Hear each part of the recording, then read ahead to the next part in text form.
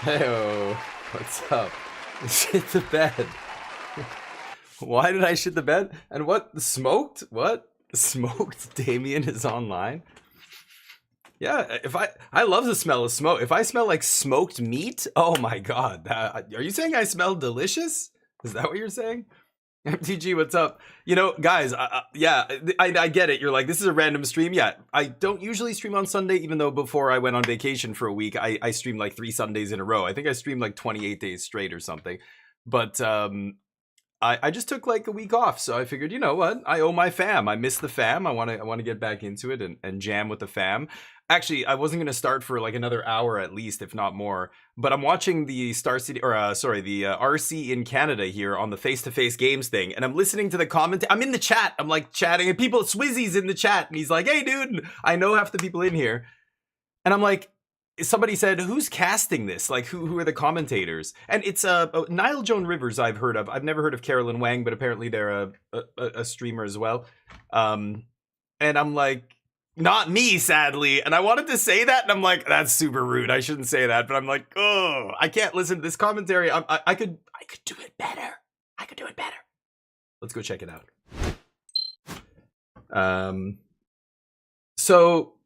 Yeah, Swizzy, hey buddy. Yeah, so I'm just like, I just want to do my own commentary because I'm watching the match and I'm like, and people are like, how's standard? And it's like, yeah, there's so much more that you could be saying as a commentator instead of like, slick shot show off leads to some really big turns. Like, yeah, right. But like, have somebody in there who like is like Corey's really good. Corey Burkhart. He's a proper player. He's like won Star City Games events and big tournaments and stuff. He knows his shit. I want somebody to do the not the color commentary, but the play-by-play. You know what I mean? Like somebody who's like an ex-champion, Hall of Fame. I'm not any of those things, but I played a lot of high-level Magic. I approached the game from a very high level, so I want to talk about like actually what's going on here. Like, what are the sideboard cards? What is his best draw right now? Like, what is this guy got? Did you see the last game was crazy, right? At the end there, and then they both just went, "Oh, he just won! Oh my god!" It's like, yeah, that was what that deck does. When the other guy and people in the chat were saying Michael punted, yeah, he punted that away. I think that is absolutely true.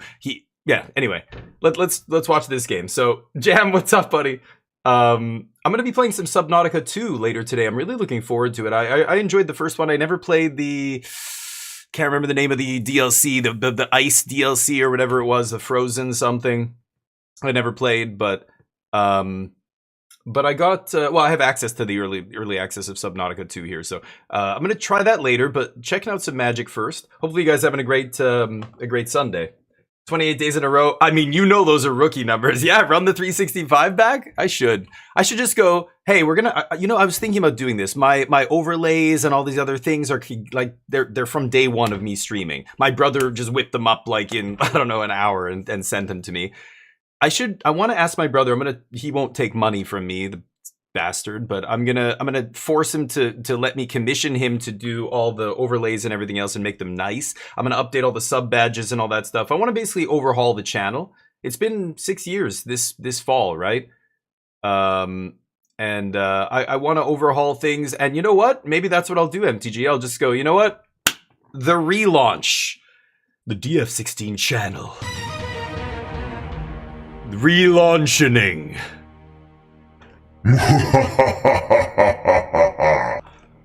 Anyway, move over, Kai Cenat.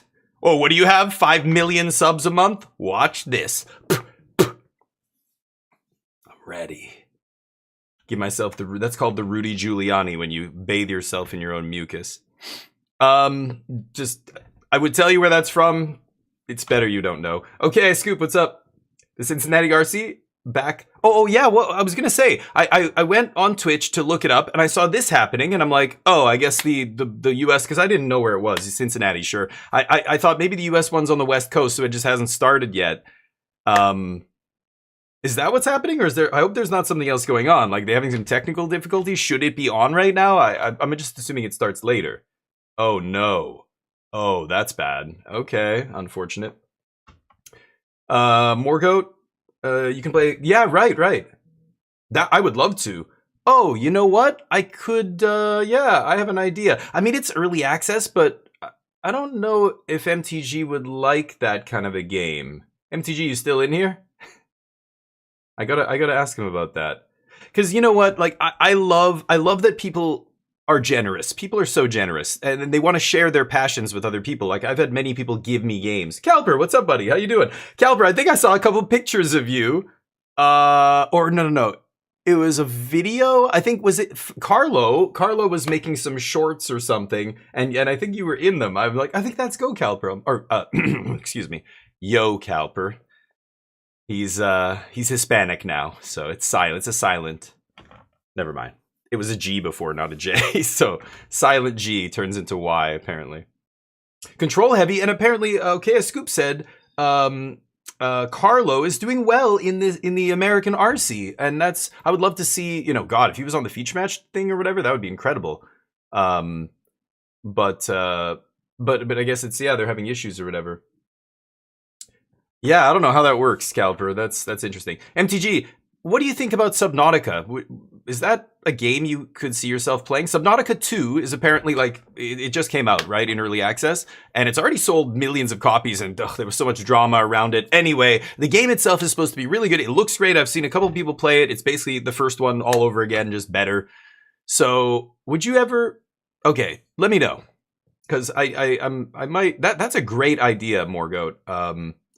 But yes, it's small. This is why I'm like I have it free on Game Pass, right? Like I get to play it for free, so I'm gonna check it out. But it's a game I probably don't want to buy in early access. It's like Crimson Desert, or not? Is it Crimson? Yeah, Crimson Desert is a game where I'm still just like, I'm letting that thing cook for a while. I don't know. It's not. Everybody likes, you know, my uncle likes his steak blue. Just 5 seconds. 5 seconds. That's how he wants it. Cold in the middle. His steak. You know, some people, when I was a kid, I liked my steak medium well. Like, God, now that's like an old leather boot, in my mind. But, oh, sorry. You know, I said I was going to do commentary for this, and I'm rambling about old leather boots. But anyway, everybody has different tastes. I get it. But that game, I think, needs to cook for a little longer for my tastes. It's not done yet. Carlo, Jaffer, and Gnome, all made day 2. Oh yeah, Gnome was the other guy. I don't really know Gnome, so but I'm excited about Carlo and Jaffer. I didn't even realize he was playing. I remember in our group chat, Carlo and Jaffer were the only ones going, if I'm not mistaken. Ham just started a new job. I just found this out recently. I guess I was away for a week, so I didn't realize. But Ham has not been streaming for the last little while too, which is unfortunate. I feel bad for his community. I know they're probably, you know, dying for him to get back, but Dugio, what's up? Sad thing, it's probably take plus 1 year to have. Yeah. Oh yes, Morgoth. It was like the last one. Yes, yes. It'll take. It won't be done for 2 years. I think I've even said that in the Discord. Yeah. Yeah. I like those kind of games. Like I was playing Windrose, you know, base building games. You know, you're going out getting resources. Subnautica's a little bit more on the survival side, though. You have the thirst, the hunger, which are pretty aggressive, and you have oxygen because you're underwater for most of it. But I love the base building. Like the base building is so good and it just looks super sweet. And I don't have hydrophobia. Like there are some people who cannot play Subnautica. They just can't play it. Like it's impossible. I feel bad because I think it's a good game, but hydrolassophobia. I can't remember what it's called, but right. Raft was cool. I thought Raft was cool, but very bare bones and like the animation, the textures, like it was all like, you know, pretty primitive. Subnautica's pretty nice looking. I'm going to be streaming it in 2K, so you guys can hopefully get a good... Oh, and I've got Cyberpunk installed. That's right. We're going back to Night City, chums. I mean, chums, yes. Look at the mods list. That's all the mods I'm going to be using. There's so many sweet ones. Nothing that's going to make me overpowered or anything. I've got the level cap up. That's about it. But all the NPCs are more interactive. The like factions remember you. There's like crimes being committed randomly by the gangs and stuff around the city all the time. Like all these mods to like make it so much more immersive. One of the mods is just a straight overhaul of all the textures, like super like HD textures, even for the little things in the distance, the background, whatever. I think it's going to be awesome. I hope we don't have any issues. I've run it a couple times myself and it feels fine, but mods are, you know, they're an adventure sometimes. I love modding. I have Battle Brothers is the only other game I modded. I was going to mod Avowed, actually. There's some really cool mods you can do for Avowed. But I think people think of modding is just like, oh, Thomas the Tank Engine in Skyrim, like ridiculous shit, or nude models, you know? Modding, like I think almost every game, Claire Obscure was a perfect example. You should go and download the mod that like optimizes all the settings in that game and just makes it run better and feel better. Like when they made that game, they basically left all the settings on default in the Unreal 5 engine, and that was kind of it, right? Or whatever. Yeah, I think it was Unreal they used for that. Which a lot of devs do. And then the modding community comes along and goes, hey, here's an actual, like, if they actually put in the effort, this made it run so much better. It looks better. It's smoother, better frame rate, blah, blah, blah. Just download the performance mods and stuff. Like, there's a debug mod that I have that I downloaded as well that actually fixes some of the bugs that apparently they just never cared to fix or whatever. I don't know. Not their priority. CD Projekt Red. Anyway. Yeah, I'll be looking forward to I'm doing good though, Dugio. Sorry, I'm catching up here, but and yeah, Gnome's been around. Yep. I recognize the name, or I've heard his name or whatever. Probably from you actually, but MIA basically till June. Oh yeah, right. Okay, no worries, MTG. Yep, that's totally fine. I wish you luck, dude. I wish I was able to help you test or whatever. That'd be fun. Like if I actually played, but there's no digital. I mean, you did show me there's like a free one. Do people stream that though? I don't know. And I wouldn't be a worthy test partner in a game like that. I'm not familiar with it, but hopefully you guys get there. Yeah, Metro System. They did? Oh no, I don't think you mean the Metro System's like a fast travel system. This is like actual Metro, like it moves around the city. You can sit in the car and like first person and like look out the window as it goes around Night City. I'm pretty sure. I haven't actually used it yet. The bank, you can like make investments, deposit money, and like get, you can have, there's another mod that lets you have like credit cards and loan sharks and stuff. Like you can take out loans, but then if you don't pay it back and it's high interest, they'll like come after you and all this kind of stuff. There's one mod that lets you build drones. So every mechanical enemy that you kill has a chance to drop a blueprint, and then you use the blueprint at this like bench. They implemented this whole like new system, and you create like an android, like a humanoid like droid or a flying one, or like all these different designs. I don't know how many there are, but crazy shit. I'm not even, I didn't even install that stuff, but I have the military store. Well, you can see the mod list. That's all the mods I have installed. So I hope it's going to be great. You know, performance, we'll see. I might have to mess with it if we see crashes or other issues, but from what I hear, it's pretty smooth. Like, my hardware should be able to handle it. I'm streaming at the same time though, and streaming in 2K. So this is where I'd love to have a second PC with a capture card, and I could just stream from, you know, that PC and then just only play the game on my main PC.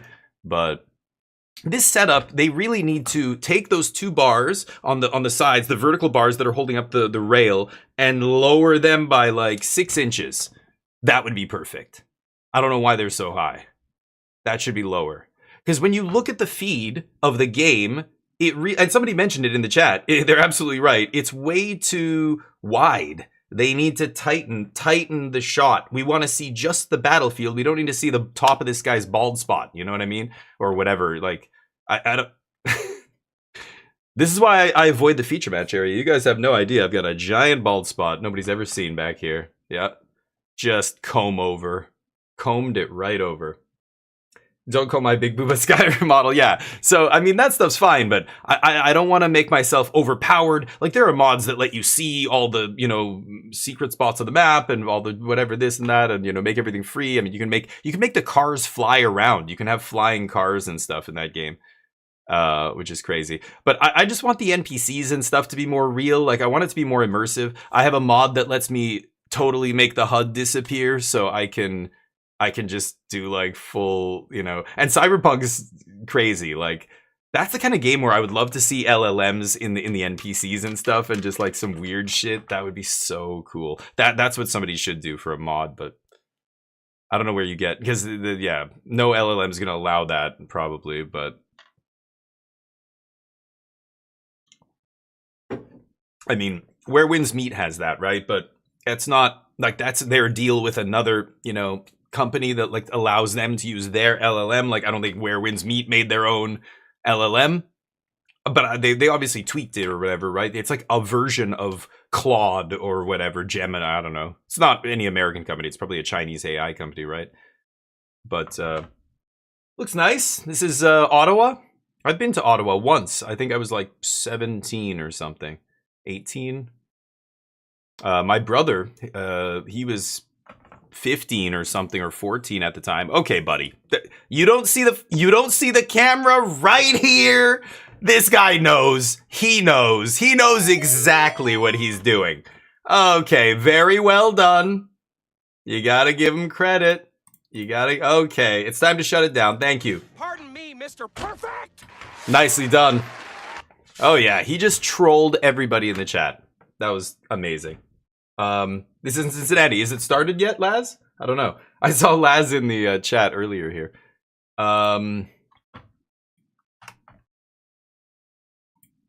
No, it has not.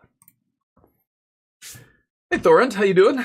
Hopefully life is good. Weekend progressing smoothly. It's beautiful again here. We got back last night, or Friday night, and it was raining and shitty. I woke up, you know, Saturday. I walked Neo in the morning, and it was raining kind of a little bit. But today's nice and sunny. Still a little bit chilly though. It's so weird. It was hotter in February than it is now here for some reason. Oh, you're making a joke? Well, no, they're apparently having issues, Laz. Like, it should be on right now. Okay, Scoop was saying they're having some internet issues or something. So, yeah, I don't know. That sucks, because I know people there. We know Carlo and Jaffers. On both those guys are on my team. I hope. Let me see. I'm gonna check our group chat real quick. Yeah.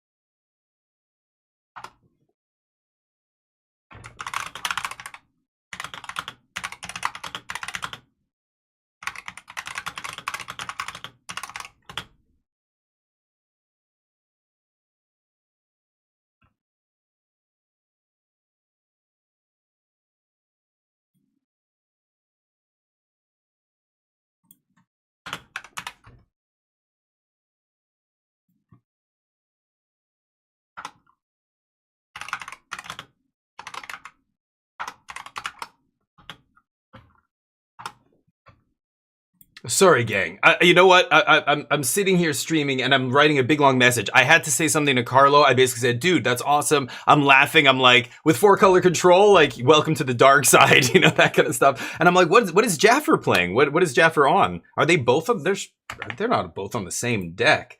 Like we're a team of Magic players in the very loosest sense. We're literally called Team Magic Jank. We're mostly not competitive. Carlo is one of the only competitive players, and Jaffer.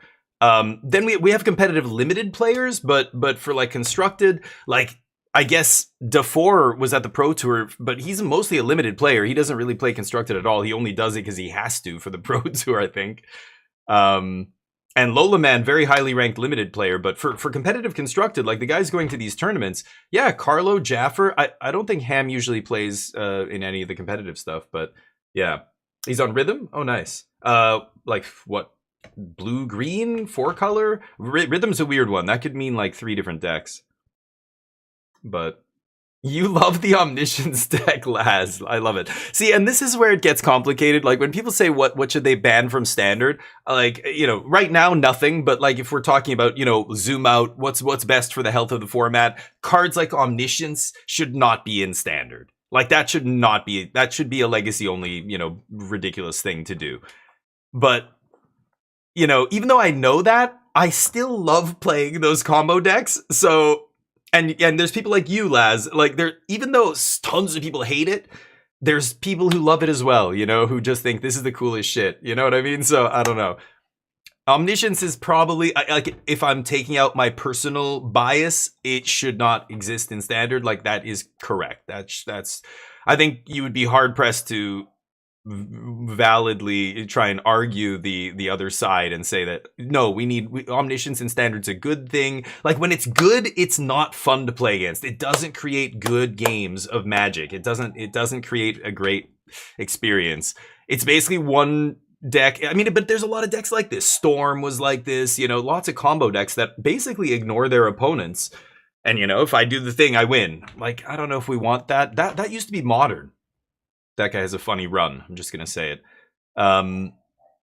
You know, Modern used to be just all these ships passing in the night. It was Blue-Red Storm, Infect, Affinity, like Dredge. There was just like, nobody gave a shit what anybody else was doing in game 1. And then in game 2, there he goes again. In game 2, it just came down to the sideboard cards. That was the only thing that really you would interact with, you know? It's like, I don't know. That's not good. But at the same time, I love it. You love it. There's dozens of us, dozens who love it. But there's probably tens of thousands who don't love it. So, you know, gun control.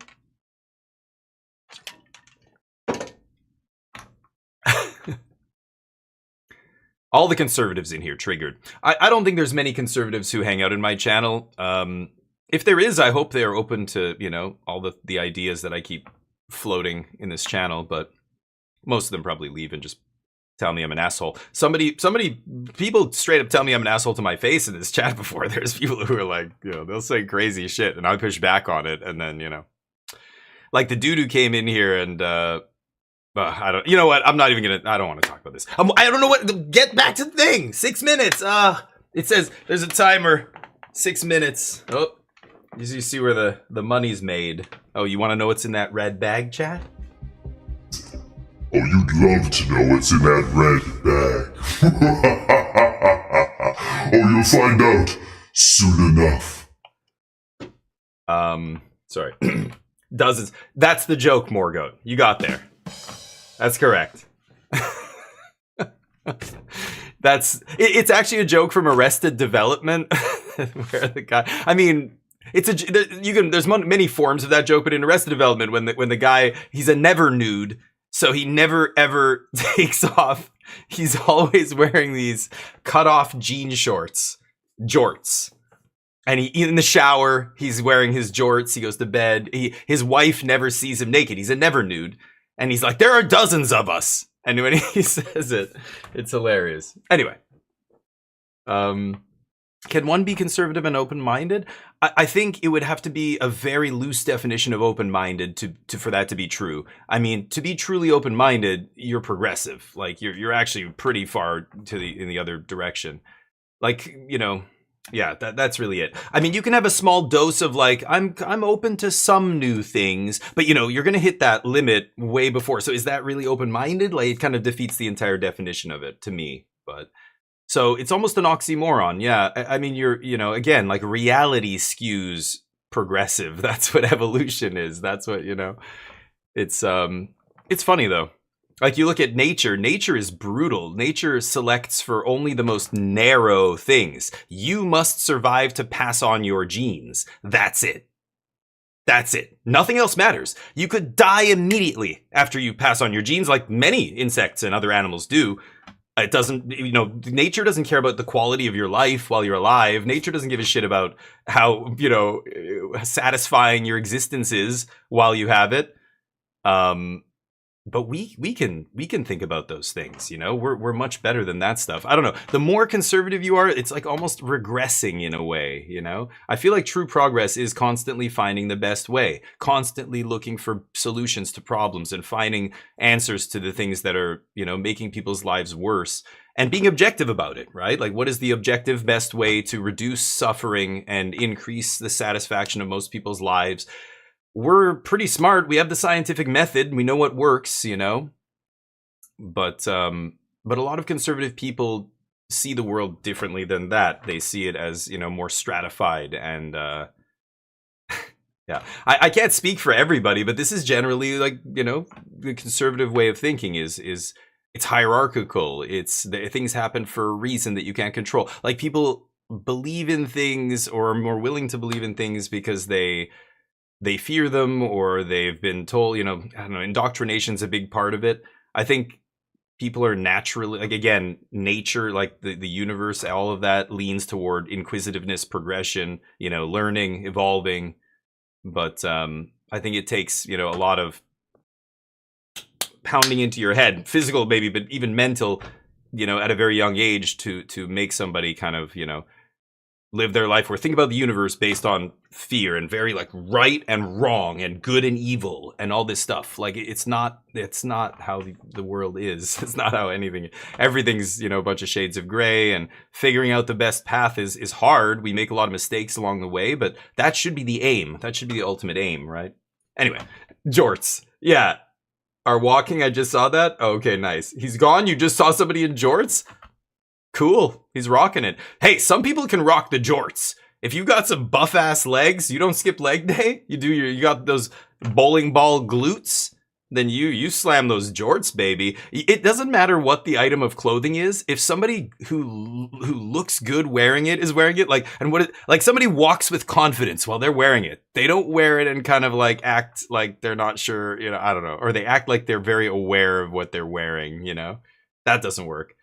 But we used to, I remember way back when I was a kid in like middle school, there was a guy in my class, like the first kid, it got really popular and we all just dressed like this at one point, but he was like the first kid to start wearing like, not jeans, but like he would wear some like shitty pair of slacks and they're baggy and they're like not his size and we're like, you know, what the fuck? And we found out, yeah, him and some other older kid went to like Value Village, this thrift store, and bought like shitty old people clothes and he wore it to school.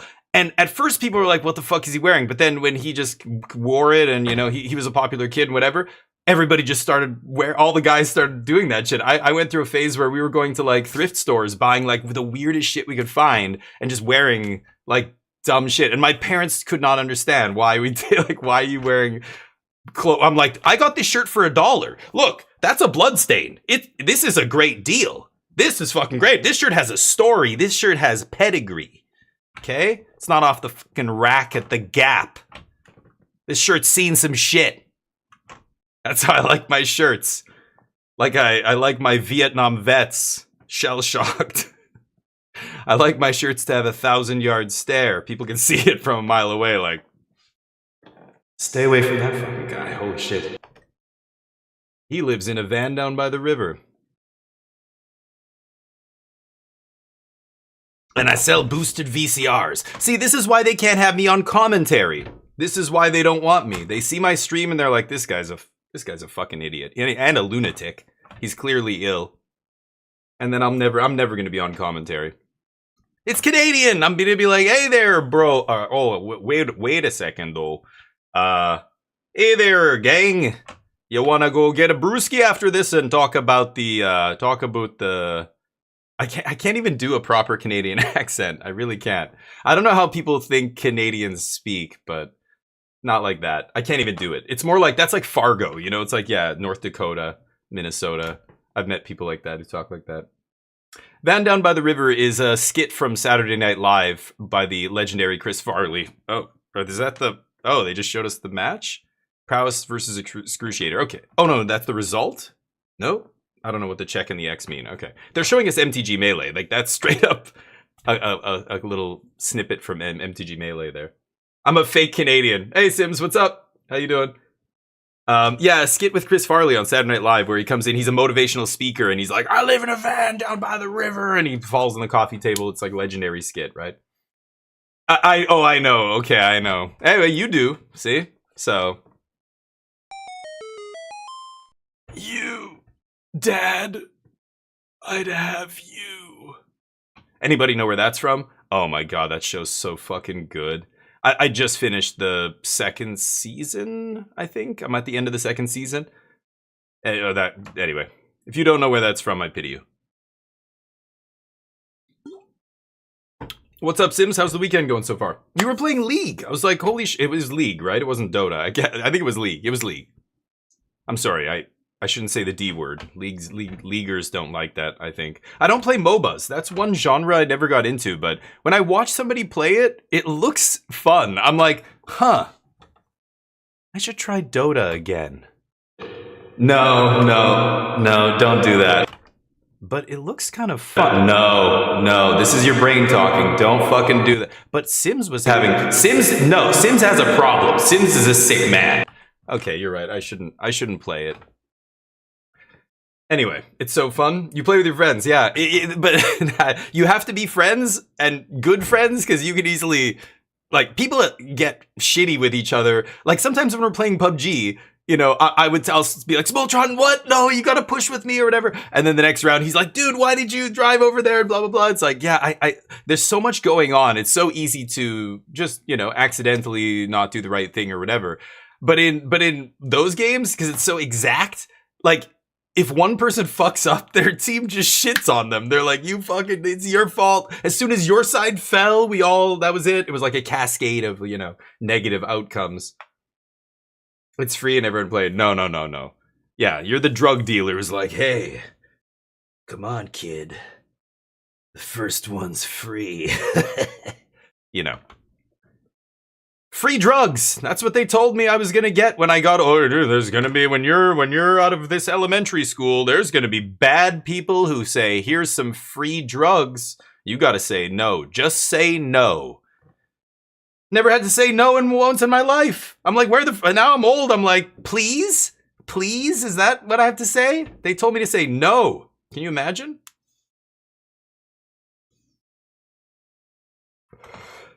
Yeah, exactly, Sims. Yeah, it's just a game. And I'm joking right now. What the fuck is up with this thing? I think this card is fucking up. I'm gonna get a refund. We got like nothing. There's still like half full, and I'm getting like nothing out of it. It's very weird. Anyway. People get mad, but look at Magic. I've seen people, like, I straight up thought they were going to flip the table in Magic. Like, I've seen people slam the table. I've seen people throw cards across the room in Magic. Like, good players, not some, like, first time, or I don't know. Like, people who knew their shit. But I think that's what it takes to go on tilt. You have to have some modicum of skill to get to the level where you think you deserve to win because you're good enough now. But you're not good enough to realize that's dumb and bullshit. You're just good enough. You know, you're just going to the gym. That first 6 months, you're making a lot of gains. Yeah, you don't realize it's because you've never been to the gym in your life. And you just feel like you're so strong, blah, blah. And everybody else at the gym who's been going there forever just looks and goes, yeah, another one. His form still sucks. He keeps going heavier and heavier. He's going to injure himself, sure enough.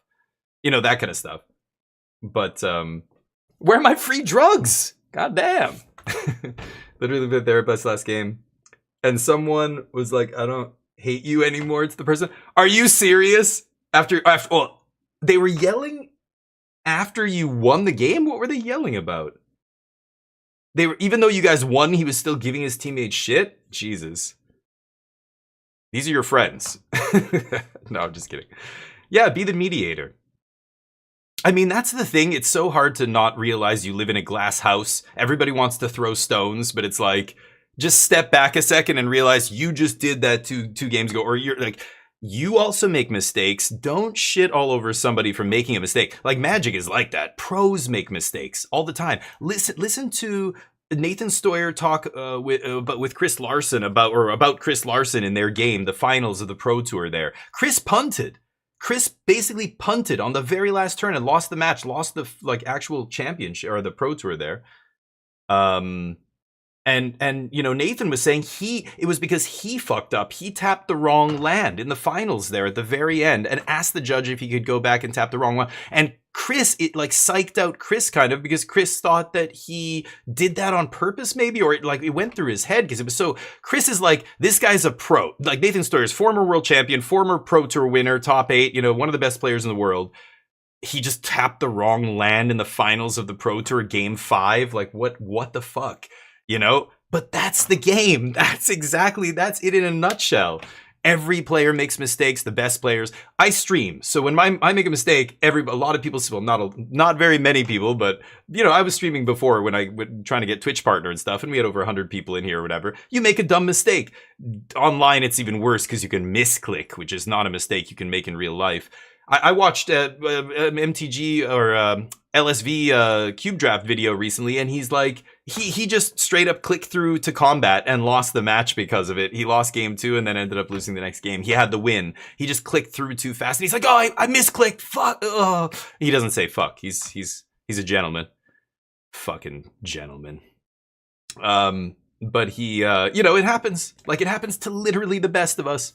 So don't ever shit on somebody when they make a mistake, especially in a game like Magic. It's very complicated, a lot of variance. Anyway, shit happens when you party naked. Truth.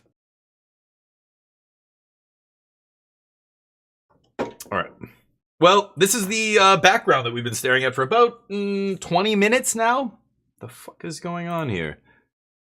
Star City's still not up. Damn. And of course, this is the one event where they don't seem to have a stream, and I want to watch that. I want to watch the one with Carlo and Jaffer, and hell, I'll even watch Flesh Eating Gnome. I'll cheer for him because OK Scoop likes them, and I like OK Scoop. There it is. I can smell this room right now. I know exactly how it smells. I think every Magic player. This is nice. Like this isn't a dingy. I played in some dingy ass basements, but yeah, looks good though. Fusion Gaming, bunch of vendors, of course. It's you know, I forget. I'm always at these things to play Magic, like to play a tournament, but like there are so many people who come here to just buy, sell. You know, speculate, but like dealers have all kinds of crazy shit. It's where you see play sets of like the one of one, you know, brainstorms that are like 12 grand each. So the play set's like 100K or I don't know, something ridiculous. Civ 70K or I can't remember. It's up on YouTube. Oh, but not on Twitch? Can I watch? Yeah, I guess I can watch YouTube on my stream. Look at this low-res ass shit. Jesus. This is why I think Standard is good right now. I said it in the chat in this stream a little bit earlier before I started streaming. And, you know, this is a brand new deck. Like, and very different from all the other decks, yet still powerful. I love to see this. I think Standard is in a good spot right now. Really good. People who are short-sighted or, I don't know, don't see... They want to see everything in black and white. They think Standard's bad. They see all blue-red decks. That's what Standard is to them. Blue-red decks and I guess maybe green. Not this deck, but like mono green. These Golgari decks, I just can't get behind it. Green-black feels so bad in Standard. I don't know. Yeah. You're playing Beseech? For what? For the airship? Is there some combo in this deck? Golgari Airship. Nithin motherfucker. I mean, Mother Kumar. Golgari Airship 9-3. Getting paired up against Dawson 10-1. Holy cow. There's the mulligan. Oh, Mardu Disaster. Discard. 9-3. Oh, there we go. Okay, I'm like that. Yeah, because I was gonna say 9-3 getting paired up like that is like, what round is this? This is a crazy mismatch here in ranking, right? Like that. Okay, they hadn't updated his record. He's on Mardu Discard. Yes, that's why they showed that blurry pixelated image earlier. Got it. Yeah, let's see this discard deck in action. This discard deck is powerful because nobody's playing Seam Rip. I think, in my blue-red deck, blue-white control deck before, when Lessons was around everywhere, I was playing for Seam Rip, and then Teenage Mutant Ninja Turtles dropped, and I was still playing that deck, and people started playing the Cool But Rude, and with the Seam Rips, and they were playing the other 2 drops, the discard, all the powerful cards in that deck you can just get with Seam Rip. It's so good.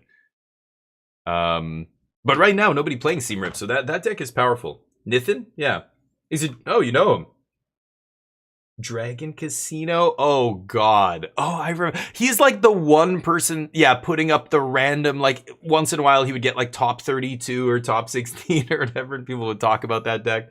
I played that deck too, once. It was a straight up slot machine. Like, that's a perfect name for it. So inconsistent. And even when it hit, it like didn't always win. Like you had to hit. You had to hit the jackpot. Yeah. Blue Hurricane? Yeah, I haven't seen a Blue Hurricane either. I've seen some crazy ones though. Like I can't even remember what they were in Vegas, MC Vegas. This was like 2023. Because around like COVID times, prices went through the roof for everything. And there was some crazy shit for sale. Like my Underground Sea was at one point $800. $800. Revised Underground Sea. That's bananas. In good shape or whatever, right? 770. It was like 6 something. I don't know what it's down to now. It's come way down. A lot of Magic cards have. That was the heyday of, low interest rates and all that other shit, right? But COVID was crazy. I should have sold all that stuff.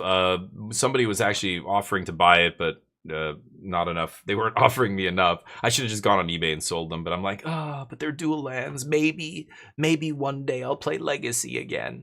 All right, let's talk about this match. Land War on Elves on 1 is amazing, obviously, but this is the Golgari Airship deck, so it's hard to really say what this deck... I don't know what this deck is looking for right now. I'm not sure what their draw is going to be. They immediately fire up Restless Cottage. Restless Cottage, of course, having no ETB, so getting the trigger from Earthbending is not amazing here. Dawson shocking themselves, and it's going to be... This is a Cool But Rude if... Oh, no. Okay. They decide to take out Elf first, using all their mana still. Yeah. So it was either drop a 2-drop or kill. They opt for the proactive play here. You got to get Badger Mole at least. And then getting the Elf as well. Nithin. Okay. He's not shuffling his hand very quickly, so I'm not sure. It's pretty easy to see what he's drawing here if he drew that land. I think he just drew that. He goes Gene Pollinator, and it's a -/-. Okay. Taking a little bit of damage.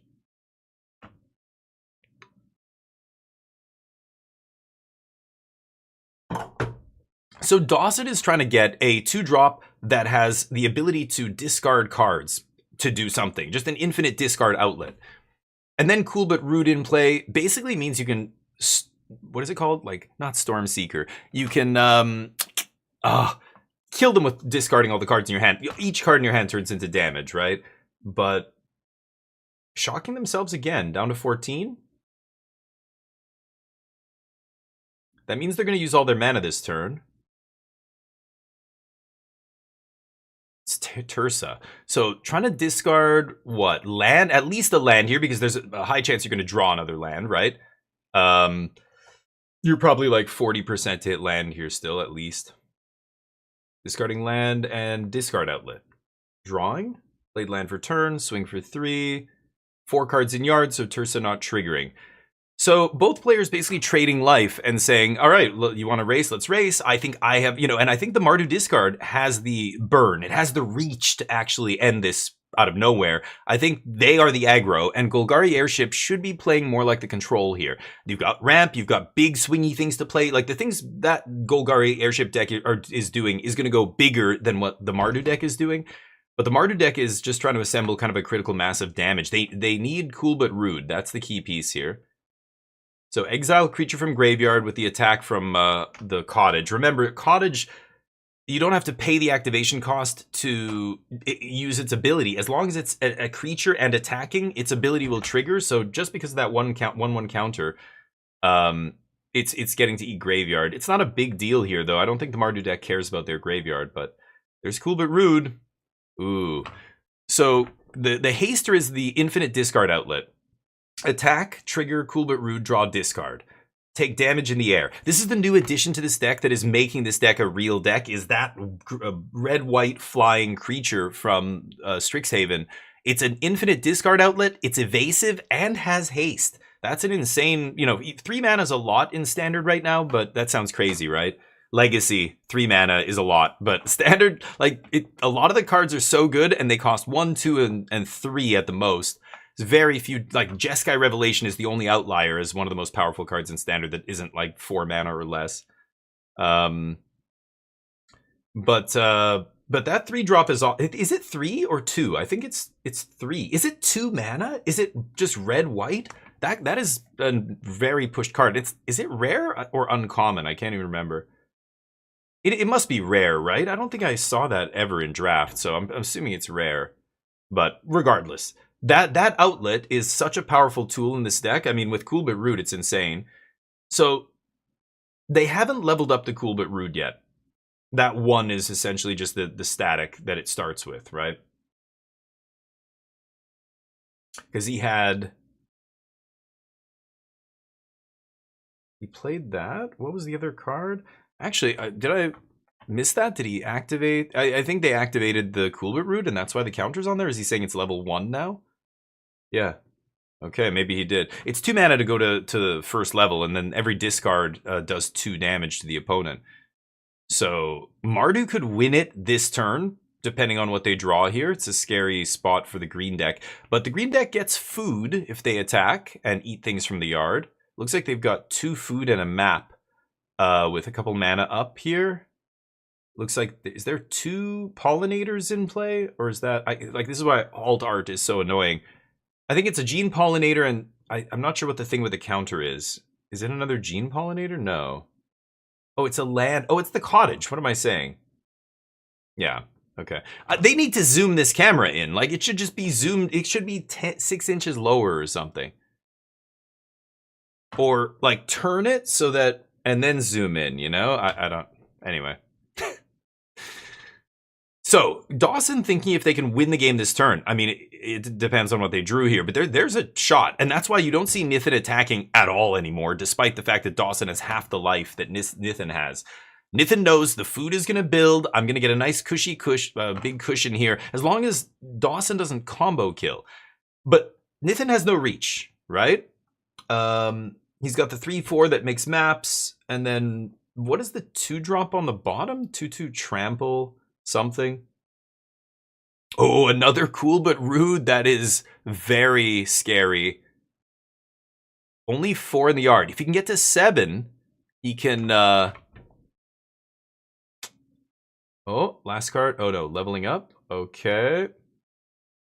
Yeah, cool but rude's great.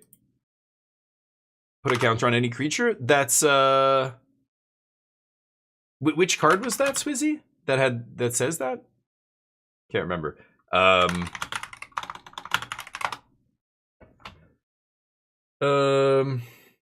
that is level 2. Okay, so he puts the die on there to signal essentially the static ability. Whenever you attack, discard a card. Yeah, or maybe they're telling them to do that. So the 2 is fine. Yeah, that's what I thought. He activated it this turn, so yeah, he didn't get that extra damage. So 4, putting him to 4.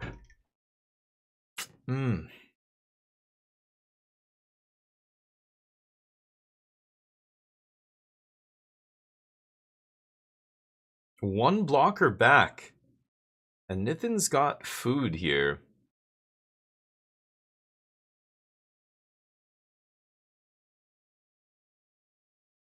Okay. This is scary. So again, I'm not sure what the outs are in Nithin's deck because it's a wild list, but I like Dawson's chances here. Despite being at 8 life, he can do a lot of damage out of nowhere. He levels up that other Cool But Rude, and then you're starting to do a lot of damage. Every discarded card's doing 4, plus you've got the flyer in the air. Nithin at 4 here, but with, you know, still a food in play. So effectively at 7. But that's not a lot. And now 7 cards in the yard means Tursa is going to get to play a random card from the graveyard. Oh, the new flyer has that text. No, what? When it discards? Hold on, I gotta look that stupid thing up. I didn't realize that. Whenever a card leaves your graveyard, put a counter on any creature. Oh, that's interesting. So next turn, Tursa's trigger will actually trigger the other guy as well? That's crazy.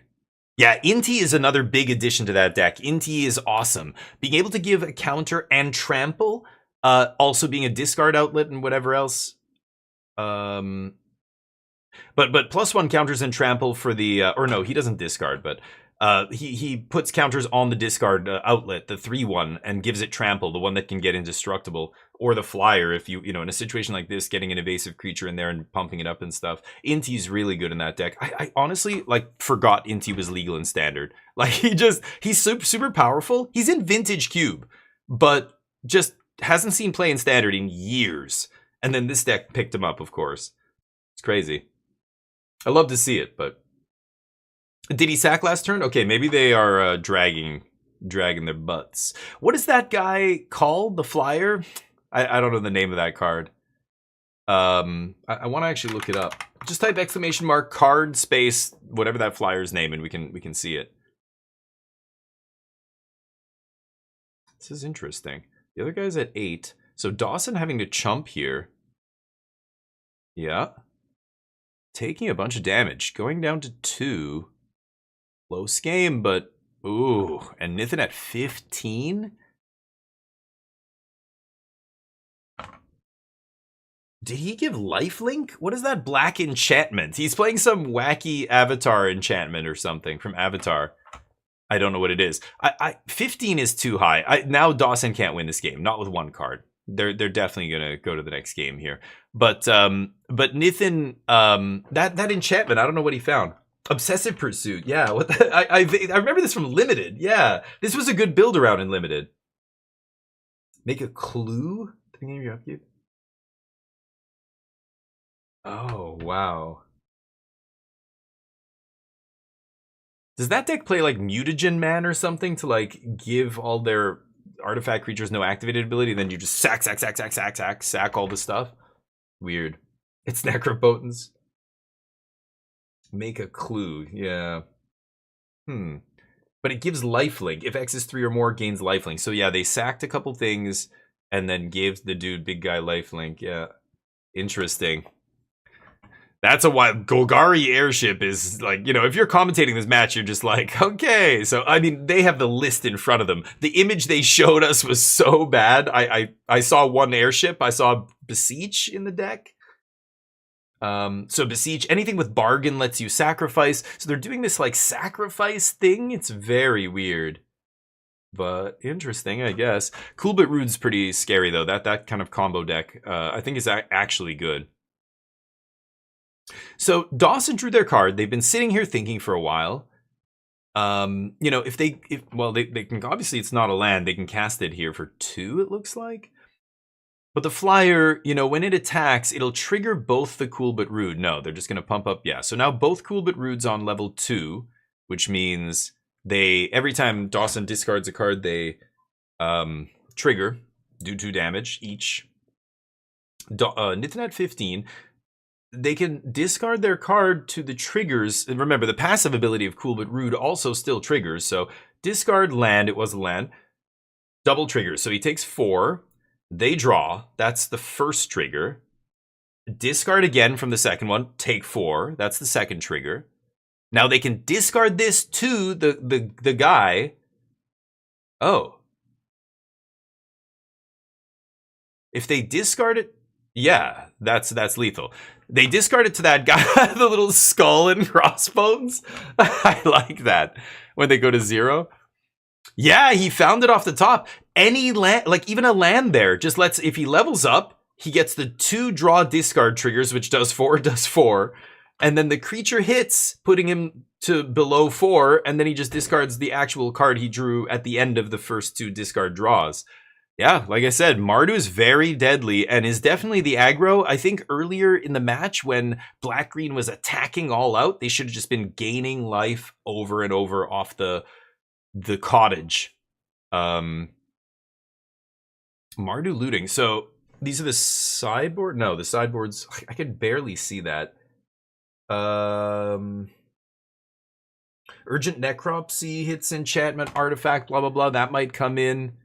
Not a lot. Duress probably comes in.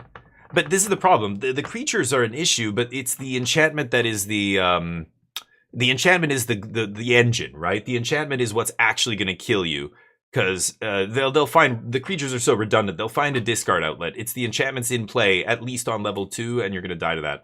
So that's why Seam Rip is really the truth against the Mardu discard deck. It hits not only the creatures, but also the enchantment. It just, you know, it's beautiful. But I digress. Not everybody loves playing blue-white control like me. I'm gonna try the 4-color control deck again. We'll see, you know, apparently some people are doing well with it, so see where it is when the dust settles. It was the 4th most played deck at about 7% of the metagame for this, well, sorry, for this SCG tournament. Is it back, by the way? I still don't see it. Ouch. At least we have something to watch. Whoa, Jeskai control at 10-1. That's a weird mirror. People have asked me, you know, what's better in the mirror, the 4-color version or Jeskai. This was back when Jeskai was playing Shiko and all that crap, and I said in a heartbeat, the 4-color version. But now, I'm not sure. I think it's probably still the 4-color version, but yeah, it's probably still. So I don't know. That's wild, because that person's probably beaten at least one 4-color control deck on the way up, right? Cool. That's maybe they found some good sideboard tech. They're just packing more cheap counter magic, maybe, or I don't know. Field of Ruins. I'm gonna look at the lists and everything once the tournament's over. Seeing them halfway through it, it's interesting. Like people who are like playing every day, like I want to play a different deck today. I'm gonna look at the lists even before there are results. But there's an Erode in that deck. Yeah, Erode is what is it? Is it creature or planeswalker? Yeah, you're not. Yeah, it's just creature or planeswalker, right? So many versions. Yeah, right. I like Erode. I think Erode is powerful, but yeah, you never want to play like 4. But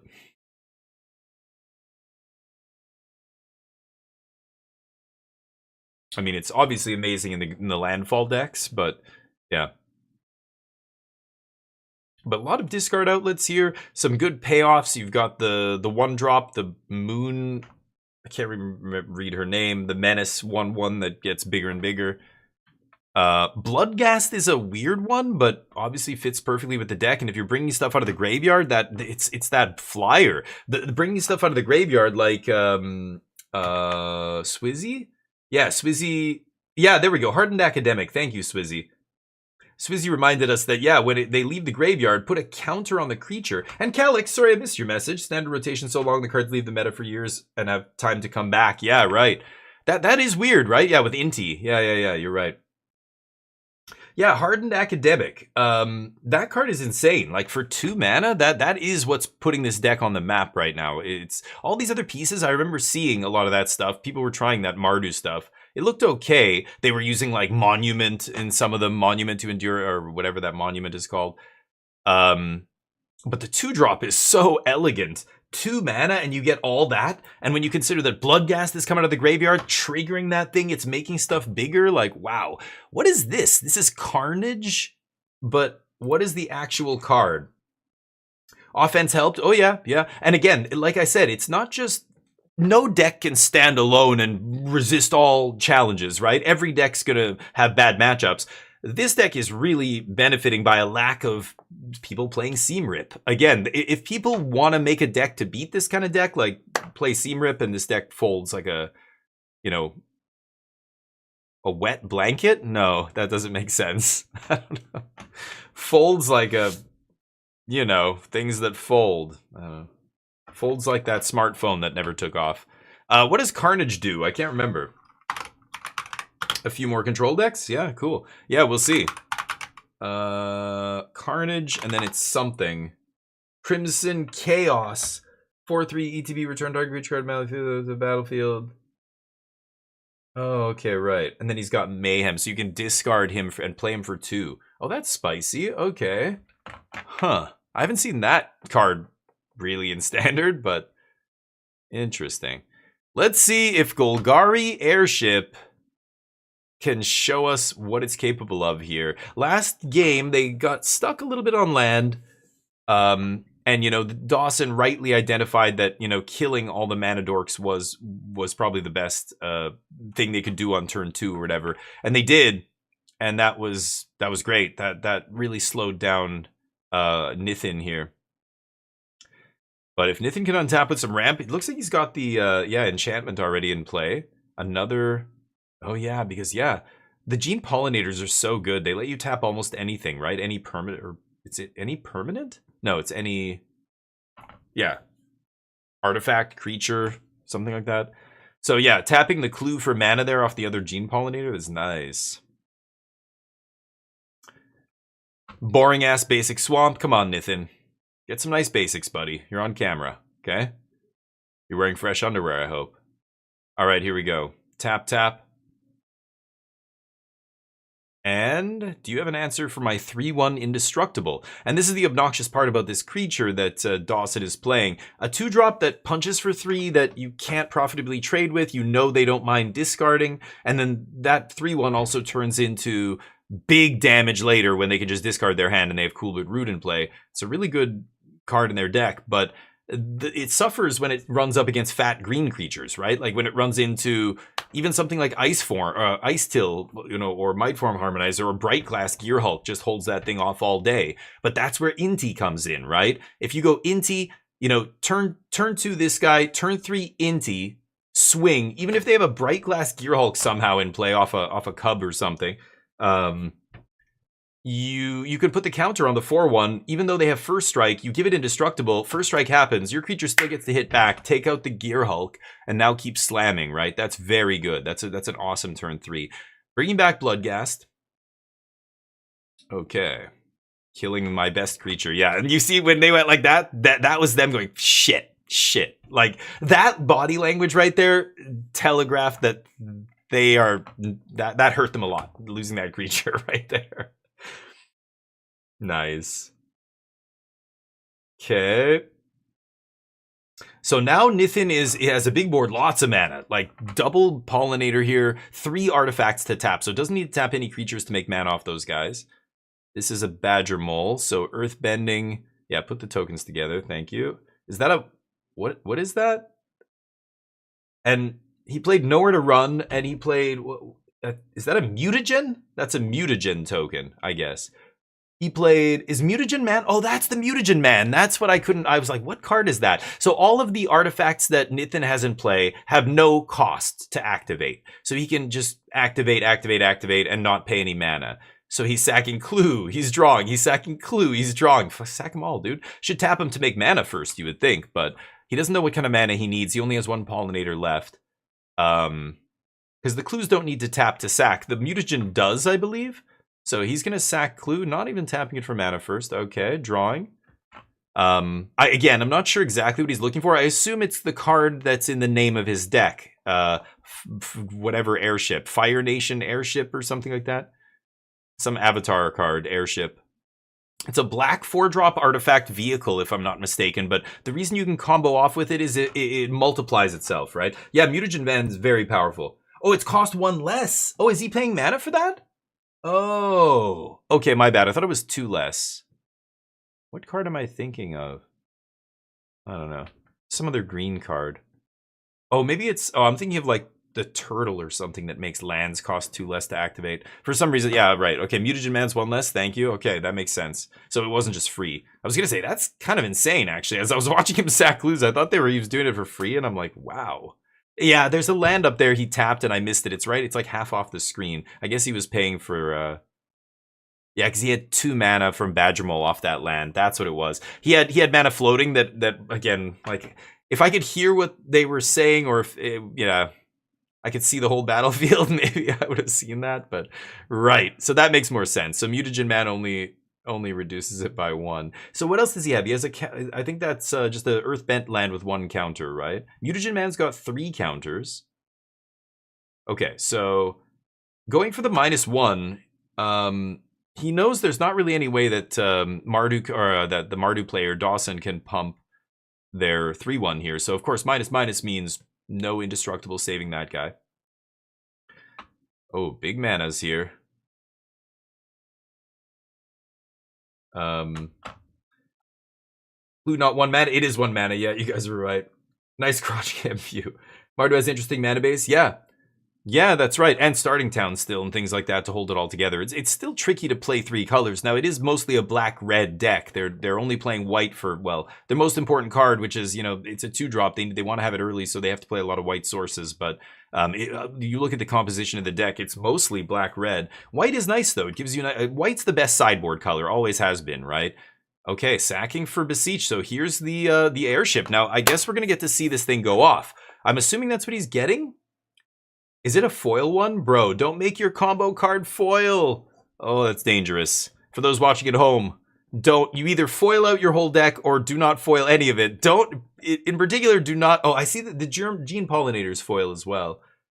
But some of the other cards are not. I don't know, it's risky. You're playing with fire. So there's the airship. So this is... What is it called? Fire Nation Airship? Flashbang. And that's it. Hold on. What is it called?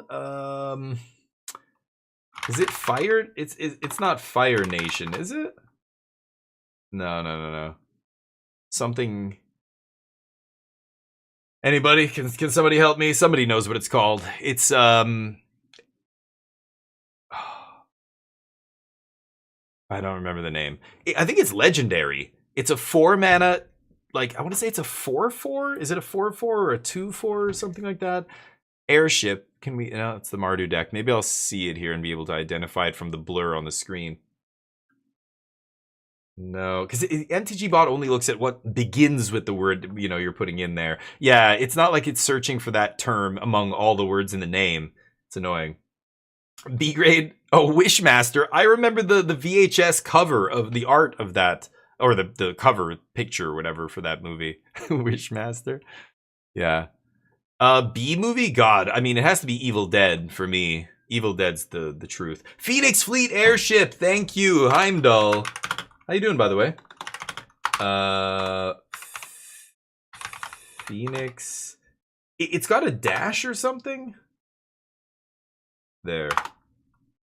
Okay, 4 mana, 4. I was right, 4/4. Flying in the beginning of your end step, if you sack the permanent, create a token that's copy this view. Okay, so he's just gonna sack his whole board basically, and then on the end step he's gonna have you know, however many airships, like 6 or something. They're all gonna be flying 4/4s and crewed.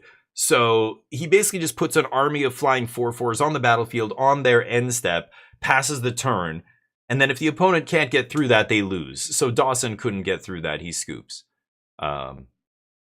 So they're going to game 3. This is nice. So that's it. You do a bunch of sacking. You get Mutagen Man into play. You need some tokens in play, and then you do a bunch of sacrificing. You cast your Beseech, which also sacrifices. You get the airship, and then on that end step, airship just makes a ton of stuff. Assuming you get to your end step with it, they don't have a way to remove it instant speed. So very interesting, like a combo finish to the deck. Yeah. So the 1 airship, 4 Beseech. So very much like, yeah, that's like a combo deck. 4 Beseech. 4 of the enchantment is very interesting as well. The 2 mana enchantment, that is so bizarre. Huh. It makes clues every turn, so you're just pumping out artifacts to sack with that thing. Mutagen Man is legendary, so you can only ever have one. So you just have to generate a bunch of mana to sack all these clues and other stuff. Only one Delian Fell, one Leatherback. You've got these couple other threats in there because the combo probably isn't good enough to rely on its own. So there are other ways to actually maybe win the game. And, of course, you could just beat them down with like a 3-4 Vigilance that makes maps every turn and keeps getting bigger or whatever, right? Very interesting. The maps are actually really good with Mutagen Man. Some good sportsmanship there. Let's have a good game 3. No mulls to 4, etc. The maps are especially good with Mutagen because those are 0, right? But you get 2 +1/+1 at first. They're super easy to crew with the dorks. Yeah, that's fair, right? Yeah, because they're crew 1, right? Yeah, that makes sense. You can, yeah, you can crew it with a land. You can, an earthbent land. You can crew it with all the gene pollinators and all that. It's interesting. You do have to get to end step though, because if they kill it, if they have any kind of instant speed artifact hate, but again, nobody, most people are not playing a Braid in the main deck. Thankfully, Lessons is died off. If Lessons or some artifact deck was much better, you couldn't play an airship combo deck like this, I think. But not many Braids, just like Mardu Discard, not many Seam Rips running around. It's those kind of small, powerful, reactive spells that make Magic balanced. So if any one of these decks ever got too good, like it would be, you would never see that happen because it would be too easy to keep them in check. The pressure valves are all there. We have Day of Judgment. We have No More Lies. We have Jeskai Revelation or some big haymaker on the top to make people have to do something. Oh man, can we get a focus on the cam here, please? Oh no. Come on, you're embarrassing all of Canada right now. Oh, come on. Okay, good. They fixed it. Whew. Beseech for Beseech. Oh, spicy. That is sweet. Didn't think about that. Yeah, assuming you have 3 things to sack, you just go Beseech, cast Beseech, cast Beseech. Because the next one's free, and then the last spell would be your airship. And then you make a shit ton of guys. Very interesting, yeah. It's slow for sure, yeah. But it's got a bunch of life gain. You're making food and things like that as well. It's interesting. It doesn't look like I can't imagine that deck ever being tier 1, but definitely fun. And this person obviously doesn't give a shit about playing tier 1 decks. They want to play a deck that they've come up with that they think is fun and powerful, and it is. But you can clearly see it's just one dude testing their deck, so other people might latch onto this and work on this and fine tune it a little bit. Maybe the deck gets a little bit better, but it's tough to be a rogue deck builder, It's only 1 copy for the first airship. Oh, my bad. So you can't just get a bunch of dudes? Oh, did I misread that? More permanents.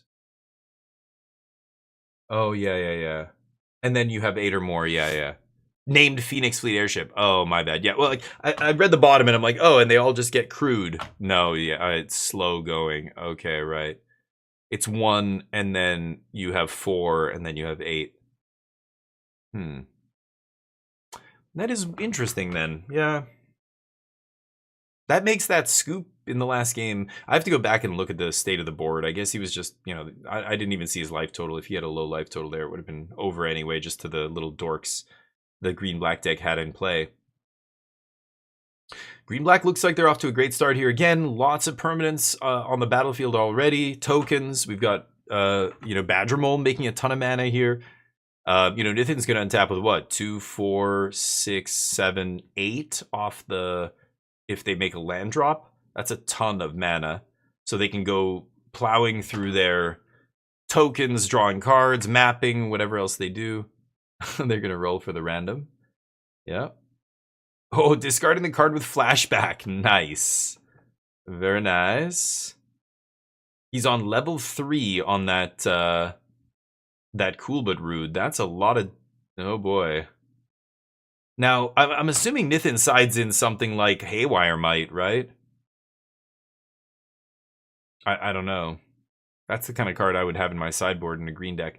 Trigger, discard, take damage. And the flyer looks like it's a 4-power flyer.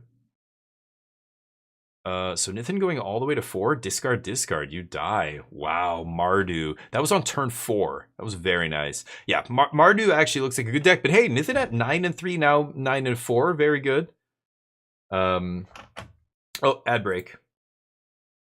Haywire might rotate it? Did it? Oh, what? Really? I thought it was still in standard. Haywire? Oh, no. What set was it from? I don't even know. It did rotate? Okay, never mind. I saw it recently, and I guess, I don't know what I was watching. Maybe I was watching... Haywire. What am I thinking? No, what is... I thought Bright Glass was fetching a Haywire Might in standard still. No? Am I crazy?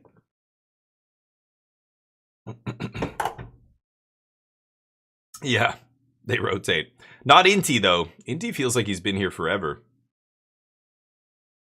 But, yeah, they keep pushing back the rotation. I know, they just announced that they're going to do it the start of the calendar year. Like, they're going to try and time bannings with the calendar year. I like the islands. Those are representations of beta islands, alpha islands, but they're not. They are looking like foreign edition, 4th edition. Foreign edition, 4th edition. Say that 5 times fast. Like, I have a bunch of Korean basics that look like that. Italian, German, 4th edition was Black Border. I think it was those countries, maybe. Other countries as well, I'm not sure. French. Monument. So the Is It lesson still doing good. Still doing well here. Like, people just write that deck off like, oh yeah, that was like 2 Pro Tours ago. It's gone. It's like still super powerful deck in standard. Very different than the prowess decks and the other decks. So, you know, people who think that standard's all is kind of silly. Like, look at these 2 decks are very different. Is It Self Bounce? They got to come up with a better name for that. Is It Self Bounce?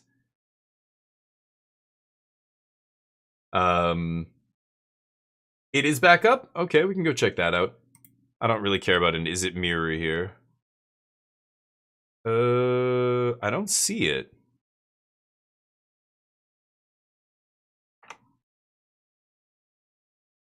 Oh, there we go. Had to refresh. So who are we watching here? Riley! Hey! It's Riley LBG, is that his name? He's a friend of the channel. He's been in my channel a bunch of times. I've rated him. He's 10-2 with Sultai Control. What a wild man. Man, he's another guy who plays what he likes. Like, he plays what he thinks is good. A lot of times it's good, but he's done well at some other big events as well. I think he got top 16 at some other RC. He runs a series of tournaments that I keep telling him I'm going to play in. The one time we tried to play in it, it didn't fire. It got canceled at the last minute. And I was like, fuck this. And I just didn't go back. I should give him another try. Yeah, his sleeves are his Big Brain. I think his channel is called Big Brain on Twitch. Hopefully he does well here. So he's playing Sultai Control. I don't know, man. That's a choice. And he's doing well, 10-2. And this is Nigel Buckley. This is the guy that I think Scoop mentioned was 10-2 with, or 10-1 with Jeskai, now 10-2. He's got a bunch of shit face up. I don't know what's going on down there. He got duressed and he's being a gentleman and letting the cards stay face up. I don't know. You write this stuff down. Like, if you're, playing at this level, you Thoughtseize, you have duress in your deck, you write their hand down. I'm assuming that's what Riley's already done. So you'll see Japanese players do this a lot. Like, when I was in Japan, that was the first time I encountered players doing this kind of stuff, where they'll just leave their hand face up. The stuff that you know about. The cards that he's riffing, shuffling, like in his hand, are the unknown, his last 3 draws or whatever. I'm assuming that's what I'm looking at here. Otherwise, I don't know why those cards are there. Riley's sleeves rule, yeah. Oh, no, not like this.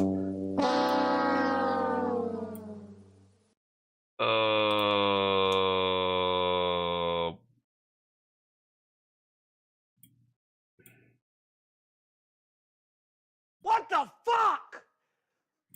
What the fuck? Oh, it's fine. It's fine. Really bothered me. We're back. That's gonna kill me. That's real. That was lost honor. Chubb, what's up? Yeah, Riley's sleeves are his logo. I gotta pop. He doesn't stream a ton, but I don't know. I can't think. I don't want to misspell it. I think it's just big brain -- big brain, something like that on Twitch. Anyway, Sultai, goddamn, I gotta ask him about this deck after. What the fuck were you? What made you do this? Ancient Cornucopia is like, a good card, a grindy card. You're gaining a lot of life, and it fixes your mana and all that. But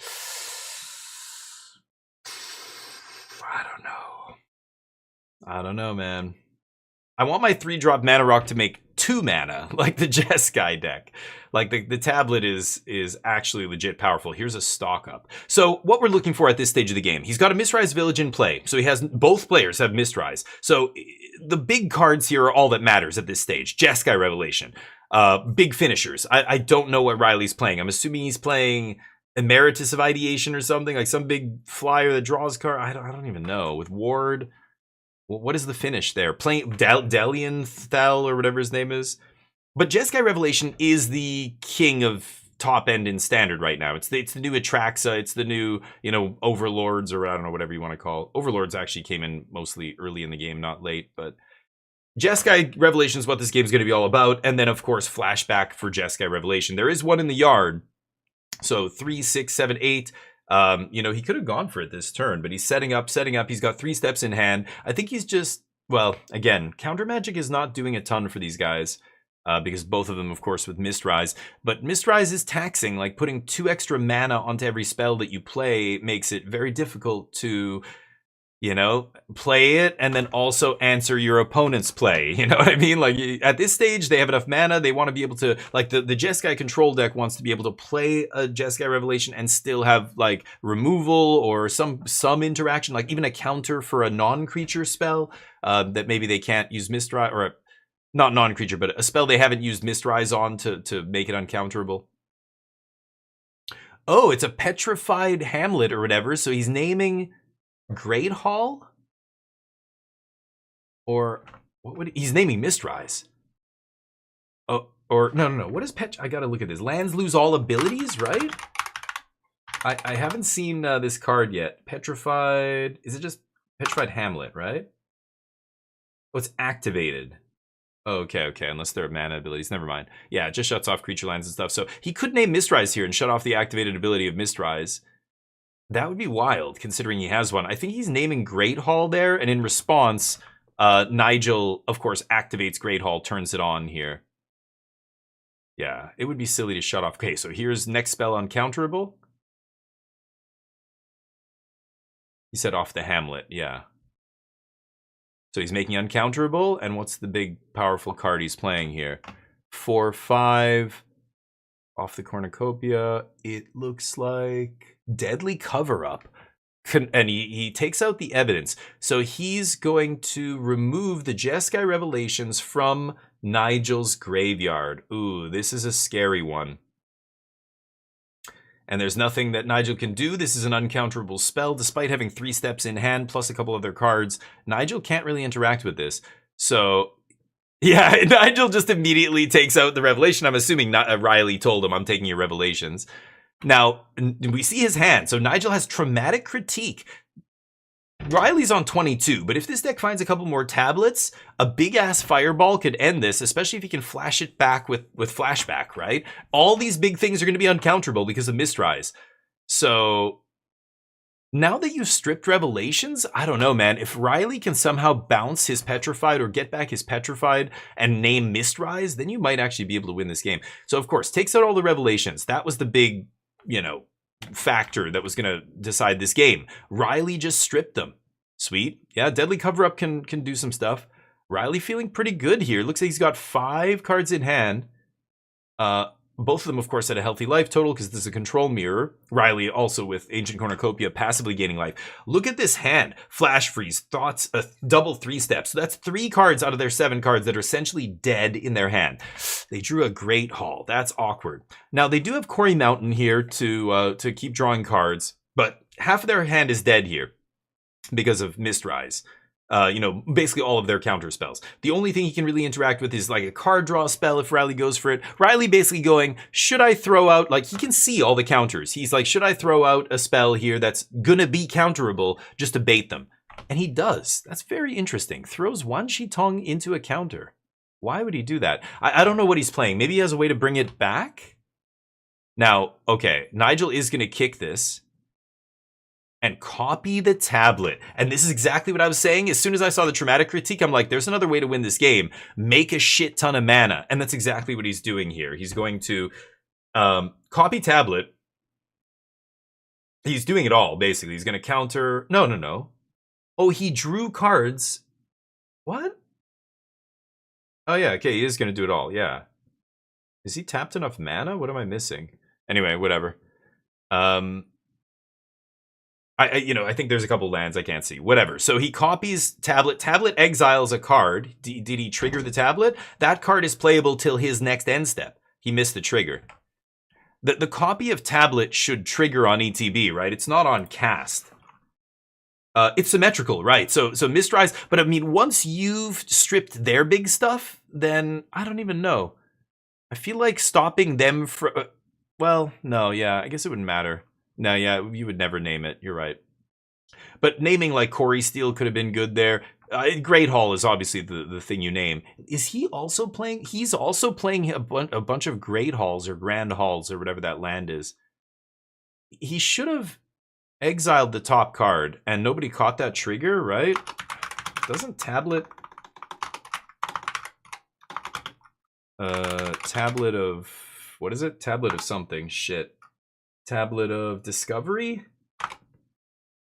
Yeah. When this artifact enters, mill a card. Yeah, he missed that. So did the judge, apparently. Anyway, so he's got more mana here. A lot of mana now. It looks like 1, 2, 3, 4, 5, 6, 7, 8, 9, 10, 11, 12, 13, 14, 15. So he's got a Fireball for 13, which is obviously not enough, but he's got Flashback. 2 of that mana has to go to making it uncounterable. And he's got to do this pretty quickly because if he gives Riley a chance to deadly cover up, strip your traumatics, then he's in deep shit, right? So he has to end step traumatic critique, untap, flashback, traumatic critique, bang, kill you in one turn cycle like that.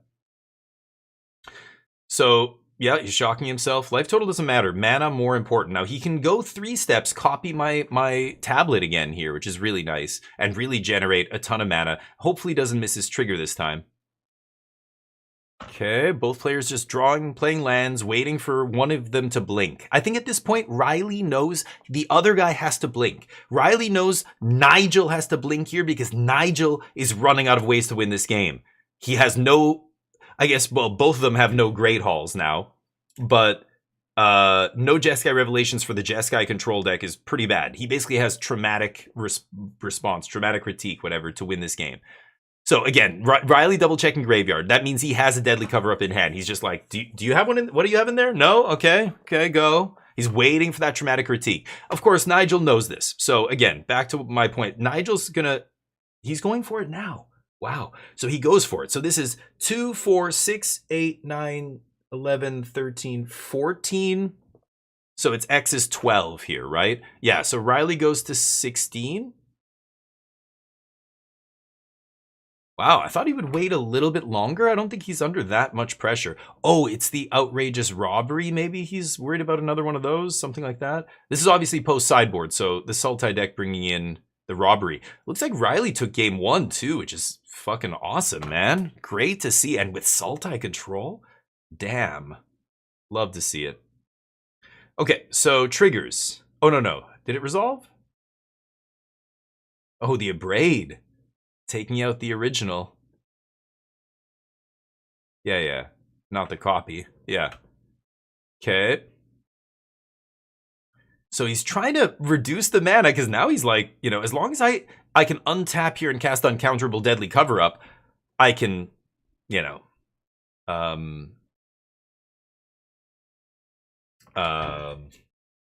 can strip the traumatics. This is very interesting. Mistrise can make one thing uncounterable, but Nigel has to cast 2 things here. He has to cast Flashback and then Traumatic Critique. Traumatic Critique, obviously the one you want to make uncounterable, but if he just goes, you know, flashback without making it uncounterable, and Riley's got multiple counters, he can just go negate your, you know, your fat flashback, and then the whole plan falls apart, right? So if Riley has 2 counters, he's in great shape here. He's stocking up. He knows this is going to be, this is it. He's got to, yeah, because flashback's instant. So, you know, Nigel can do all this on Riley's end step or in response to Deadly Cover-Up or whatever. So Riley needs multiple counter spells here. So he's stocking up before he does it. He's got enough mana to play the Cover-Up and have multiple counter spells. He says pass. Okay, 3 steps, copy the copy, draw 2, discard a card. So getting more mana there. Yeah, he remembered his trigger this time. Okay, milled. Or did he? I don't know. I think he missed it the first time, but he did it this time. Yeah. He didn't miss it? Did he mill a card? Okay, maybe I missed it then. He did it fast. I thought it was exile actually, but yeah, anyway. Okay, good. I want to make sure that you know, the integrity of the game, it would suck because right after that, did he look at the top 2? Or I can't remember what happened after that, but there was some messing with the top of the deck. And it would suck to have a card out in there that you shouldn't be there. Good. It's mill. Yeah, it's sweet. Yeah, milling a card. Tablet's sweet. Yeah, it's not exile. Usually it's, you know, the red cards that let you kind of draw a card. It's always like exile the top of your deck, play it until the end of next turn or whatever. Used to be just play until the end of this turn. Wow, look at this. Big consult. And just immediately, he knows. He just needs all the counter magic here, I think. Oh, he's going fast. That was on Nigel's end step. Nigel could have gone for it right there. I almost would have done it right there when he was low on mana. Yeah, he immediately took that duress off the consult. Now, this is obviously counterable, right? You don't see Riley tapping Mistrise here. So here's a flashback in response. Now, Riley has to fight over this, I think, if he's got a counter spell. You can't let him make the next thing uncounterable. So you see Riley negate this, probably. Yeah. So he's smart. This is what I was saying. So because Nigel has to resolve 2 spells, he can't go for Mistrise on the first one, Mistrise on the second, right? So that negate works, yeah. He needed a counter. I think he has another counter in hand. Does he have another flashback? Oh, those are the 4 core. Oh, that was... No! Why not flashback in response to the negate? But look at Riley's hand. He's got another counter spell. No? Yeah. Nice! Riley got it. That's awesome. Why didn't he respond with another flashback? I guess he wouldn't have had enough mana to then Traumatic Critique him? He was at 17. He didn't have enough to do that, but it's kind of weird. Why not just... He showed him another flashback. I don't know. That was a weird finish. I guess he did the math and was like, yeah, I can't. And I guess that might have been his last critique in his deck, so that's it. Very interesting. Yeah, okay, Scoop. Exactly. It's that, you know, Arena, it's because it's all I play these days. I don't play Paper Magic anymore. Those little distinctions, like, especially on Arena, to me, it's this, it even looks the same. But again, red cards in general tend to just do that. They tend to exile, and then you play them from exile. It's rare to see a red card that mills and you play from your graveyard. You know, unless it's a literal flashback set, you know, mechanic card like Faithless Looting or something. But most red cards are like, there's a bunch of stuff that'll make you discard cards, draw cards, but to play it like off the top, that's usually going to exile first in red, at least. Yeah, I don't know. A lot of those effects, you know, the Chandra effect or whatever. But interesting to see. So yeah, 4 color was, I said 7%. It's about 9.5%. These are different numbers. Oh, this is game 2, day 2 metagame. Okay, that's what I was gonna say. So conversion rate, yeah, is pretty good. Landfall still doing well. Those were the 2 most played decks. Spelementals. Yeah, 4 color control doing well. Definitely a lot of people making day 2. Excruciator as well doing well? Wow.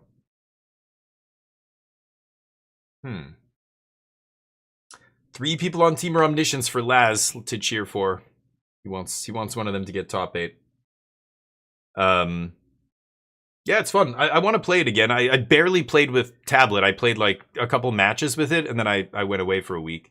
So I haven't had a chance to even mess with that card. But I was playing Loot first to see if Loot was any good, and then quickly kind of was like, I don't think this is very good. And then people were talking about Tablet being better than Loot, and I was like, oh yeah, Tablet makes sense, and this is interesting, and then I went away. Oh yeah, Tablet's much better. I can see that now, yeah. But it's funny because going back to the 4-color deck, like that's where Tablet is better, which makes it makes almost no sense. But when you when you play the games with Loot, like you would think Tablet would be better in a Jeskai control deck, and Loot would be better in a 4-color deck because it makes all your lands make any color. But that's not actually it at all. It's weird to see the mono red, like make 2 red mana cards see play in the 4-color control deck, not Jeskai, but 4-color.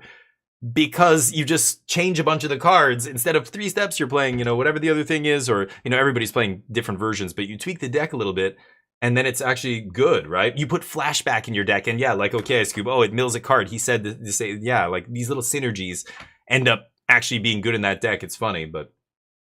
Tablet he's playing both? Oh, okay. I mean, this Jeskai player is playing Tablet, but yeah, Tablet, I saw at the Pro Tour, the first Jeskai deck I think I saw that played it was, what's his face?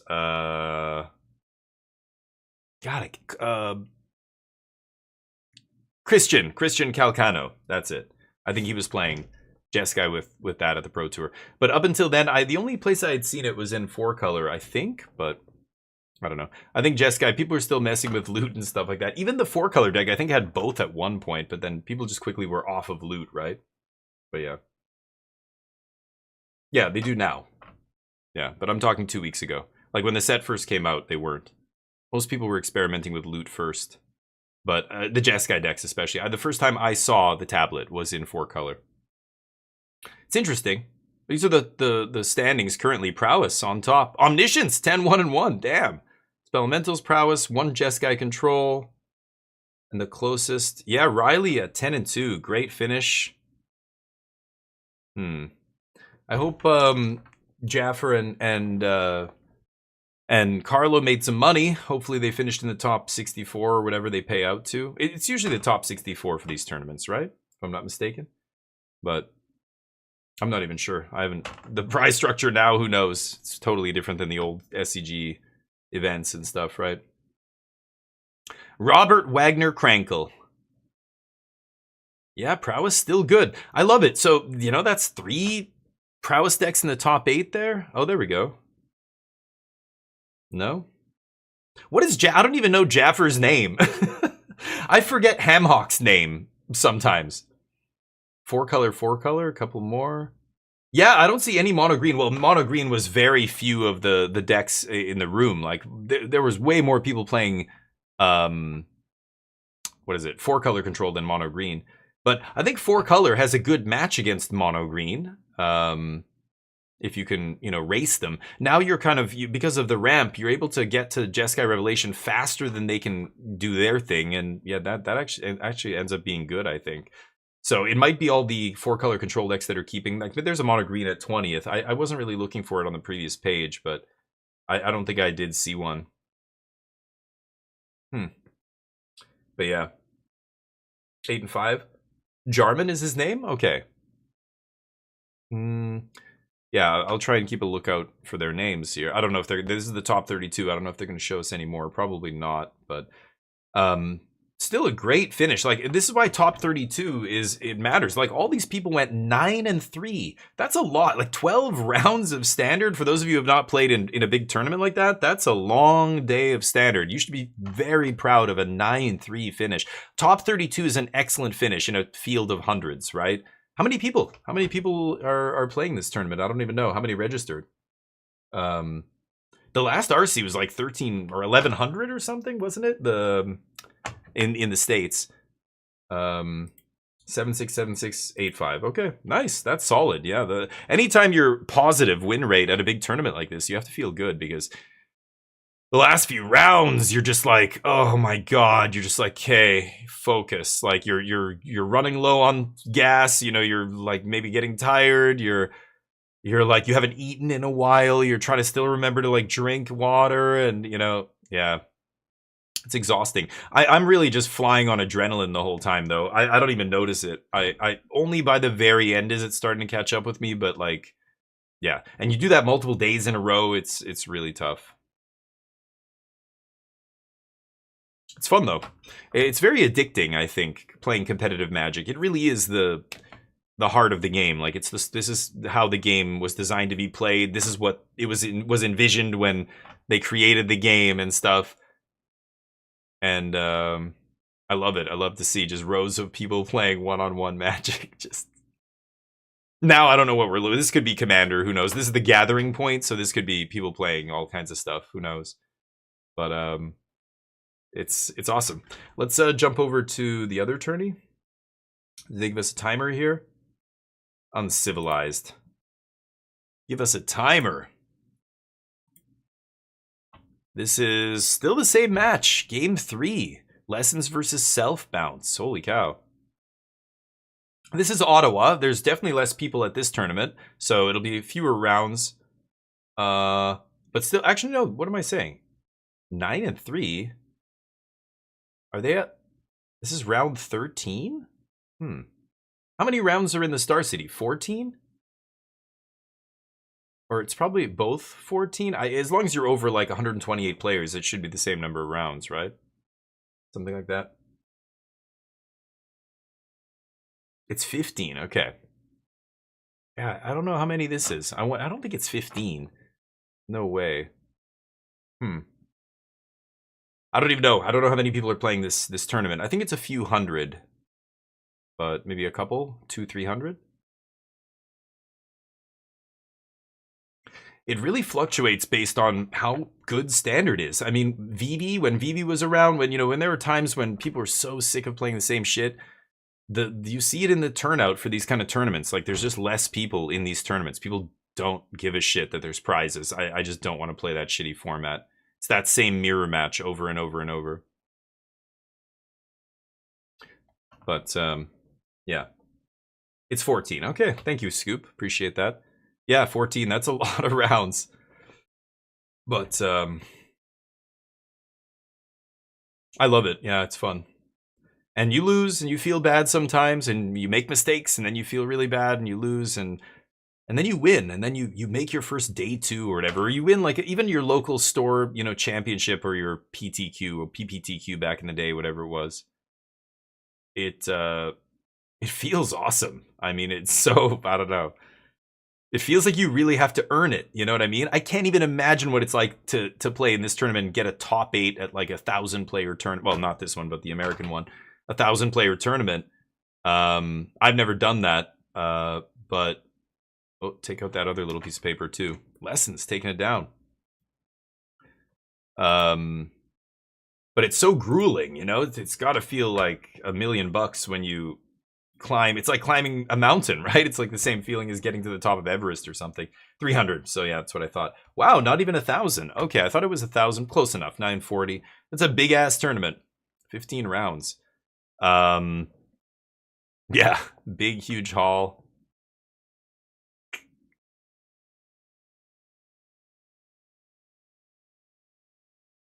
Yeah, it's fun. I recommend everybody do it. I know there's a lot of there's far more people who don't engage with any of this, right? The massive bulk of the Magic the Gathering community, if you want to call us all one big community, everybody who plays Magic, the vast bulk of those players are playing casual Magic. They've never played a tournament in their life, or maybe they played one, or like pre-release, if you consider that a tournament, something like that would be as close as they get to actual competitive Magic.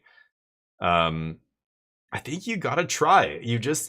But I don't know. I get it. Everybody's different. I get that there are people who don't like, even like there's people who don't like confrontation. Like they don't even want to feel bad about beating somebody or feel bad when they lose. It's like there's stuff on the line, like the pressure, the stress. Like some people are very averse to the things that I I can't have fun unless I'm being like stressed out. You know, I want to be like challenged. I want to play every game on the hardest difficulty. Then I feel something. Then when I win, I'm like, fuck yeah. Oh, that was like winning a triathlon. Goddamn. Except I'm not ripped. You know, I look very out of shape, but that's basically like I won a triathlon, guys. Okay, with cardboard. But it really does. It feels awesome, right? So I don't know. So, but I get it. Everybody's got different, you know, pleasure buttons. But it's funny. I just feel like the skills translate over. You know, as soon as you play a little bit of competitive Magic, you stop being a sloppy ass player. Like the sloppiest players, like in terms of board state and in terms of, you know, the way they handle cards and everything else. I've seen some sloppy ones at competitive events. Don't get me wrong, but it, you know, it makes you see the game at a deeper level. You're playing competitive Magic. You're playing the game at a deeper level than casual players are. I mean, you can go deep on Commander and make some convoluted, crazy combo deck or whatever. That's not really what I'm talking about. It's more, you know, reading opponents, determining what they're going to do, like try and figure out this specific matchup, what matters, and yeah, I don't know. It's more interesting to me.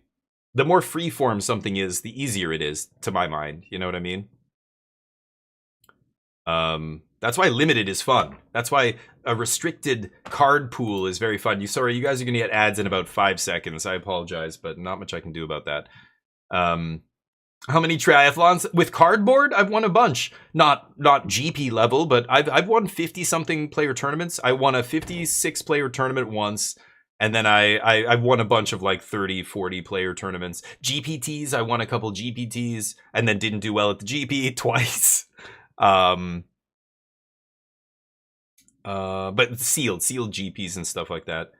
I'm trying to think. Nothing. Yeah, I've never, because I was in Asia when I came back to Magic. I had just moved to South Korea, and so there were like, this is a city of 20 something million people, and we had 2 shops. 2. That's it. You know, over there, like there were no Korean cards at that time. They had stopped printing them years ago. And so there was just this small community, and everybody's very competitive. And there was a couple players who ended up going on to win Grand Prix and be on top 8s of the Pro Tour and stuff. But if I wanted to play a high level tournament, I had to fly to a different country. Like I played GP Shizuoka, I played GP Bangkok, I played GP in Beijing, a sealed GP. I played those were the biggest ones, but I had traveled to even play GPTs a couple times just because I knew that we were going to this GP and I had friends who were going, so it was cheap. Like it wasn't, you know, flying to Japan's like a couple $100 or whatever from South Korea, but it's, you know, it sucks. You know, in the States, you've got a million competitive tournaments. If you're a grinder in the States, I'm not going to say it's easy. That's, you know, I'm oversimplify. It's not easy to win a high-level Magic tournament anywhere in the world, but you have so many more opportunities to try in the States. You know what I'm saying? You have a million ways to, you know, tournaments, 2-hour drive this way, 3-hour drive that way, a 1-hour flight this way, a, you know, 1.5-hour flight that way. You've just got so many big events. I'm jealous. And for Canadian players, it's pretty good, because if you're in Canada, a lot of Canadian players, well, they used to travel a lot to the States for these kind of events, but you know, it's really funny. I wonder if the crazy, you know, insanity that's happening with the U.S. administration that's running the country, and ICE and all the stuff they're harassing literally anybody who is not local, throwing Canadians in detention and stuff if you're not on the right visa. You know, like a lot of Canadians are just like, yeah, like me included. I'm just like, I'm not going to the States until shit changes down there. Like we already had one guy on our team who had to go to Texas for work, and he got detained for like a couple days, or had his flight like canceled or something and had to go back. He got rejected at the airport, or something happened. Astral's flame. And I'm just like, yeah, fuck it. Like, you know, and what are you going to try and explain to some ICE piece of shit at the airport yelling in your face that you're here for a child's card game tournament? And that's it. Like, you know, they're fuck it.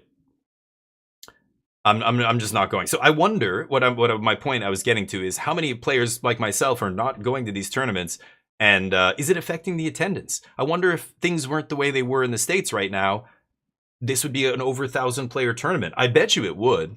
I don't think that's an exaggeration. The FIFA World Cup is about to get here. Vancouver, we've got 6 games happening in my city here. But all across the States, people are coming. There's a lot of people right now that are not going to see games in the States because of the situation there, I imagine. But it's got a chilling effect on all that kind of stuff, right? Anyway, I digress. So this is Teamer Omniscience, hell yeah, versus Prowess. These guys are very very high up in the standings here. 11-1-1, 11-2. Should be an interesting match. So cards that matter here. There's not a ton Izzet Prowess can do. First, they need to find removal. They have to kill Kona before Kona can get to second main phase. So instant speed removal. But if the Omniscience deck finds one of the Lost in the Mazes, I think it's called, the blue enchantment that gives your creatures hexproof, I don't think there's anything Wesley can do about that. So he needs to either counter the 2-mana enchantment on the way down and have the removal up, or both. Probably both. So yeah, he's going to get a piece of pressure on the board. He knows the Omniscience deck can't go off here. The guy didn't even play a blue source, so he can't even get that enchantment into play right now. I don't know the list. I don't know if Prowess... I don't think they're playing Spell Pierce, so I think they have... Oh, no, I'm sorry. Prowess is playing Spell Pierce, right? They have 1 in the main deck, or maybe 2. Something like that. But Omni, obviously, very, very obvious what they're looking for.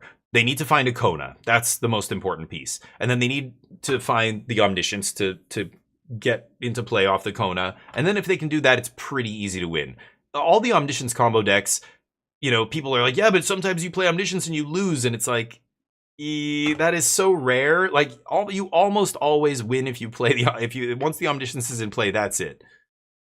Discarding Omniscience here, so it could have multiple copies. Ashling is another interesting addition to this deck. I haven't seen, I guess this is the latest tech or whatever, Ashling. It adds a bunch of mana, which is interesting. Lets you play Kona and have interaction up, which is nice. Could have crewed his spaceship on after playing Ashling there, opted not to. I don't even know what the red spaceship does. The spaceship land, space station, Space station, yeah. Wesley's on the Fling version. Oh, okay. Yeah, they don't differentiate in the names. I know Nanoplasm's played Izzet Fling. So again, I'm not sure what the big difference is other than the namesake card. Are they which Fling effect are they playing? I can't remember what. The last one I saw in Standard was the adventure creature with the black Fling spell, and it was like a red creature. I'm assuming it's not that. So I don't even remember what. Is it a new? It must be some new like random uncommon in the Strixhaven set or Ninja Turtles or something, right? I have no idea. What's the Fling part? So Omniscience untapping here. Need to find land. No green source yet. Oh, yeah. Okay, gets to add 2 mana here. Can only play cards that cost 4 or more. So adding... green? What did he say? I'm looking at I'm trying to read his lips here. He's going to announce the color. They're probably going to put a die down to indicate. What is he deciding? He's looking at his hand. Deciding which color to make? Or has he... I'm assuming he's announced the color already. Okay, so he must have said whatever the color is. Plays that beautiful Unhinged Forest, which is obviously correct. And jams Ill-Timed Explosion. So before it resolves... Wesley has to respond. He says it resolves. So draw 2. We're going to see a discard here. He's got to discard something. Wesley's got 1 mana up, so he wants to play at least discard a 2-drop here. 2 is perfect because his Ashling will survive and he'll be able to wipe even through a Prowess trigger. But I guess if Wesley has a pump spell, he could save one of his otters. He's probably not going to do that though. So get a nice little 2-for-1. But yeah, having to discard 2 cards, you're down a card still from the ill-timed, but you get 2 cards off the opponent here. Oh, he discards big stuff, so everything dead. Okay. Could do that too. I guess he didn't have the ideal card to discard, so he loses his Ashling, not the end of the world. It's the same one? What the shit? Are you serious? Callous Sellsword, that's the one. Oh my god. That's what they're playing. Wow. Again, a card I feel like, didn't that rotate like a year ago? That's still in? Haywire might somehow rotate it, and I guess I forgot, but that guy and Inti, I can't believe they're still in Standard. Oh, look at that token. Okay, I'm going to run to the bathroom real quick. You guys pay attention. If there had been a Kona, then we would have seen Jake go for it. Yeah, he would have gone for the Yeah, win. obviously, Now no there's Kona. Kona Oh, drop. there's a Kona. There's the planet. The earlier And he's region- tapped out here? Oh very boy. early, there was So Wesley assumed he didn't have it, and in hand from Jake. if this is Omniscience, it's game over. Yeah, So- I'll be back. This is game The over. final question is GG. Northwind Avatar in hand. So for those who are not familiar with this combo, Mani, can you give us a TLDR? What happens here?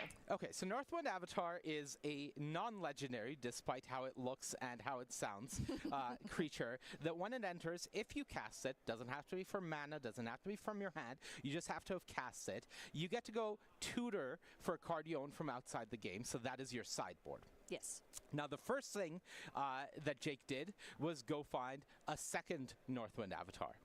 Now, that one went and got a Meringue River Regent. Meringue River Regent came down, returned both Northwind Avatars to the hand. Oh. Slightly different kill than we normally see. Yeah. Usually, we see players opting for Terror of the Peaks, but the big issue with Terror of the Peaks is it doesn't do anything other than kill your opponent. Okay. So instead, we see Jake actually using a Legion Extruder kill. The final iteration of this, once you have found all of your pieces, is you are looping Omni Changeling, copying Meringue River Regent, and Legion Extruder. So Legion Extruder deals 2 to your opponent's face. You cast the Meringue River Regent, return Omni Changeling and Legion Extruder. You Legion Extruder your opponent for 2. You cast Omni Changeling. You copy Meringue. Mani giving the breakdown on how the combo works. I like that. And we're Yeah. over to game 2. So using Legion Extruder as a finish. So again, the finisher is irrelevant. It doesn't matter. As soon as you resolve Omni, it's over. So I mean, like not literally, but like 95% of the time, right? Then of course he has the Northwind. That's it. Game over. But Legion Extruder kill is very spicy. Obviously, it doesn't matter because as long as you have the Regent plus whatever, it just infinitely bounces and you can use a million things. Yeah, Terror of the Peaks. But Mani made a great point there. The ideal combo cards to kill with are combo cards that do other shit too. You know what I mean? So Legion Extruder actually does something other than kill them, which Terror doesn't. So Terror is just this big clunky do nothing. Whereas, you know, yeah, like it was like when we were playing the old version of Omni combo with Abuelo's Awakening. As that deck got better and better win conditions, the win conditions became also good cards to just play. Like Meringue River Regent is a great example. Before that card came out, we were still playing Omni combo, but it was much more convoluted. You were playing a bunch of dead like cards that were so bad when you didn't have the combo going. You know what I mean? That sucks. Every combo deck suffers from that. So ideally, the best combo decks, the cards actually do, you know, other stuff as well. Or what is he called? Superior Spider-Man is a good combo to just win the game with some giant threat, but it also just comes down on turn 4, gets you value off your Deceit in the graveyard, lets you set up for the big actual kill of maybe it's Demon, maybe it's, you know, whatever it is. Before back, what were they? The huge, now they're bringing back Doomsday Demon, but they used to bring back that other demon that brings all of your graveyard back, and you know. But the fact that the 4/4 that was your combo card was also just good on its own and could just get value even when you weren't comboing was great. That's why that deck, you know, won the Pro Tour or whatever in the hands of, or not won. He got top 8 that time. He won the previous Pro Tour.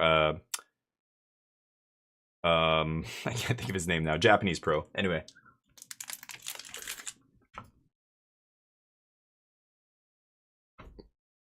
So, there's the Calicel Sword.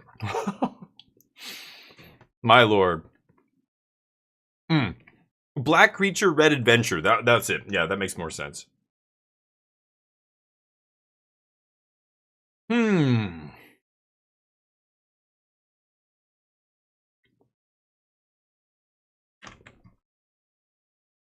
What is Omni Changeling?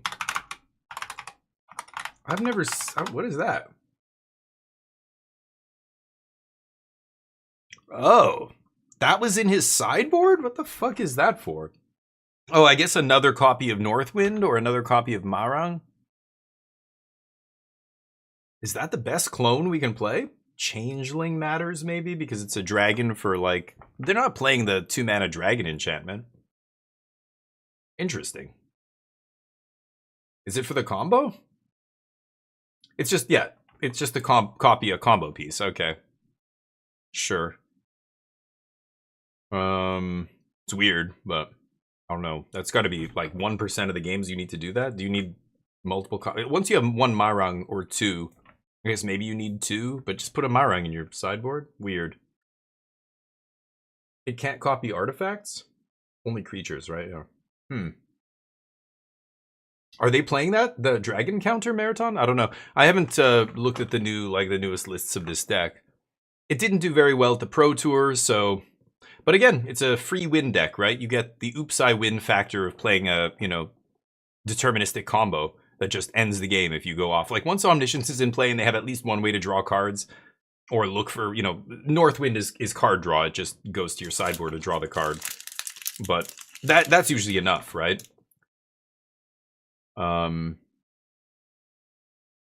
Yeah, so is it, that's why tapping out on that turn, like once you get to turn 4, it was just like playing in Splinter Twin or any other combo deck. You once you identify the key turns, even if you don't have an answer, you have to act like you do at the very least. As soon as you tap out, like I've been on both sides of that. When I'm the combo player and they tap out, I'm just like, oh, well, now I guaranteed win. Great. If they didn't tap out, I'd actually have to think about this. Maybe I should wait one more turn. Maybe I should dig for a negate here so I can protect my combo or spell pierce or whatever it is. I don't know. I think you have to act like you have it against the combo deck every time. Just like when you're playing the combo deck, you have to act like you have it every time and make your opponents misplay against you. But yeah, it's tough. There's so many factors going on there. I'm not saying the other guy did it wrong, but it's a tough spot. If you don't have the answer for any of their combo deck or any of their combo and you're playing against the combo deck, it's what do you do, Imagine they ban Omni. Yeah, Omni is the more the card that shouldn't be in standard is Omni, not Storm Chasers. But is Omni better than Storm Chasers in standard right now? No, of course not. Storm Chasers is fantastic right now. But Omni is the kind of card that shouldn't be in standard. Like that, I was talking about this earlier. It's the kind of card that makes for not great gameplay, and people really don't like playing against decks like that. And I love those kind of combo decks. There's a lot of players, like I said earlier, there are dozens of us who love that. But it is, for the sake of the game, like it doesn't create great gameplay patterns. Playing a card like Omniscience. Like, it just invalidates everything that's happened in the game before it. It just wins the game basic. Like, it's so hard to not win once you have Omniscience in play. It's like, I don't know. I don't think there should be a deck like Omni that's ever too good. Which is, right now, it's fine. I think Omni right now is not bad. But having it in standard just means you have this huge sword of Damocles or whatever above your head, this huge axe that's just like, as soon as the right card gets printed, whoosh, that's it. It's going to destroy standard. You're going to have to ban it. So when they banned Abuelo's Awakening, that was probably a mistake. That would have been like banning Agatha's Soul Cauldron and not Vivi. You know what I mean? Like, Vivi is the problem. Omniscience is the problem, not the 5-mana dumbass reanimation spell that brings back an enchantment or artifact that saw 0 play until you put Omniscience in the format. So just having it around is not a good idea. Like, putting it in Foundations was a mistake. So it's a weird, I'm not saying it's better than Storm. Storm Chasers is fantastic. And obviously I don't have to defend that card. That card's very powerful. One of the best cards in standard right now. But it's a different kind of thing we're talking about, right? Yeah. I think Omni doesn't belong. It is on a power level far beyond the Storm Chasers talent, right? Storm Chasers talent will never just win the game when it resolves, unless they're at 1 life or whatever, some other extenuating circumstance. It's just so efficient, gets you so much value and whatever, but it's small ball shit, Omni is just like, I win the fucking game right now. It's over. Everything you did, I'm at 1 life, whatever. I have 1 card in my deck or whatever. Doesn't matter. I'm going to go to my sideboard, I'm going to loop, and I'm going to win. It's kind of funny, but... Yeah, Swizzy, I know, 5 fucking years, okay. What year are we on now? This is 2. It's been out for 2 years, right? We're almost halfway there. We'll be fine. But anyway. Or yeah, maybe okay, Scoop is right too. Maybe none of them should be here. I think Storm Chasers It is very good. Like, it's so close to being too good, but it's not Corey Steele. It's not Vivi. It's not quite, it's very good, but it's manageable. Like, it's not dominating standard. A lot of people showed up to the Pro Tour, didn't even crack 50% win rate overall out of all those people. I think it's manageable. And the reason is, it's not the only powerful card in standard. Is Storm Chasers good? Yeah. Well, so is Badger Mole Cub. So is, there's a bunch of cards that, as long as there are other really powerful cards that are on that level, it'll be okay. Like, once they're all in the same deck, then it's a problem. But that's not the case here. It's not like back when we had fetch lines and you could just put all the best cards in one deck, It's very efficient. Yeah, I know. But there's a lot of efficient cards in standard. There's a lot of, so I don't know. I'd like to see a little bit more efficient answers in standard, but it's tough. Like, you can't just put a fatal push into standard. It'll really piss a lot. It'll shut down entire decks. There's going to be whole swaths of creatures that you can't play. If Cut Down was still in standard, Ouroboros wouldn't be a card. Like things like that. Like, it wouldn't be. Again, it's impossible to predict something like this. Maybe there would still be some play, but it would seriously hamper, it would dampen the excitement you have for playing a card like Ouroboros, right? Assuming there was a good black deck or whatever. There's factors that you can't predict here, but anyway, it's interesting. I think standard's great right now. I think people are complaining. This is Magic. This is standard in 2026. It's going to be powerful. Complaining about how powerful standard is not productive, because that's not going to change. It's always been more and more and more and more and more powerful. As long as there's enough powerful cards spread across a wide enough spectrum that we have some good variety in the powerful decks, then it's okay. Like Temur Omniscience. Some people think this stuff shouldn't be allowed. I think if we're objectively talking about the power of Omniscience and the way it plays, it shouldn't be in standard. But the fact that it is in standard and is not dominating standard tells you, it proves what I'm saying here. There are enough powerful things happening that Temur combo is not even a tier 1 deck, the Omni combo. Maybe it's close, maybe it's with tier 1.5, but it hasn't put up the results to say that it's actually up there with Landfall, Prowess, and I would say Lessons previously, but not even sure what the third best deck is. Maybe it's 4-color control.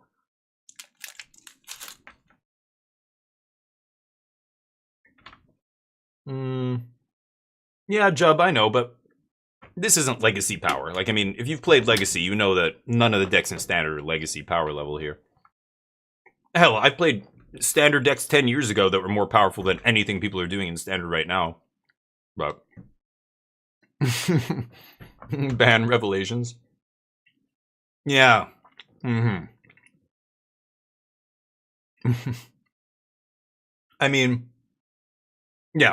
Extended sucked, and people were sick of playing just standard decks that had rotated. That's all Extended was, and people hated it. That's when they scrapped it and they made Modern, right? They didn't make it. A guy on Star City Games actually made Modern, but he called it he called it something else. Oh, what was it called? He wrote articles about it. Had a ponytail. Can't remember his name.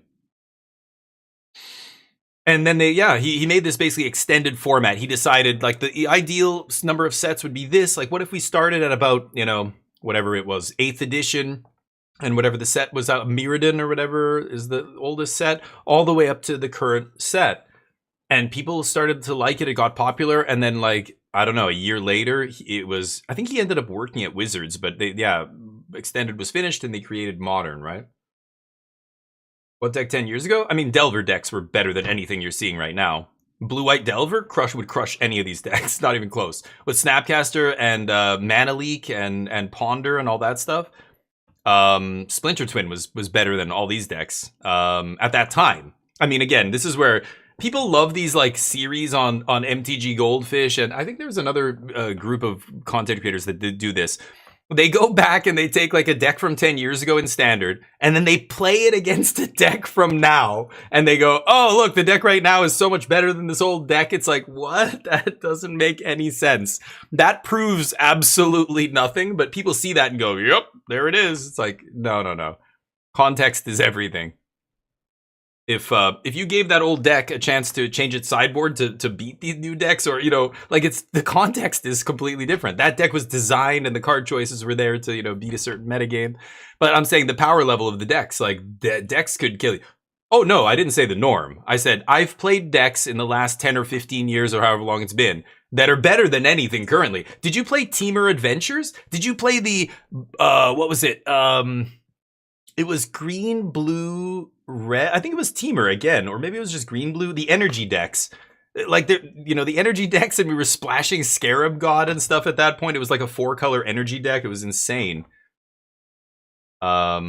I think they would smash a lot of these decks, but again, pitting them against each other doesn't make any sense. I think that doesn't prove anything. But in their era, they were far more powerful. Like they dominated Standard. They were on such another level in terms of like speed and efficiency and everything. People talk about Standard being a turn 4 format. We've had turn 4 Standard formats many times. I would even say we had a couple turn 3 Standard formats. I mean, Saheeli Cat combo is another one. Yeah, but anyway. You think they're slower? I don't, man. I think Delver would have mopped the floor with a lot of these decks. I mean, it's playing a lot of the same kind of cards, right? But like better versions of them. But yeah, Storm Chasers is very good. Like there's still these outliers, cards that are really good. But I mean, they've even reprinted a bunch of things like Spell Pierce and all that stuff, right? That were good back in the, like we were playing Spell Pierce in like Cawblade and stuff, right? But yeah, exactly. Okay, I scoop. Well, we should be talking. That's what I'm saying. Like, it doesn't matter the era. Good. We've always had good decks. Standards had times where it was just as expensive or more than it is now, faster than it is now, whatever. But people always love to say the sky is falling now. Like, now is worse than at any other time in Standard. Like, Standard's never been this. One thing we can say, Standard has never been this big before. That is true. We've never had a Standard that's going to be 20 sets large by the time it rotates, right? 20 sets? Holy shit. That's by far the biggest Standard I think we've ever had, if I'm not mistaken. I don't know what the second biggest was. 13? Like, it's not even close, right? Somebody broke down the number of cards in Standard. By the time it's complete, it's going to be like over 5,000 cards. I think the biggest Standard we ever had before that was like 2,000 something, right? So yeah, that is something you can say is very different. We've never seen before. But all the other shit people complain about, come on, you just haven't played this game long enough. Full stop. That's the truth, whether you realize it or not. It's all been done before. We've all had all these things before. We've had busted Standards. We've had fast Standards. We've had expensive Standards. We've had 2-year and 3-year and all different rotations and all kinds of things, right? But the rules were different. Hell, back then. Legend rules have changed. Mulligan rules have changed over the years. All kinds of stuff. Now you can take stuff back. Back when I was playing, everything was a May. You miss your May trigger? That's it. No takesies backsies, motherfucker. This is prison magic, baby. Street magic. But yeah. Gone with the Dragons? The Dragons. Really?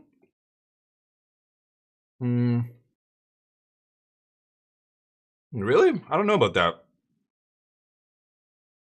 Oh, you're talking about the average power level in Standard? Oh, okay, yeah.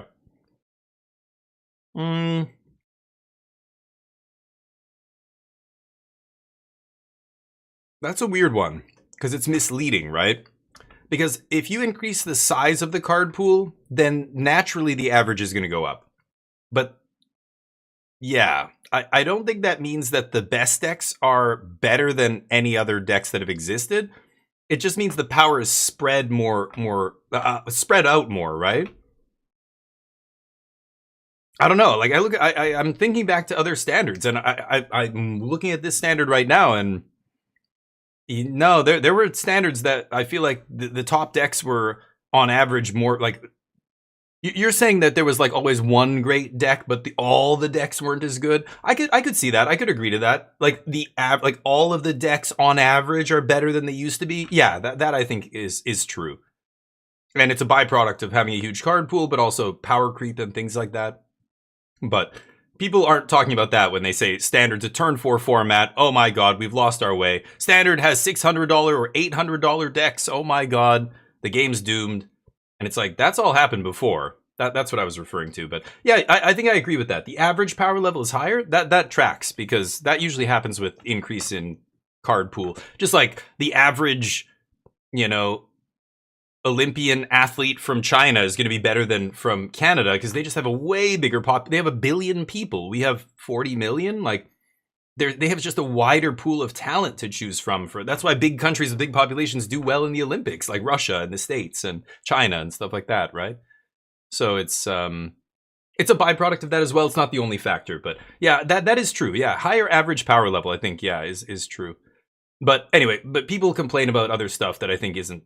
They're not talking about the average. They're talking about the 1 or 2 decks that are on top. And you know, we've had some bannings. We had more bannings last year than any other year in Standards history.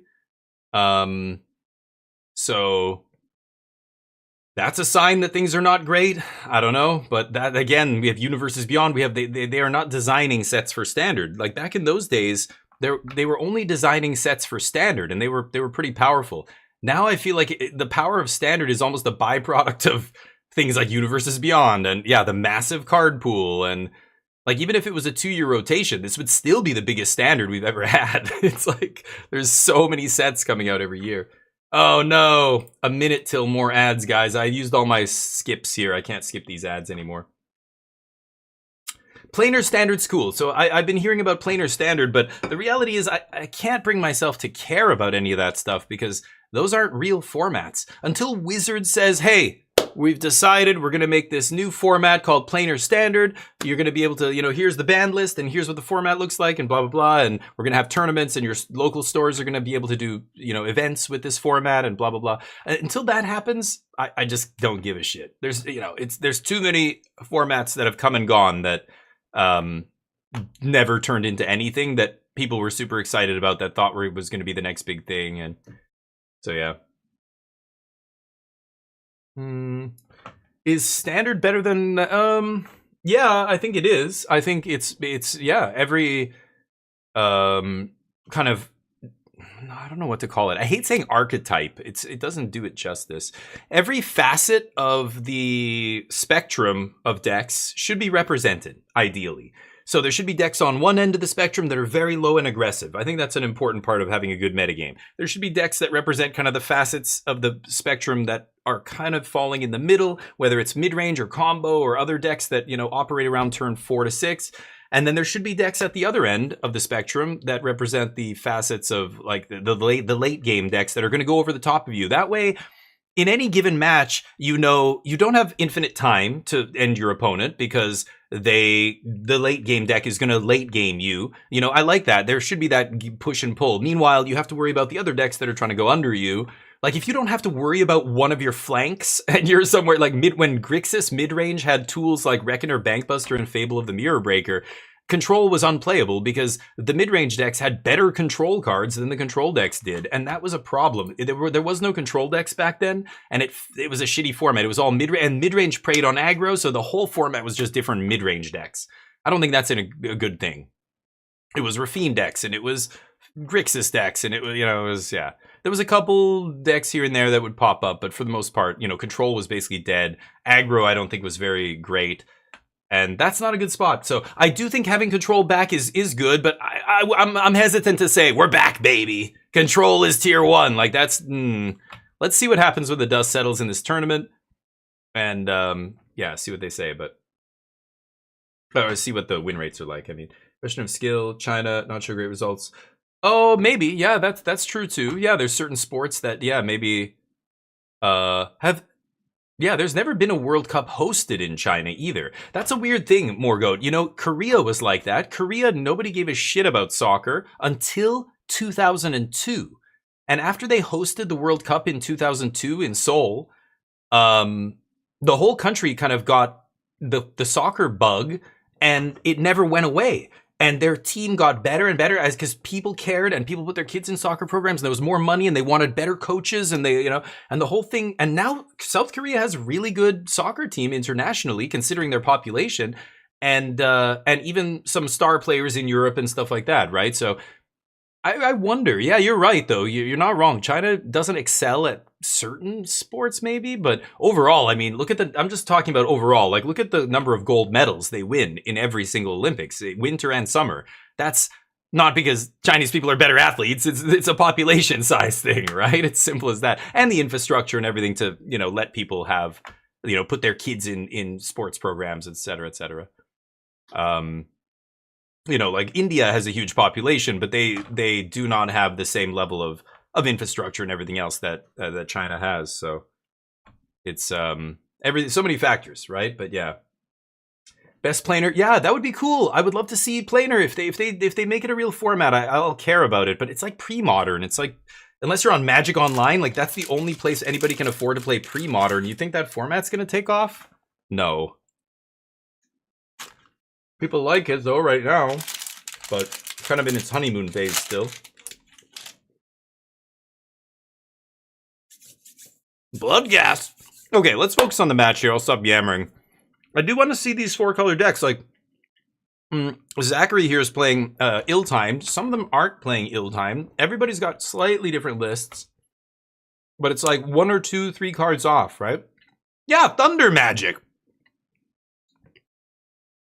Yesterday I forgot. I thought Thunder Magic was the one that kicked for 5, and you guys said no. It's there's Fire Magic and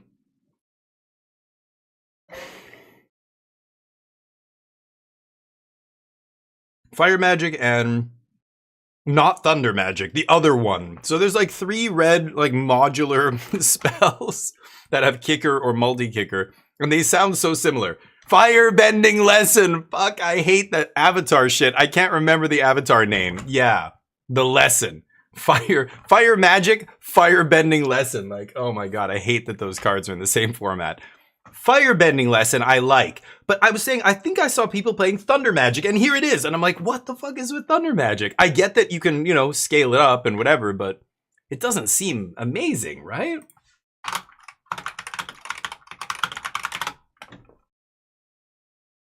It's Shock, and then it's 4 mana, deal 4, and then 6 mana, deal 8.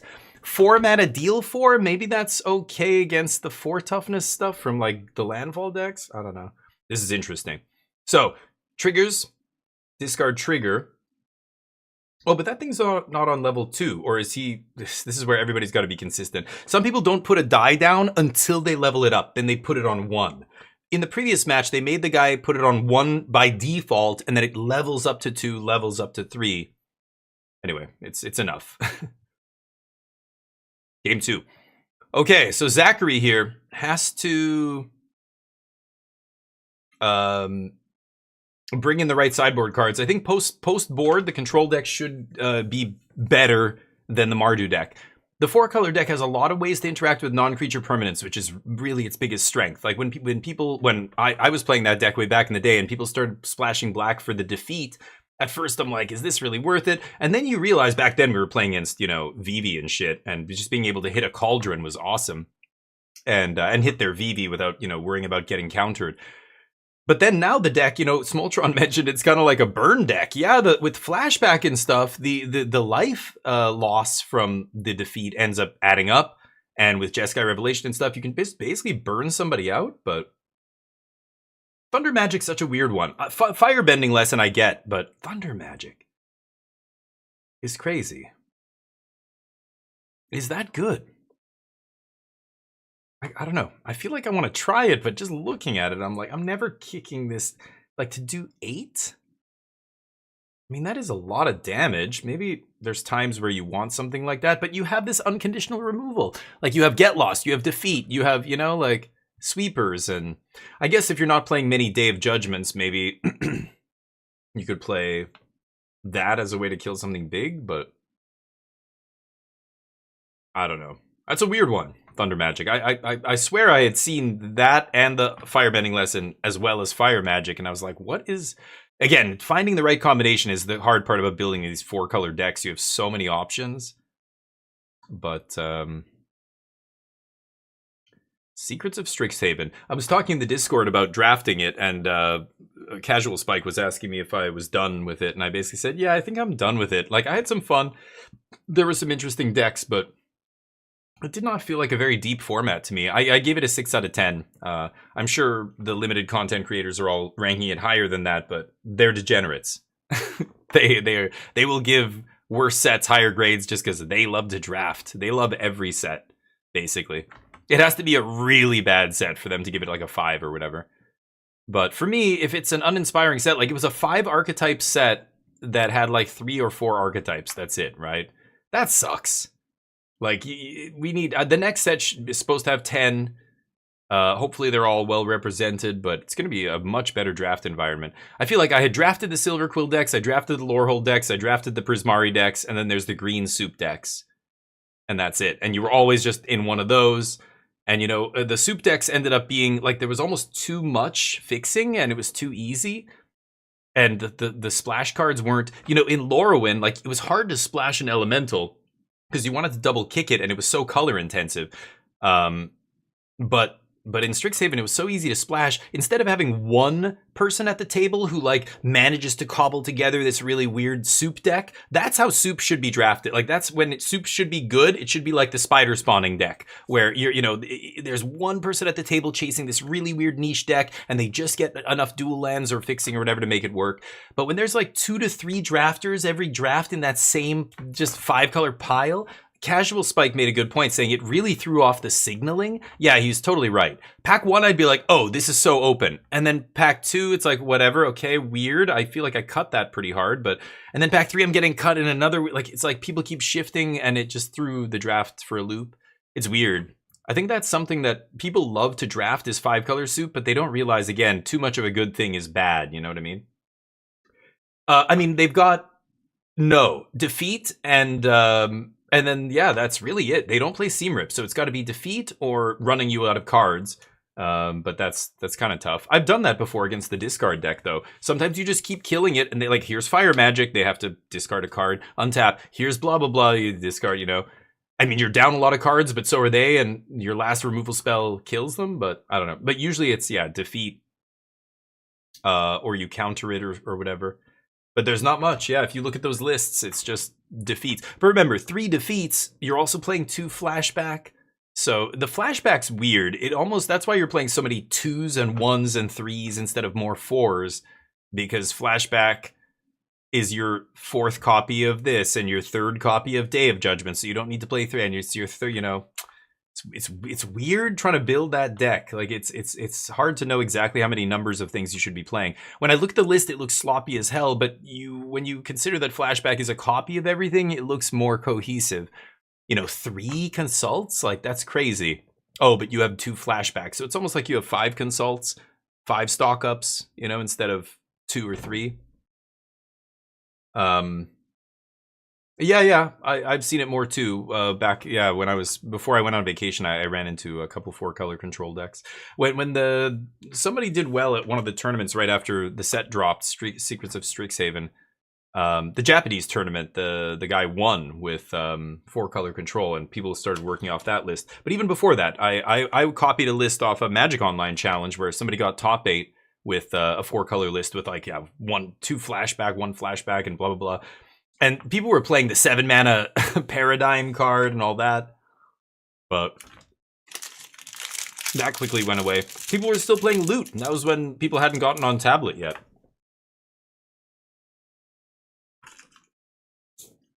But it's cool to see these decks evolve, As they get honed, as people realize what matters, as they realize what is the most effective thing against this metagame right now. See the deck evolving? It's cool. Hiding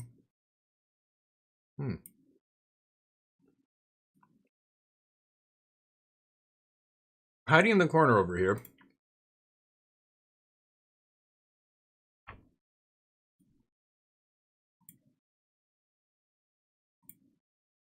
Can you see the stupid mic? Oh my god, I think you can, can't you? Okay. Spotlight series.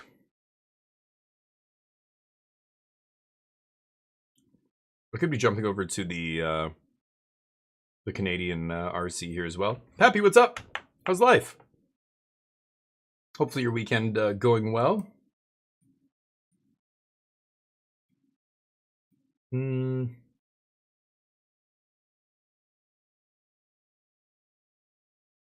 Okay.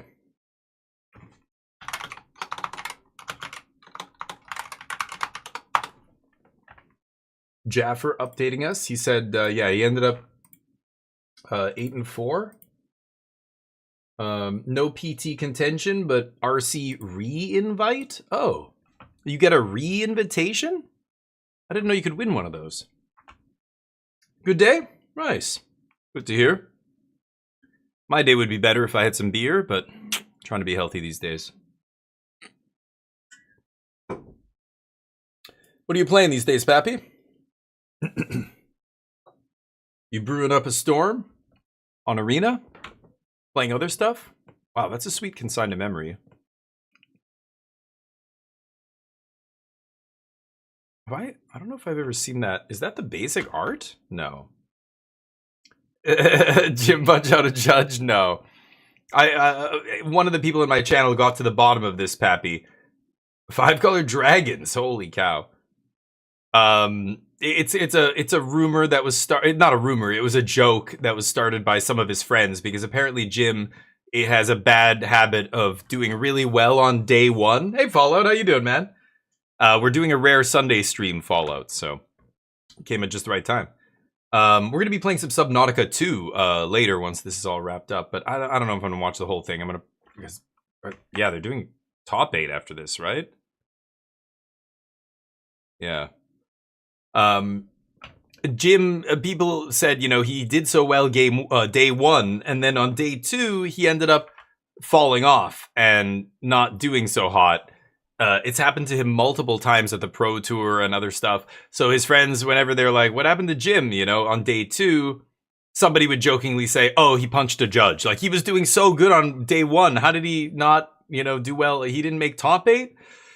Yeah, he punched a judge. Like, that was the only way he didn't make top. Like, how could you lose all your games on day 2 and not make top 8 after going 9-0 on day 1 or whatever, right?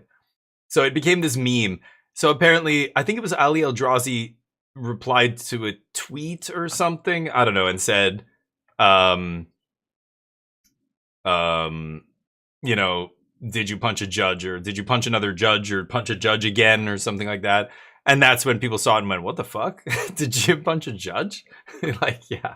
So I like that. It's funny. He obviously has never done anything like that, but those two dudes have the same backpack.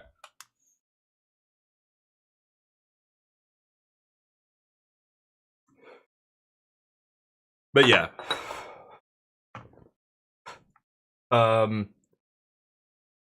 Yeah, that's where it started. I know this because we were wondering the same thing back when, I think this happened at the Pro Tour when Ali Eldrazi posted something or tweeted or whatever. And then Charlie Saurus Rex, one of my mods, was at the last event, or I don't know if he's here. Maybe he's here. He asked Jim about the punching thing, and Jim explained it to him. So that's, you know, that's Jim covering his ass, because he's currently being charged with assault by a couple of judges. So he's lying. He's a violent man, and he needs to be stopped. I shouldn't do that. People who don't understand my humor are probably going to think I'm defaming Jim Davis or something. I'm going to get a lawsuit. I don't know. Is this the top 8 right now? I don't know what... I'm not listening to the commentary, so I don't know what round we're on. The face-to-face games here. Let's jump over here. These guys are also on break for 11 minutes. So multiple RCs happening right now. 940 players, I believe, in this one is what we were told, and 300 in the Canadian one. I'd like to see the top 8. I just don't want to watch this all day, so hopefully it's top 8 next round. Okay, Scoop said it was 15 rounds. I don't know what round we're on here. I wish they would say that stuff here. You have all this space. Put that, like, pertinent information. You can have the ads. You can have the bullshit. Just down on the bottom over here. Give me, you know, what round is it? Show me the timer. You know, Canadians, very courtesy.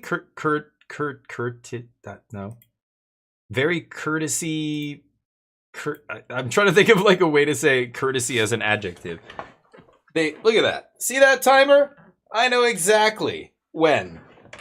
I know exactly how long I have to smoke some peyote to crunch one out. Whatever it is you're doing. But look at this. Star City? Nah. We don't need to tell them shit. Okay, well. Production value. Round 14 for both. Okay, well, yeah, I'll probably watch the next round. I don't know if I'm going to watch the whole top 8, but maybe. And how many judges did he punch today? Yeah, I know. He's got, well, have you seen his arm? He's getting a lot bigger because he's a righty. So he keeps punching those judges, and he's just getting he's getting buff. He looks like that dude who only did curls with one arm for like 8 months or a year or something. Have you seen pictures of that guy? Some college kid in the States, and his doctors are like, stop, you're twisting your spine. Stop doing this.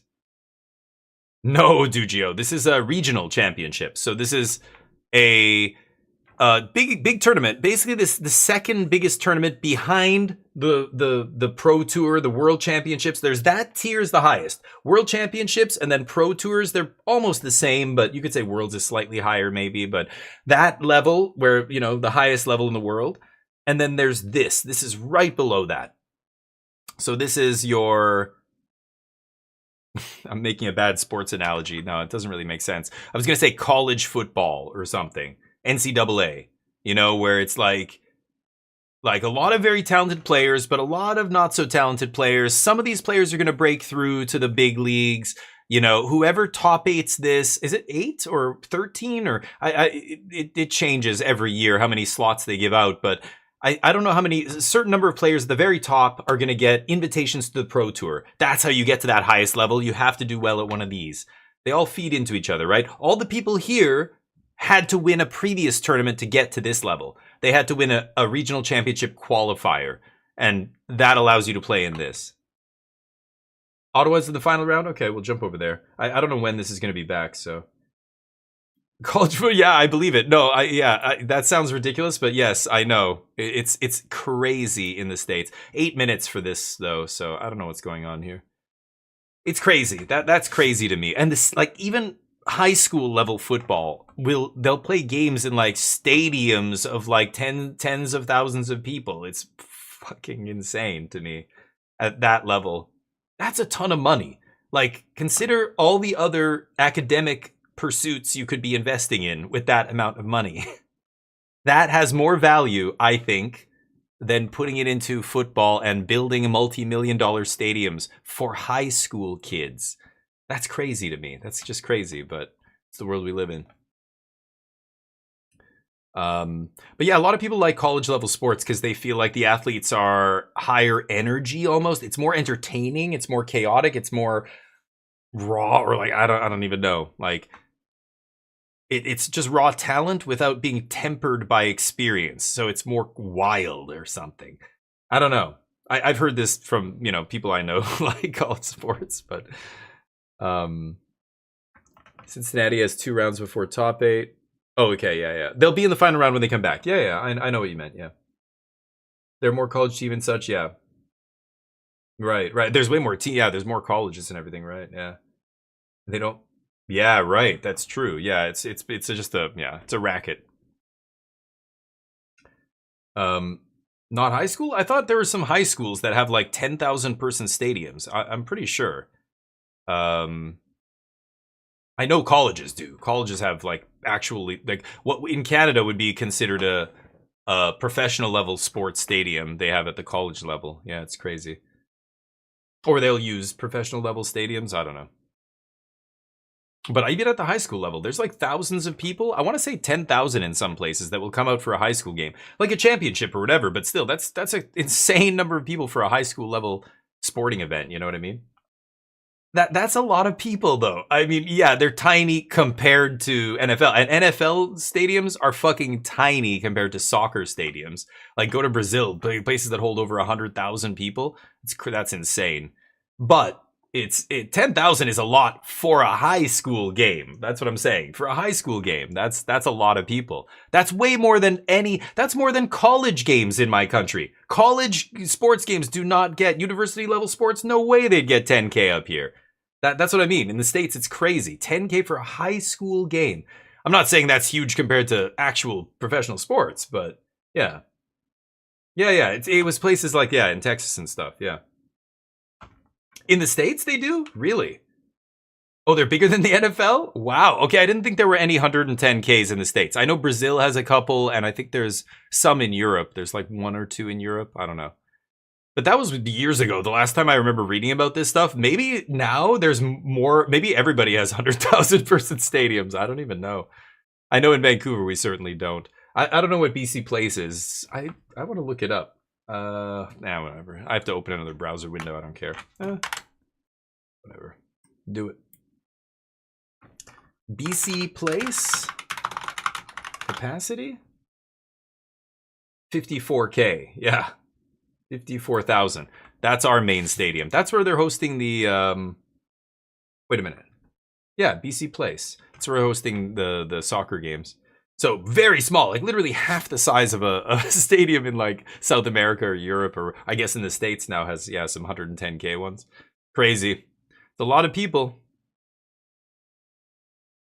I'd rather watch it on TV, but I love the experience of going to live sports. I mean, I do love it, but it's so crazy. It's chaotic. It's difficult to get there and back.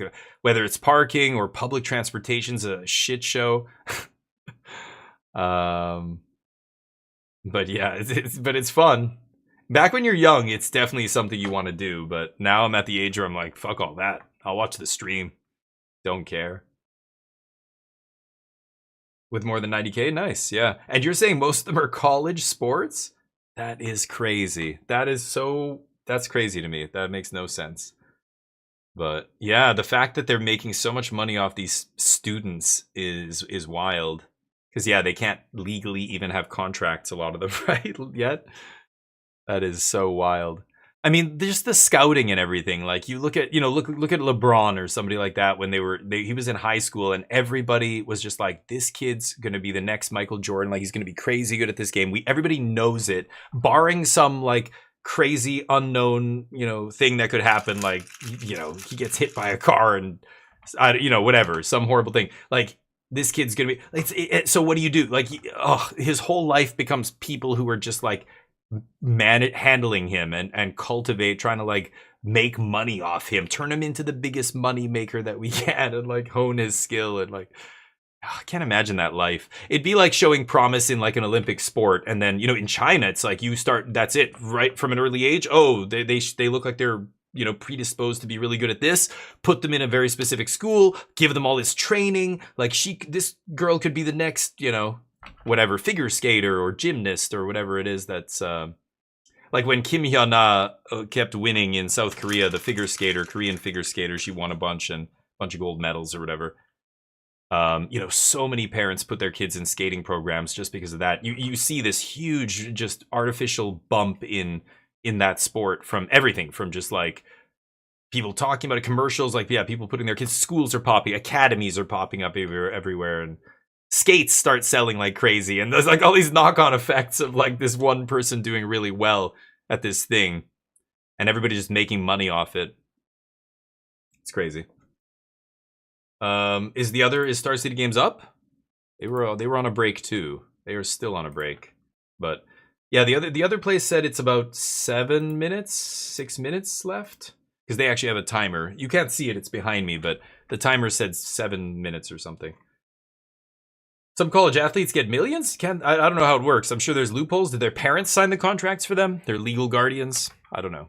But maybe when they're like, I turned 18 before I graduated high school because I have an early birthday. So technically, if I was some phenom in high school. But college, I guess, yeah, what am I saying? They're over 18. Yeah. But isn't there, yeah, I thought there was some law against like paying them or I don't know, or endorsements. Maybe they can't do endorsements until they're a certain age, or I can't remember. Isn't there restrictions on stuff like that? I feel like, but again, maybe I'm thinking of like LeBron, because he was like in junior high and early high school, and they were scouting him, right? So, I mean, certainly before they're 18, but because isn't it against like the school? Like it's a conflict of interest for this. I don't know. I remember there being some kind of barrier to that, but who knows?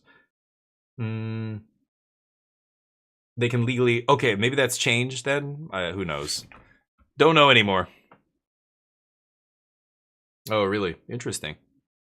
Yeah, it's a fucked up life. I mean, you get to be rich and famous and stuff if as long as you're still, um doing well. So many random things can just happen. Like I said, injury could just end your career, and then what do? Hopefully you've made enough, but I mean that is why they pay them a lot of money, but I don't know. It's egregious sometimes how much athletes make.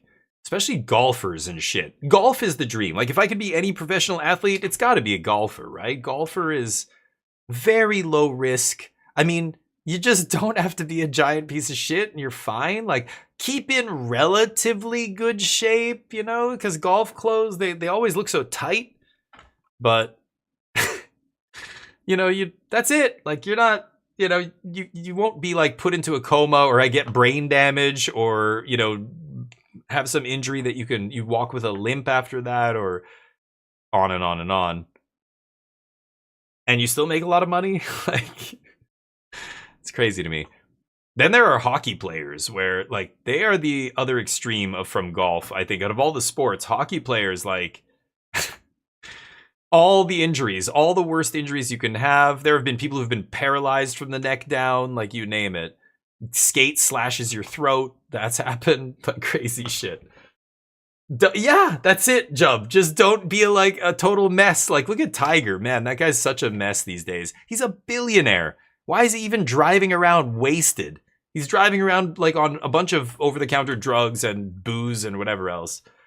Poor guy. I feel bad for him, but then again, I mean, yeah, like golf, it's the easiest. Like, it's hard. It's high pressure. I'm not saying golf is not fucking easy, of course, but if you're gonna be good at something, like it's the easiest thing to be good at. Like you don't have to really be super. You just have to go to the park every day and casually walk around on the beautiful manicured lawns and swing a club, and maybe you get a blister on your hand. That's it. You could even have a drink while you're there, while you're training. You know what I mean?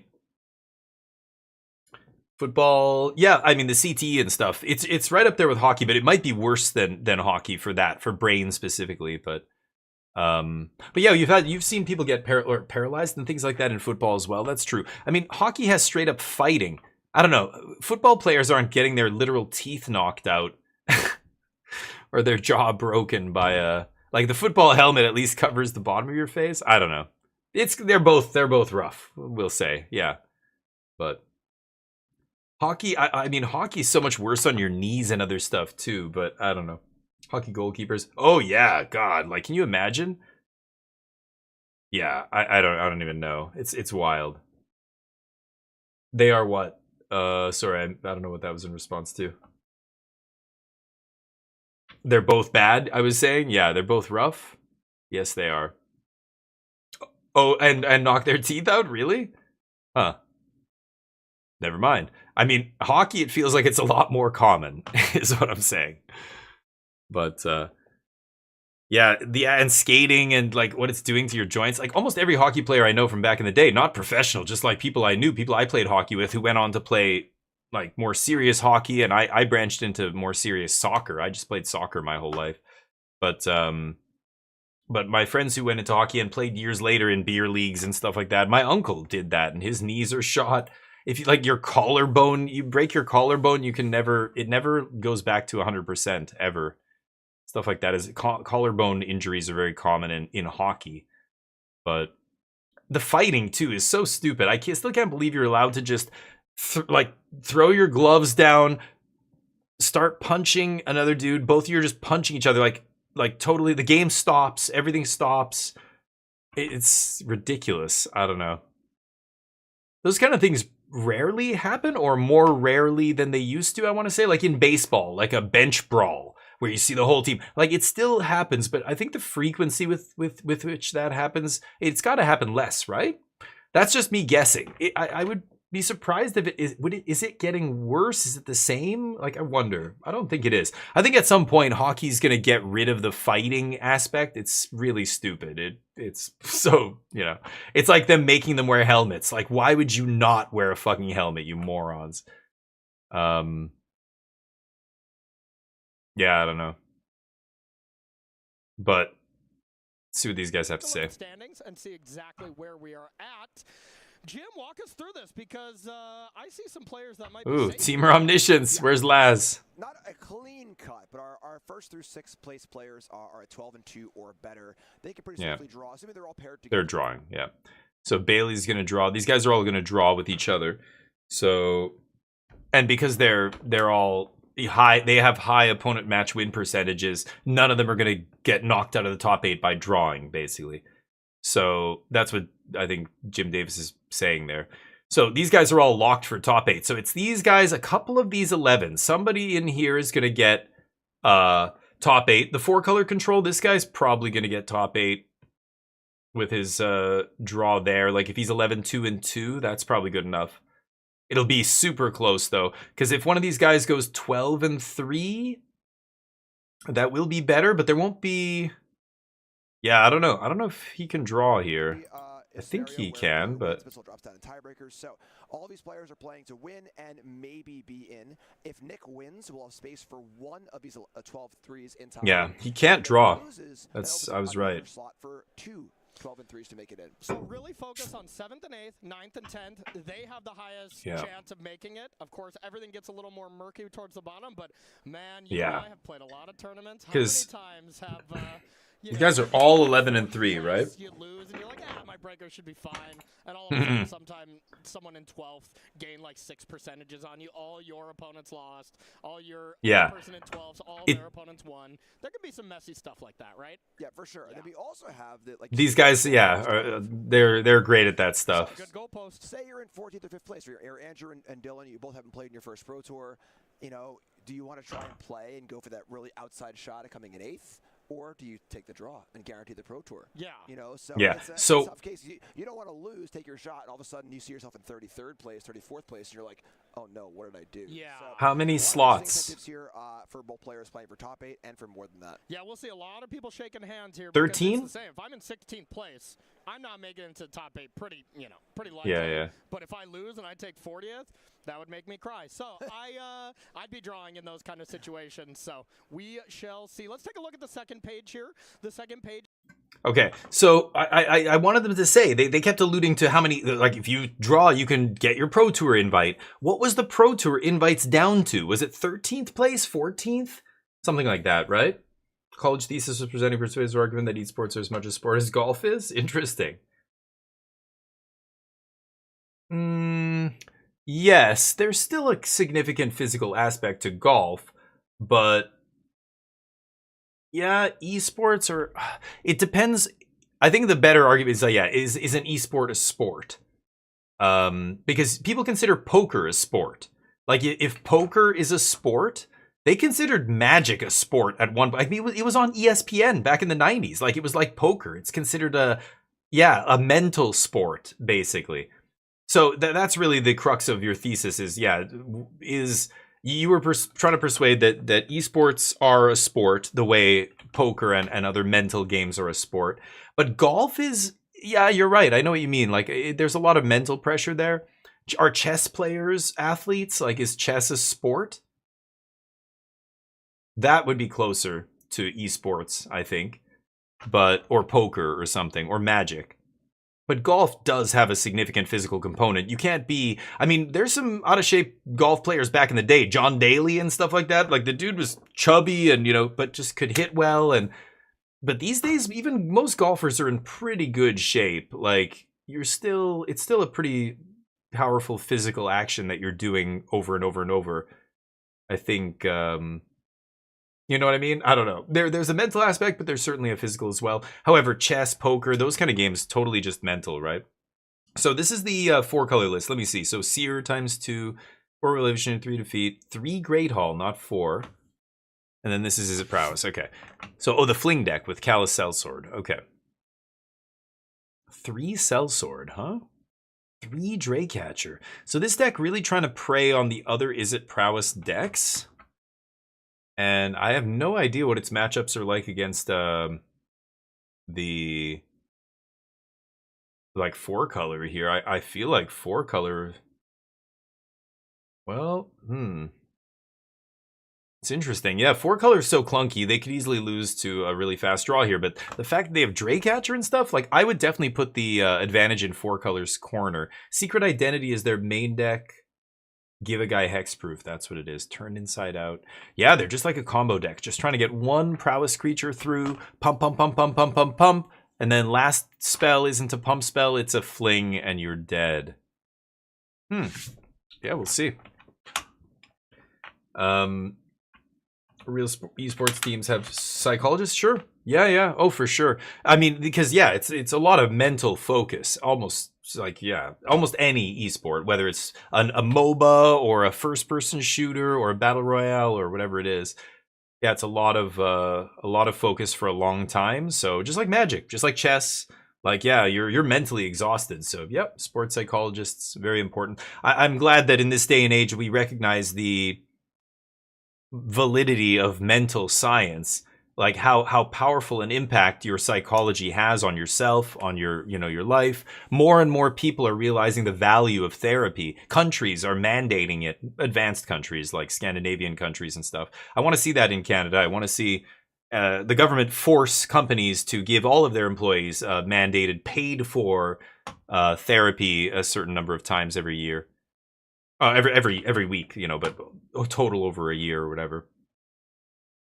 It's good to see that. Can you imagine soldiers in World War II, soldiers in Vietnam, and there was no social safety net. They didn't get them. There's no VA, thing where they got like psychologists and stuff. I'm sure maybe some of them did, but very few. Now at least, they try and give veterans and stuff, the PTSD and stuff. I can't even imagine. And so of course you had a lot of these guys going back to their countries and being totally fucked up, and being told to just man up, just suck it up, you're a man. Horrible. Yeah, it's nice that we, see that more and more. But again, it depends who you talk to. I think there's probably people who don't see the value, who think be a man is still the way to live in societies. But yeah, this is a good start for the prowess deck. 2 scary threats. And 4 color with some ugly ass mana over there. I mean, they could manage a Get Lost here. I assume that's what they're representing. The Great Hall or whatever can make red, of course, but has to pay a life. Boomerang on Storm Chaser. It's a good start. Trigger. Just counting the number of triggers here with that dice rather than individual stats on the creatures because they both have prowess. Does it resolve? So Nick probably lets this resolve, and then waits until mid-combat. Wesley's not gonna overextend here, but yeah, I don't know. He could do it now, not let Wesley see another card in case Wesley draws a Spell Pierce or something. So sure, does it now. It ends up being the same thing. Get Lost? Negate? Whoa, negate Boomerang basics. Ooh, I like that. Paying a life. Wow. Maybe he doesn't have removal in his hand. I think I would be removing Slickshot there, but holy shit, he's gonna take a ton of damage here. Maybe he doesn't have removal. Oh, Ancestral Anger. Oh my god. Draw a card. Not looking good for Nick. Main deck negate is ugly as well. But again, you're playing tablet. No more lies. Kind of uncastable. A lot of stress. Yeah. Oh, sure, Morgoth. Yeah. And that's why I like watching them. We know how much is going on there. Like, as players who've played this game, it is very mentally taxing. And, imagine from 15 hours. More than 15 hours, really. But like 15 rounds. Yeah, it's impressive. It's why, when you understand that, you understand what it takes to win a Pro Tour or whatever, and you're just like, this person is truly incredible. It's on the level of athleticism, because what they have to do and manage despite physical exhaustion, mental exhaustion, for like long, grueling 2 days. Like, it's crazy. But yeah, Brain is like, yeah, the fact that we value that now, we realize your mental health is just as important as your physical health. We live in this is why, this is the best time to be alive. Every year that goes by is technically the best time to be alive, because in general, we are, you know, getting better and better. We know more and more. We're, you know, even though we're stumbling along the way, in so many ways, we're, you know, better off today than we've ever been. But there's still a lot of work to do. That's for sure. Put away the slick shot for next turn. 4-color needs to find some removal right now. Yeah, he waited until after. There's the get lost. I thought he was going to do that last turn. I don't know if he just drew it, but little signed get lost action. Map for the other guy.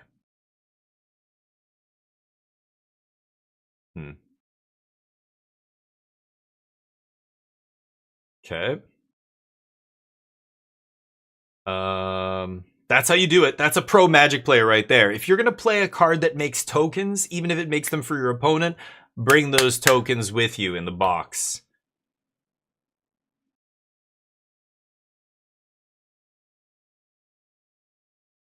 That's how they represent the color that the land is making. The little, like, third of a card chopped off there. Don't recognize that plains. Don't like it. Also, this mountain could be better. Both these players need to be better. Be better Magic players. Okay, play the right basics, for Christ's sakes. It's not hard. Here comes Slick Shot. Now, 4-color, the best thing 4-color could have here would be Inevitable Defeat. If that's what they have, they're going to obviously just play that. Otherwise, they need multiple things because you know that the Izzet player is going to have a piece of interaction here. It could be the Hexproof card. It could be... I didn't see the rest of the list. Was there Counter Magic in the main? I know they're playing one copy of the Hexproof thing. You know, he's got land, so he's not going to crack a map here. I think that would be silly. He just did, actually, right? Is that what he just did? Shouldn't he have 2 maps? Oh yeah, he goes to combat. Oh, he found the land. That's the land he played. Okay, so he didn't have a land. That's why he cracked, maybe? Because, yeah, there's no counters on the creatures. So... Oh, this is post-combat. There's the land. Never mind. Shock? I thought I saw him play a land this turn, but I guess not. Yeah, he was on the play.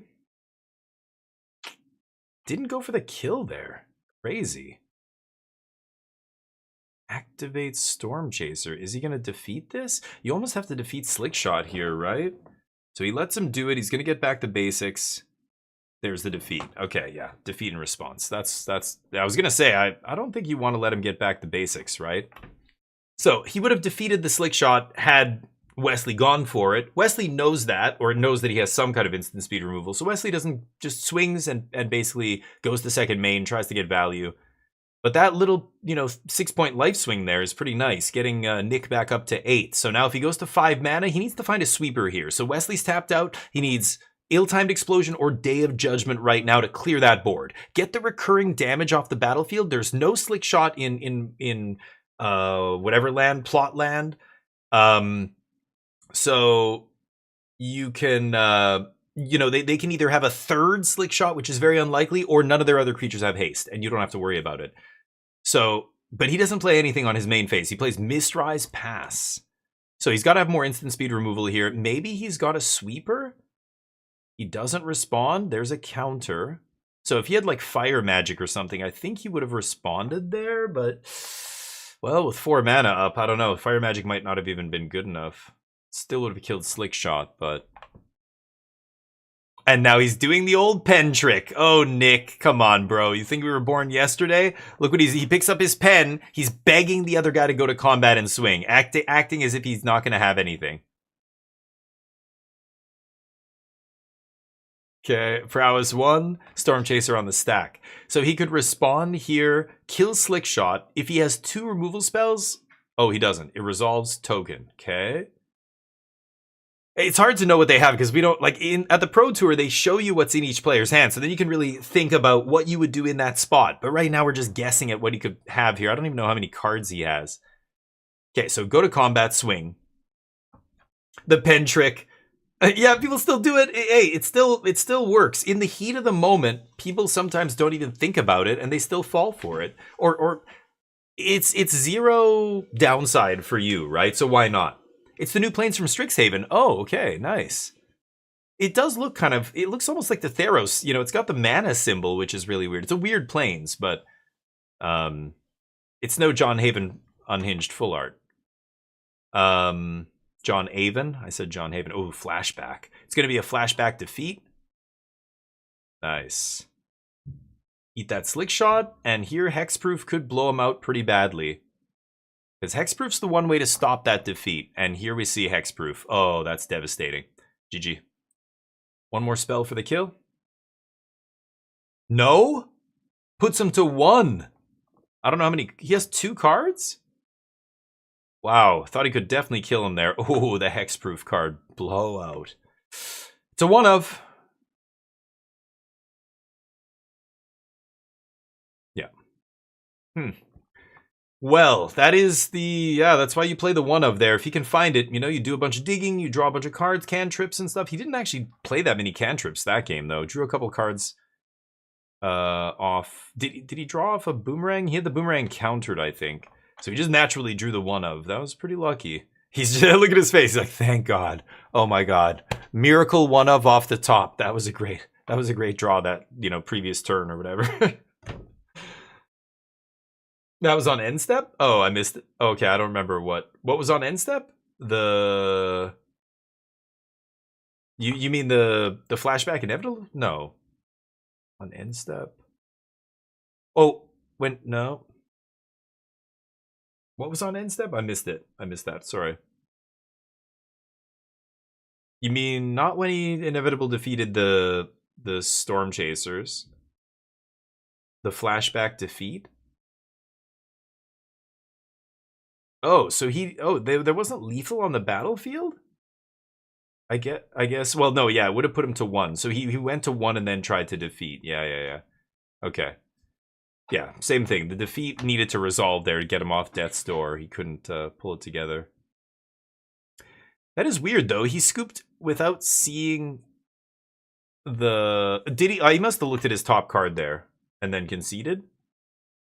I don't think it matters. Because let's say he draws Day of Judgment, he casts it. Let's say Wesley can't counter.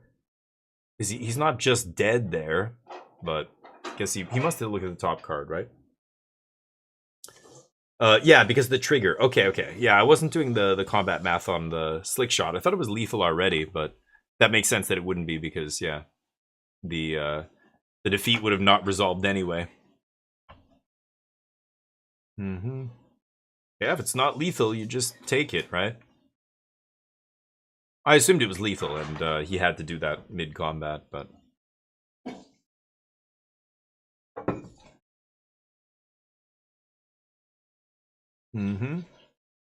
Sideboards. So this guy's obviously bringing in Spell Pierce, Secret Identity times 2 and 3. Ooh, Quantum Riddler is coming in.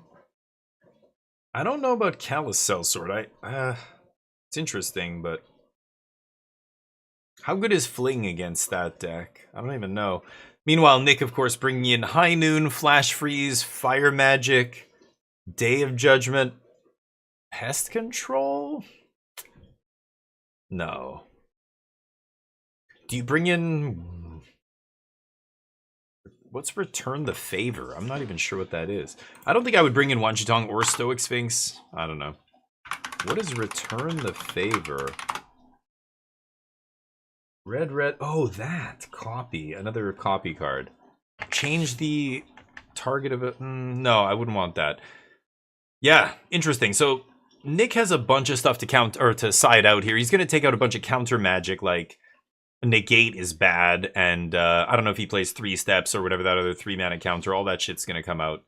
High Noon's going to come in. Flash Freeze, Fire Magic, Day of Judgment. I think I'd want all that stuff. Basically, all the removal. Meanwhile, the blue-red prowess deck's going to bring in a bunch of counter magic, and the hexproof trick and stuff like that.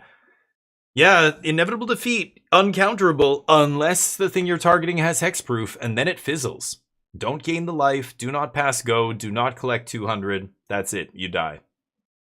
So it's a powerful card against the 4-color control deck. The fact that blue-red won game 1 is significant, because now game 2, the control deck will be on the play.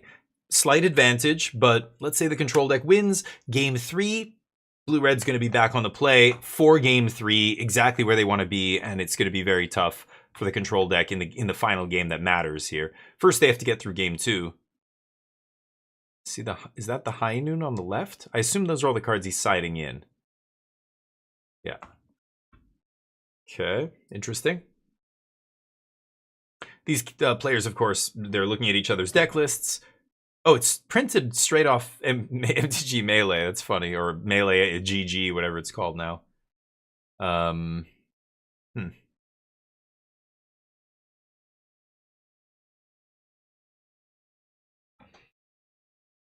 So they know what the other player is probably bringing in, what to watch out for.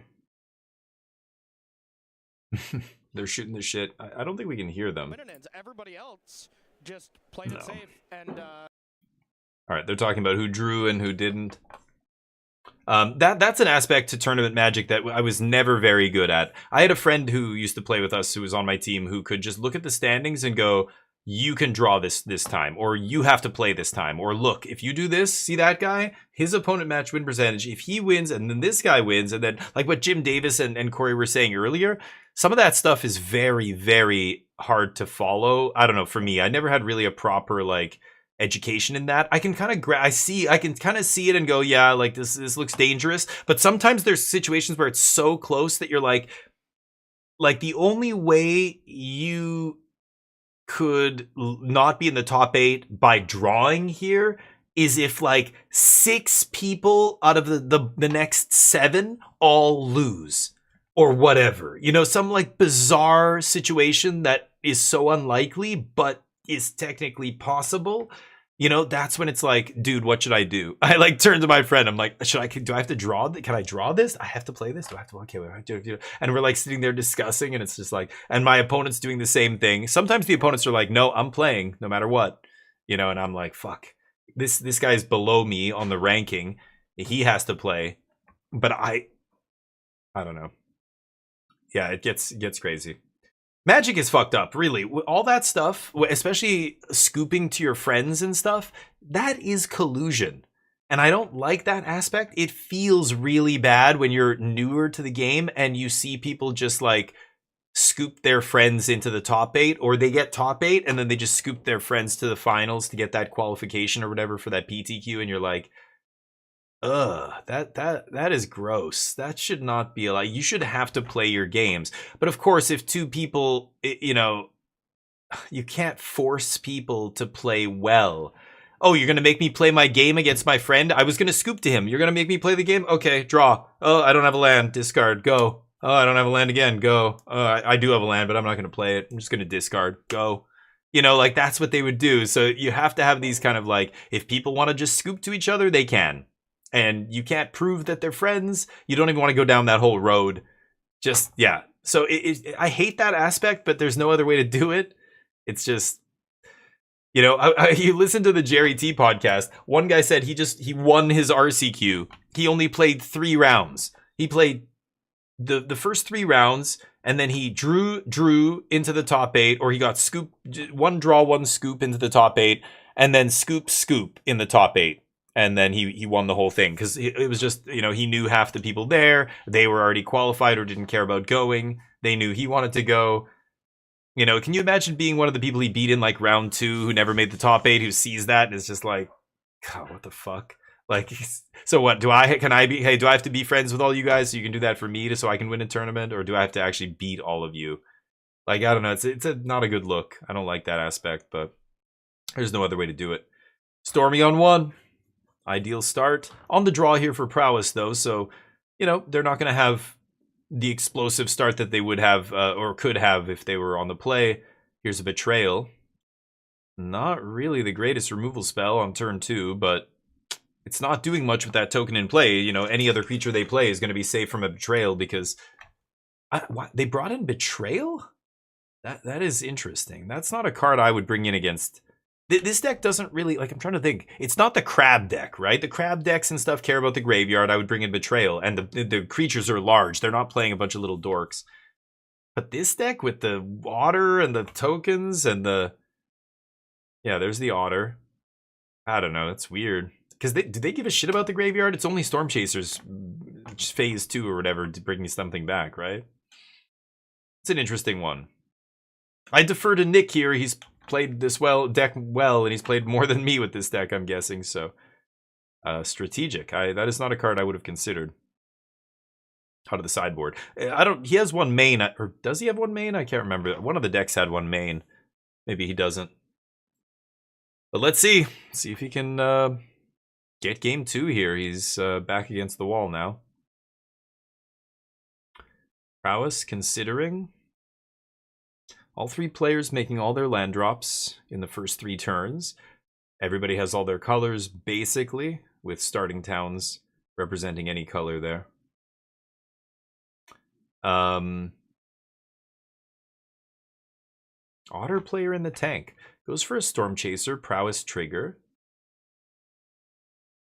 Resolves. Okay. Nick has some piece of interaction here. He might take this turn off to draw cards, but if he did that, I think he would have, it's a stock up or whatever. Is he going to play Consult for 2? No. So here's a shot for 2. Nick goes to 18. Nick is going to play what on end step here? Is it just like a fire magic or something? Maybe bait a counter from the opponent. No. 2 mana. Oh no, that's rough. So if he's consulting for 2 here, he's basically signaling that he does not have a land. Oh, he's saying I tapped this wrong. Because, yeah, the flood farm does not make blue. His opponent reminded him of that, and so he pays a life for the starting town. Ooh, boy. Careful with that, because that looks like he's, he deliberately could be doing that for an advantage. That's a warning, maybe? I don't know. No, because the other player didn't respond yet? Yeah, that could have been... Anyway. Gotta be careful.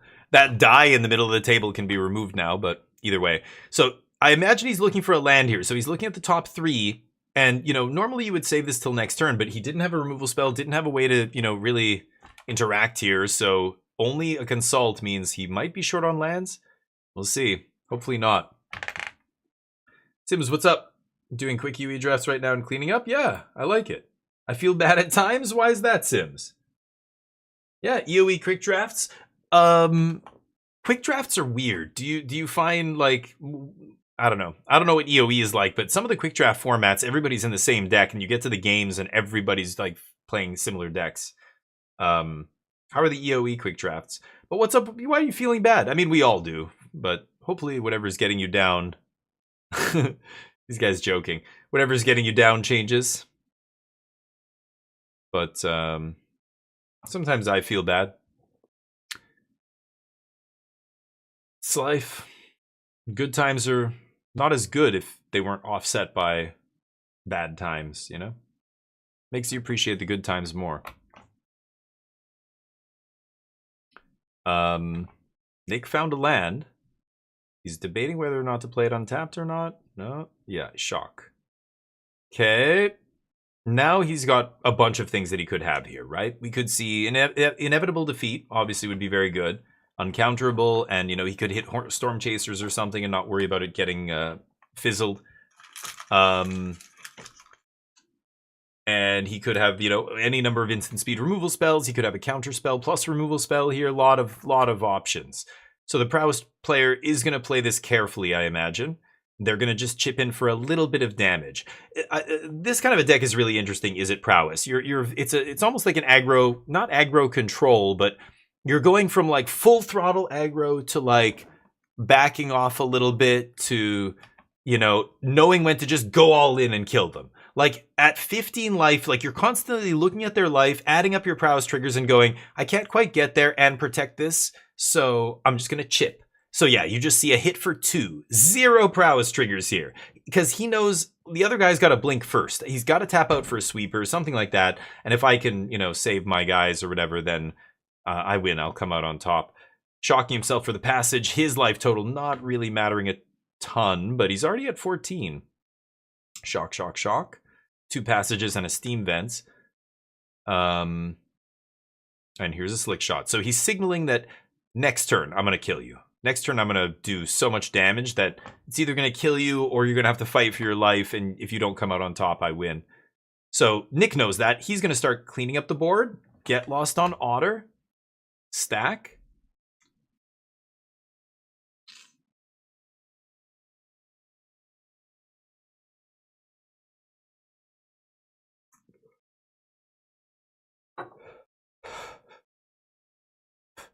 Map. Resolves. Get the maps. Passes the turn. Leaving up 2.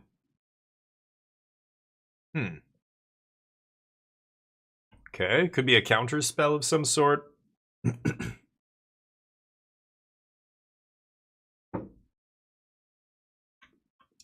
Sims, why do you feel bad? Did you hear me? There was an ad break there. If you're still here. Cleaning up is another thing that I hate doing, but it feels so good after I do it. You know what I mean? Lightning Helix. Okay. Not many of those left in the deck. 2, I think. This is on his end step, I guess? No, he get losted untapped. Is this main phase? Interesting.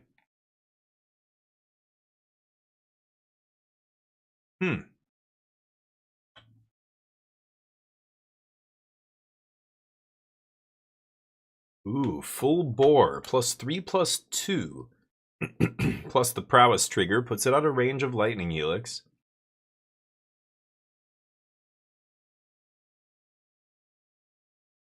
Oh boy. I don't think you can fight here if you're Nick. So you let that happen, you gain your 3, and then play a land, I would hope. Pass the turn, hoping to kill either that or Slick Shot on their turn. Oof, that's not a great spot, though. Blue-red looking good here. Yep, that's what he does. Still pick up the 3 life, but Otter sticks. Any land drops? He needs a land. They're joking around. He look like they're just like shooting the shit. Oh, no land drop. That is really bad news. So the best he can have here is another 2-mana removal spell, which is now at the mercy of the opponent. The opponent, Wesley knows that Nick can't play an uncounterable 4-mana removal spell or anything like that, so he immediately just puts Slick Shot into play, and there's the Flash Freeze. Love to see it. Does Wes have a counter? Yeah, I said that was a card I would be siding in for sure. So it looks like he did bring in the 2 Flash Freezes. And then we know Wesley has, Spell Pierce, so there it is. That's going to be enough. So Slick Shot sticks. The Spell Pierce, yeah, it doesn't trigger the Slick Shot, though. So there's 2 separate die now. 2 and 1. Anger, drawing a card. Oh, this is really dangerous. Hasn't played a land drop yet, either. So doing the math real quick. He should be able to kill him here. If he finds a fling, I think Nick is dead. Yeah, anger again. Trigger. Draw. It's gonna anger the other anger in the graveyard is also gonna give it the extra pump, right? So yeah, that's exactly what he's telling him. It's gonna stack for each anger in the graveyard. So this is lethal. He hasn't made a land drop either, so 2 more cantrips would do it. Yeah, do the math. Make your land drop. Oh, that's even enough? Yeah, that's already enough, right? Okay. Looks like Nick goes down. Like I said, as soon as he tapped out there and he had the Spell Pierce, that was it. It was over right there. Even at 16 life, that deck should be able to kill him. Ooh, so this guy locked top 8 now, Wesley. Poor Nick. Damn. He was actually higher than this other guy in the rankings, but that's how it goes. Nick got a draw. I guess no, but he didn't ID earlier. Yeah, he must have drawn one of his rounds. That's rough. Because Quick Draft is easy to make broken decks. Yeah, it's. But isn't everybody playing a broken deck? That's what I found with Quick Draft. Like the people who, once you get high enough in rank, everybody's just like hard forcing like the best deck and getting the best version of it because the bots don't know what the fuck they're doing, right? Yeah. You can force whatever you want basically, and get paired down. Oh, because yeah, most players who are high rank are probably not playing Quick Draft, right? Yeah, I know what you mean. Yeah, you're probably right, Sims. I mean, there's a few other people like you who are sharks in the goldfish bowl, but yeah, the average player I recommend new players do quick draft all the time. Like I funnel new players to quick draft. That's what they should be doing. So I see what you mean. Yeah, in that case, you should feel bad. You're a piece of shit. No, just kidding. After I'm like, oh, what's making you feel bad? Tell me. Tell Uncle Damien what's making you. I'll make it feel better. You what? Wait, what are you saying? May you burn in the fires of hell for doing that to those new Magic players. You're driving people away from this game, Sims, with your sharkery. It's nonsense. Okay, yeah, that you should feel bad. Hell yeah, no, do it. You're the end. You're the boss that they have to beat. Everybody needs a bar. You're the bar. You're the axe. You know what I mean? You're that level that, you know, devs put in their video game. That's like okay, this is where the new players. This is where the boys become men. They gotta beat this guy. It's a good place to be. Boxing has this. If you look up some of the worst boxing records of all time, one of the guys is pretty famous. He's had like over 200 and something losses in his career, 247 losses or something. But what people who don't know anything about boxing don't realize is that's kind of his job. He's like the guy on the circuit who you have to beat to kind of take it to the next level. And he knows that's his job. He's happy with it. He's an instructional fight almost. Do you know what I'm saying? There's that. I don't know. I think Magic has that aspect to it in a big way because it is this one-on-one. It's almost like boxing. I don't know. And you've got your local LGS end boss. Like I've been that guy in small LGSs and stuff, never at huge, places where there's tons of pros playing. But there were a couple pros, Korean pros back in that day. Nam, before he started his shop, he won GP Sydney. And then I used to play against him at the shop and stuff all the time. And some other guys, Junyoung, something Park Junyoung or something, Junyoung Park. He was really good. That was a guy, you sit across from him and in the Pro Tour, the guy, one of the Canadians who did really well, and I can't remember his name now. I played against him at the RC and, I can immediately tell this guy is very good at Magic and knows his deck really well and knows this matchup because I'm also playing, a tier 1 deck or whatever. And I have to play this really tight. Like he's going to punish any mistake I make here, for sure. I like that. That's good. I think you can't get better unless you're, fighting people like that. So you're a shark swimming in the goldfish pond and, goldfish got to get good. They got to evolve legs and crawl out of the water someday, and I don't know. Oh, my wife just got home, I think. He drew versus Jeskai control day 1. He drew against another control deck. Wow. Yeah, that's it. That's the peril of playing a control deck. That's the secret peril that a lot of people don't realize as well. You've got to play quick, which means you really need to know the matches. You need to know what matters and stuff like that. It's hard because the games are going to be long and grindy. So he got a draw. That might knock him out of top 8 if a couple of those other people go 12-3. It's rough. Oh, I mean, he's out of top 8. What am I saying? Yeah, because he decided to play there. I forgot, yeah. He had a choice, but yeah, drawing there, he was out if even like 2 or 3 of those other people became 12-3s. At least 3 of them would. Because if there's 8 people at 11 and 3 or whatever, and they all play, some of those people are going to draw. This is where it gets really weird, because like Davis was saying, if there's only... Did somebody answer that? How many Pro Tour invite slots are there in this tournament? Is it in the last RC in Canada it was 13, but this is bigger. I think it's probably like the top 16, 15, 16 get Pro Tour invites. Is it top 16? I don't know. Oh, for sure, Sims. Yeah, you're right.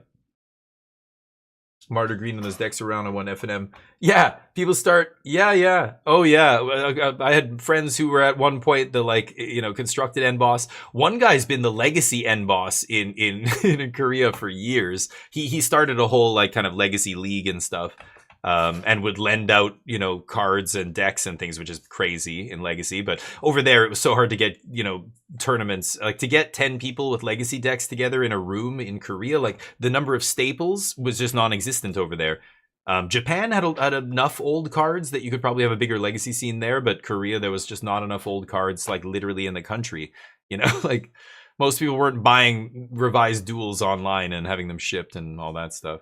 So it was really hard. Anyway, he did a lot of work. They ended up, you know, having this little regular get together. It was basically the same, like 8 or 9 dudes that got together every single week or whatever and played Legacy. 32? Whoa, Swizzy, really? Top 32 get Pro Tour invites. Oh, so that is, so what that does to the math, you know, again, a lot of those people, that's what they were saying earlier, they're going to choose to draw. I mean, you're going to choose to draw down to like the 16th person. Basically, is everybody at 11 and 3? They can't all draw, but some of them drawing will get them into the top 32 for sure. So that's what they were trying to guess earlier. Yeah, that's interesting. Where do you land there? Like the first 5 or 6 11 and 3s might draw, 4 11 and 3s might draw. So if you're higher than that, you know, that you're thinking like, can I draw if I'm above them and they draw? That means I don't have to worry about them leapfrogging me. Like how many people can leapfrog me if they win? Right now they're below me and I draw and they win their matches. There's 8 people at 11 and 3. Let's say 4 of those people draw themselves to make sure they lock up top 32. So there's only 4 people left. If 2 of those people get 12 and 3, can I still make top 8? No. Okay, then, you know, like, but all 4 of those people could not play, or more people could draw, or less people could draw. Like, it, you know, it's so hard to predict that stuff. But I had a friend in Korea who was really good at that. He was like, everybody would always ask him, like, double check with that guy to make sure I'm not like, am I not missing? I can draw here, right? Yeah, I could draw. Okay. He said I could draw. It's okay. I draw. I just completely trust whatever he said. He knows.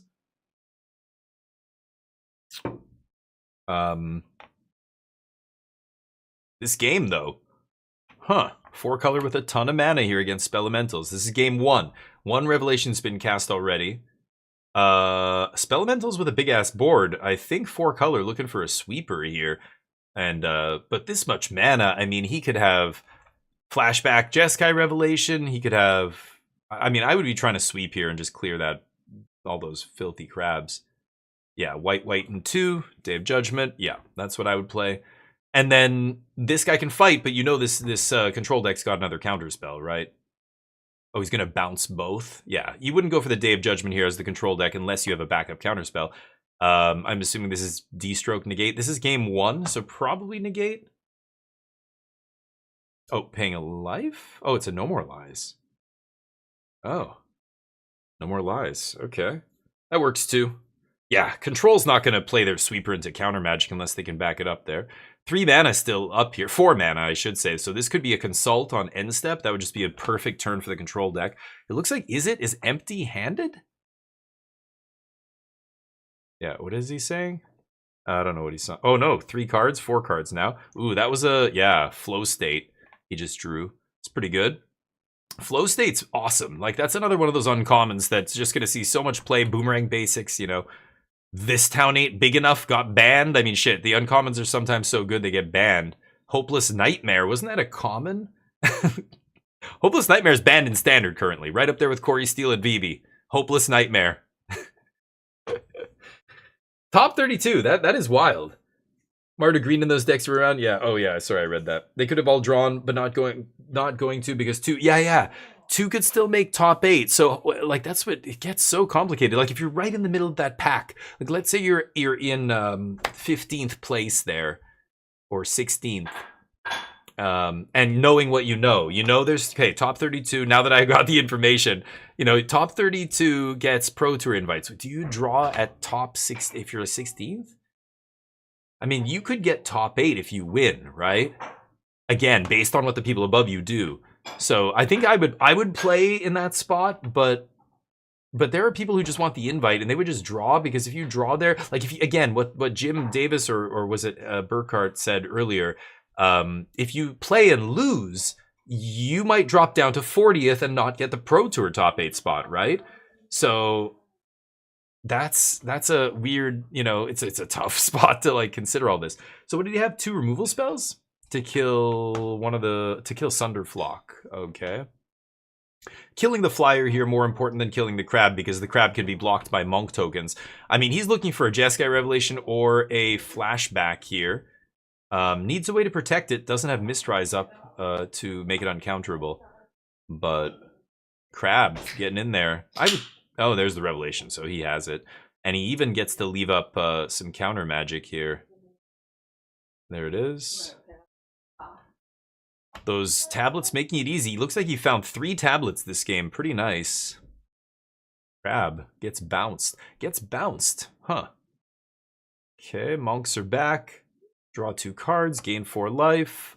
And the other guy's at 10, so maybe looking to burn him out here.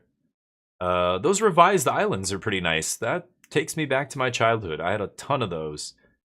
White border with the old 45-degree angle T tap symbol. Yeah, there's the crab on upkeep. Not even letting him go to draw step here. Just let me tap down your bros. It is a little weird to do that because now he's cold to a sweeper. Or he's not cold, but he loses his crab to a Day of Judgment or whatever. I don't know if I love that, but... like you... Oh, and he just passes. Okay, yeah, I made the land drop and passed. I'm assuming this is a flashback or another revelation here. They're double checking life totals. 16 to 6. Up to 25th, had 11 wins going into this round. Up to 25th? Holy shit. So yeah. Holy crap. Yeah, that's... I don't even know. Yeah. There are people who are good at this. I'm not. So yeah, I would have to sit there and think about it. I would just honestly try and find somebody who knew what they were talking about. Has the 3rd revelation. Nice. And just ask a friend and be like, what do you think I should do here? I need to like think about this. But... Morgoth. Does it sound... It's my wife and sister-in-law talking to the dog. Cutesy voices.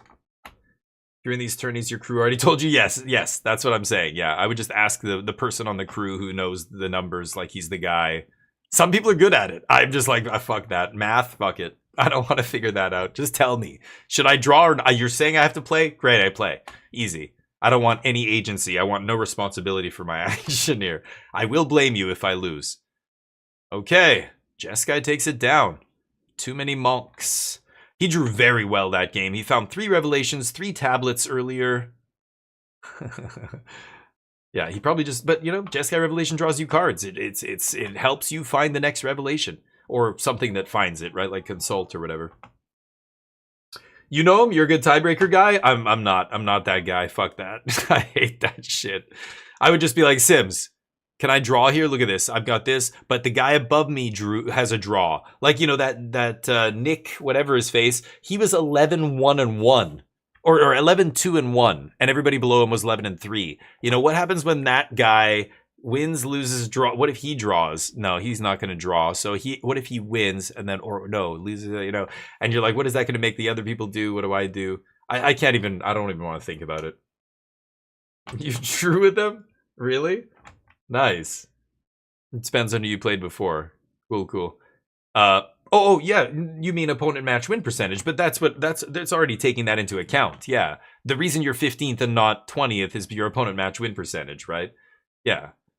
I know how what the numbers are. I know what they mean, but I don't want to figure it all out. I don't want to put them all together and try and get to an actual concrete conclusion. I mean, the reality is you're never 100% with any of that stuff because you really can't predict how the matches are going to play out below you. So you're basing it on like probability still, mostly, right? Like it is just like a percent chance that you'll get in. Sometimes it's guaranteed. Like the guys at the very top, it's basically guaranteed. They all ID, but it's that mid kind of pack that gets really weird. I hate doing that kind of math. Yeah, if you can, but that's the question. If you can, how do you determine whether or not you can, you know? Yeah. Right. Well, this is a 15-round tournament, right? It's not set after 5-6. You're talking about 9-round tournaments or something. Yeah. The early opponents, yeah. I mean, yeah, because the early opponents, the better your opponents are, the better your ranking is, basically. So yeah, as long as the people who didn't do very well drop, then yeah. But when they don't, they're sticking around, bringing your average way down. Yeah. Xn2 is auto drop, really? Why? I mean, you can still make it. The chance of you winning out and getting top 8 is slim, but you can still do it, right? I mean, but yeah, you can be Xn2 and be fine. What do you mean, auto drop? Sure, day one. There's many stories. Didn't Seth at the last Pro Tour that he won? That's exactly what he did, wasn't it? He was like 0-2 to start the day, and he just ran off like an insane number of wins and got top 8. It can still happen.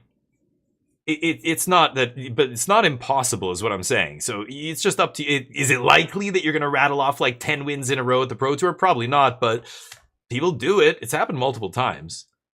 Yeah, that's what I said. You can win out. That's what I said. As long as you can, you have a chance to win out, I would still do it. So I don't think it's auto drop, but I mean, you're in the Jerry Thompson level of like, he's like 3-1 and he's like, yeah, I drop. I just want to, I don't know. I have to be really like into this, or even if I'm winning, I'm gonna fucking drop.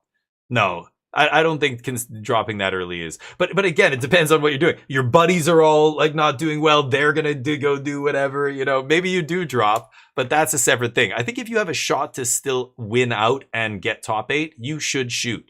You should, if you care about the tournament. But these, like, a lot of people play so many tournaments, at some point you just don't care that much about, you know, for you, like a big tournament for somebody else, for you is nothing. Like a PTQ for a lot of people is like, that's nothing. That's like FNM. For some people, FNM is like a big tournament. They never go to the shop. Like they go to their store championship. It's like, whoa, this is a, you know what I mean? It's got to be, I don't know. After a while, there's people who are just like, oh, I'll drop at the drop of a hat because this is all I do or whatever. But I think if you're actually trying to win the tournament, like mathematically, you can still get top 8. You should do it. Yes, you have to win out, but that's a shot. Chip in a chair, man. Right? Chip in a chair. Oh yeah, buys are incredible. I used to go to GPTs just to try and get those buys. Yeah. I mean, well, okay, but that early in the tournament, the guy's the #1 player.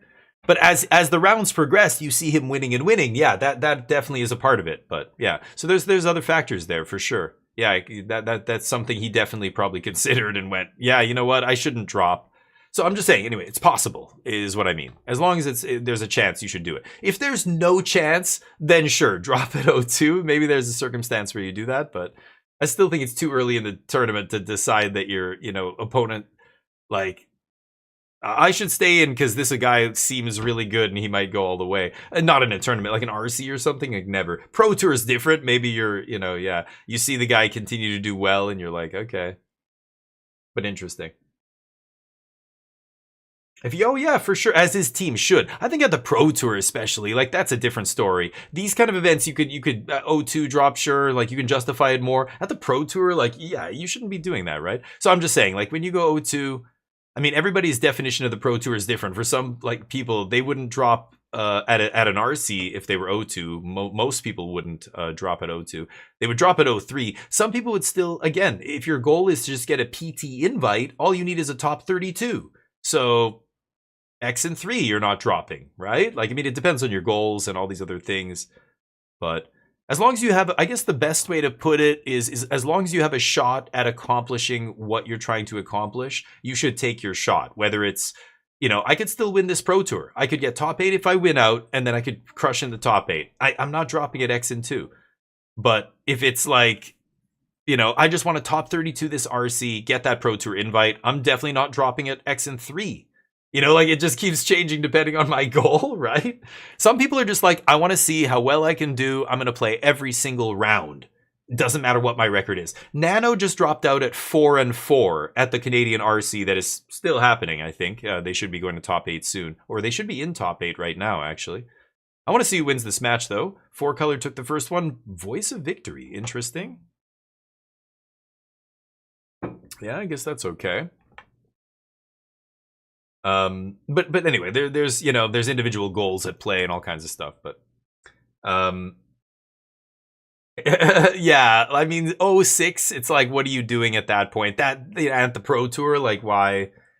It's kind of, yeah, I don't know, but maybe they were doing it just a meme. Maybe they, like, that's a record. Like, has anybody else gone 06 at a Pro Tour? No, because they dropped too quickly. So hey, there you go. Get your name in the books somehow. You're a footnote, but that's, you know, your name's still in there. My name isn't. The 06 dude, you're still telling stories about it. Here, how many years later? There you go.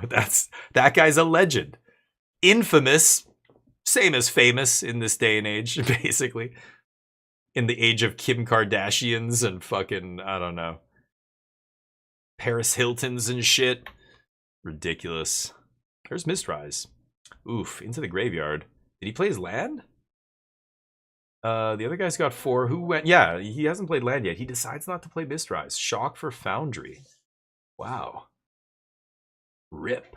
Needed the white source for the rip? Interesting. And the graveyards go away here. Very good against Spelementals. Going to make all those fat crabs and other Garbo 6 mana, 7 mana. Placing ITM in the money matters? Yeah, in the moment, yeah.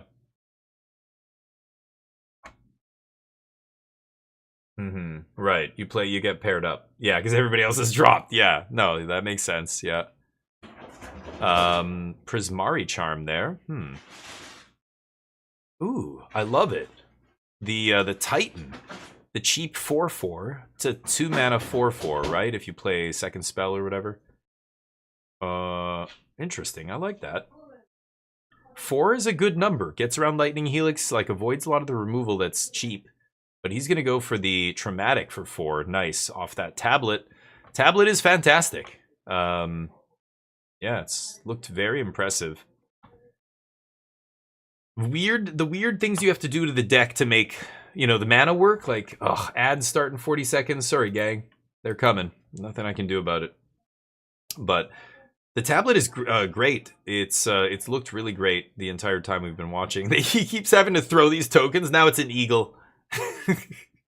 The soldier tokens from the voice, he keeps having it, so they're not even paying attention. They just throw 2 things on. They go away. Okay, 6 mana Hearth Elemental. Ugh, that feels bad. Now remember, voice just means, yeah, like the other guy can't do anything on 4 color controls turn anyway, but looking for a land here? He hasn't made a land drop yet. Oh, it's going to be an inevitable defeat. Yeah. Gain a little life, plow with voice, and now already we're in single-digit life totals here for Alex. So the deck, you know, the control deck, despite not getting to the late game, can still pile on a lot of damage with its just passive. Yeah, I think he's getting ready to scoop. No more lies. It's over. Had the no more lies up. Just tablet letting him double spell that turn with perfect mana. Nice.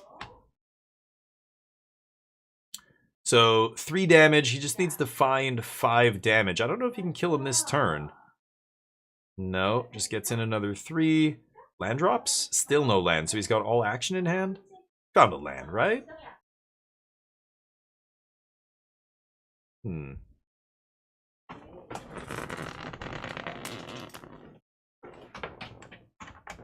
Consult. Looking for land. So whenever you see a control player consult, he's sloppy ass graveyard cards in different directions and everything. Whenever you see the 2 Jeskai Revelations, she needs the land here, but he's got to, yeah, you got to take a Revelation land. He's got to make the land drop this turn. There's only 1 land in there. It's 2 Revelation land Seer or something. Yeah. Land, Jeskai Revelation. The other 2 go to the bottom. Sucks to put Jeskai on the bottom, but no choice. There's the tap land. And another rip. Okay, so he's got Jeskai Revelation next turn. Voice to protect him from counter magic. Here's Crab Tap Voice. Doesn't do anything. Because, you know, you can't play the spell on the control player's turn, so... And that's it. Jeskai Revelation, bounce Crab, do 4 to you, kill you.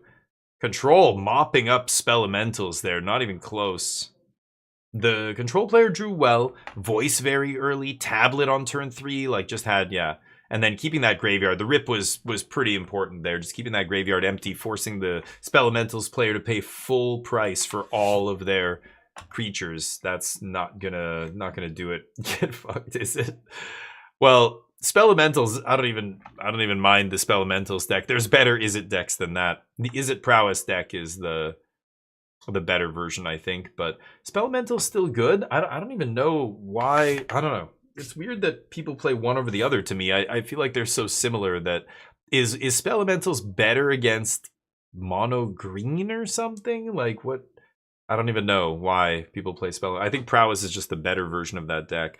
Maybe the Fling version is the best version of Prowess. I don't know about that, but we'll see.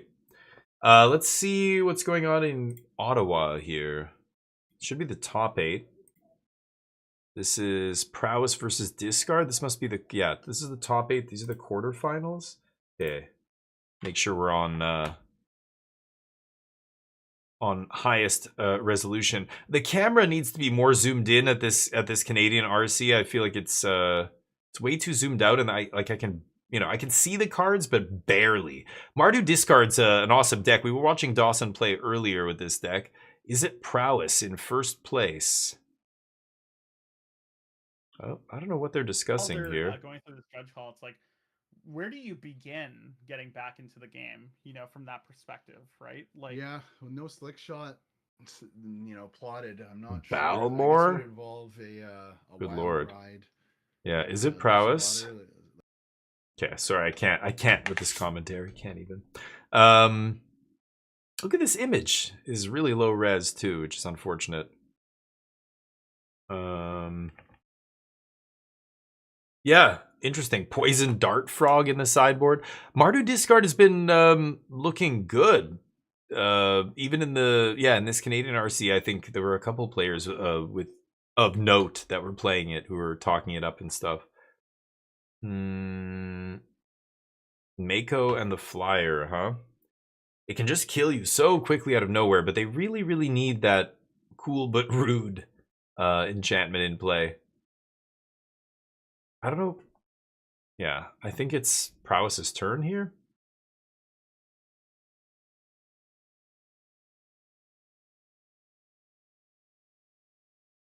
I don't know what's happening, where they are. Are they waiting for a judge ruling? Here, but we can still think of ways that Alex could come back from the game. Yeah. Even with a deck that isn't really that good at blocking. Exactly, yeah. That speaks to the power of... It does. Deck feels so bad. Yeah, you really need the cool but rude. I mean, it's like a lot of decks. Remember with Simulacrum Synthesizer and cards like that? I mean, people really wanted those decks to be good, and they were when you had Synthesizer. But when you didn't have that one card that the whole deck revolved around, they weren't that good. And that's the problem with stuff like that. But right now, there's not a lot of stuff that deals with the 2-mana enchantment. I mean, Get Lost is at an all-time low. Same with Seam Rip. Seam Rip's a great answer for that entire deck. So, you know, nobody playing Seam Rips and stuff, especially the control decks, you know, you have a chance. You can steal games. I think that's maybe why 4-color control is the version that seems to be better positioned here, because 4-color control can deal with non-creature permanents a lot more easily, or not easily, but more efficiently and like reliably, because your 4-mana just, you know, inevitable defeat is uncounterable and uninteractable. I mean, Mardu, they're not countering you, but just being able to deal with non-creature permanents without worrying about them interacting back. I mean, that's why you see some of the blue decks playing the 1-mana blue trick that gives hexproof rather than a spell pierce, because the hexproof will counter an inevitable defeat, right? So yeah, the cool but rude decks are quite good. But again, they rely so heavily on that piece that the rest of the deck, you know, there has to be a bunch of digging happening, which you do get. Like, you know, Inti is kind of finding cards, and a bunch of your stuff lets you like draw, discard and stuff, right? If I'm not mistaken. I don't know, surveilling and stuff. So that card, I don't know. That card in the graveyard right now, the white, is it a sorcery? Like, put a counter on all your creatures and then one of them gets double strike lifelink or something. It has flashback. That card I'm not sold on. I don't know.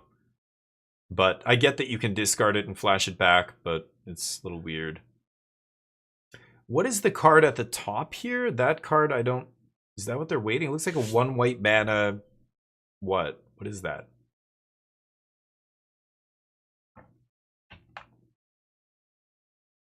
Anyway. Prowess's turn. Is that a Seam Rip? Oh, I don't even recognize it. That deck's playing Seam Rip? That's hilarious. I know they're playing Sheltered by Ghosts and stuff like that, but... okay, they are playing Seam Rip. Interesting. Seam Rip's good. I mean, it's ironic that it's good against them. It's really good against them, but I guess they have Seam Rip to maybe answer opponents' Seam Rips? Who knows?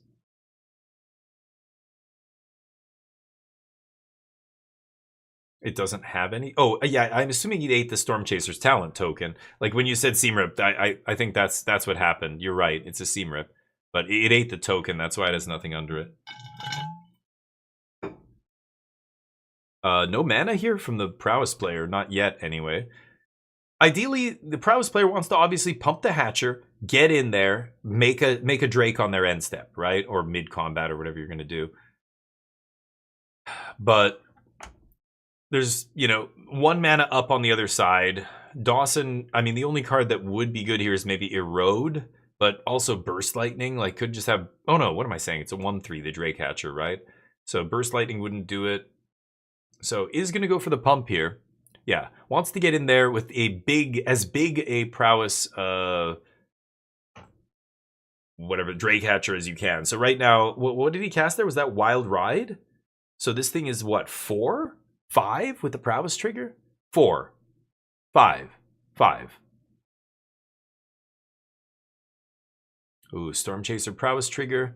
So I think, oh, and he's at 3. Oh, I didn't realize his life total at 3? What turn is this? Holy crap, because of the other thing. That's wild. Because of that flashback card pumped the team, yeah. But Drake Hatcher gets 6 counters. Nice. Went to 6 with that. Yeah, so I was right. It was a 5, and then he Storm Chaser to 6. And now he can make 2 Drakes. That's pretty good. Unless Inti comes down. Inti giving Trample would be the nuts here. It looks like he drew...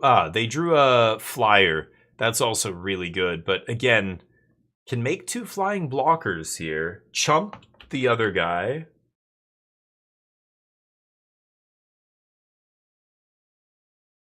Very interesting. There's not much you can do, though. You play the 2-drop. No Cool But Rudes. This guy doesn't ETB and do anything, right? The Flyer, if I'm not mistaken. He's just Flying Haste.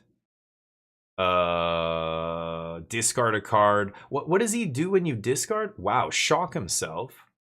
You think he would discard that? Oh, it's that guy. No, yeah, same guy, right? Oh, I'm looking at... I can't tell what I'm looking at there. Isn't that the flying dude? No. Oh, he shocked... Oh, yeah, he did play the flying dude, and then he shocked himself to be able to double spell here. Sorry, I thought the flashback on that card was 3. It's 3 to cast, 2 to flashback? Okay, that makes sense. So, yeah, he's gonna pump his team, and then one of them gets double strike. And lifelink. He's shaking their head. I'm not sure why. Knows they don't have lethal here. They're out of action. Did they fuck up? Sure. Oh, they're disputing the number of counters?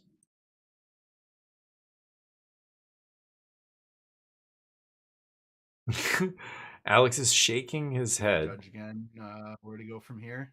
Yeah, we'll just move to our second match here while we... Okay, we switch matches. So this is the top 8. 4-color control in top 8 here. Azorius Flyaz. Ma Mulliganing. Looks like they're 1-1. Game 3. All right. A lot of 4-color control floating around.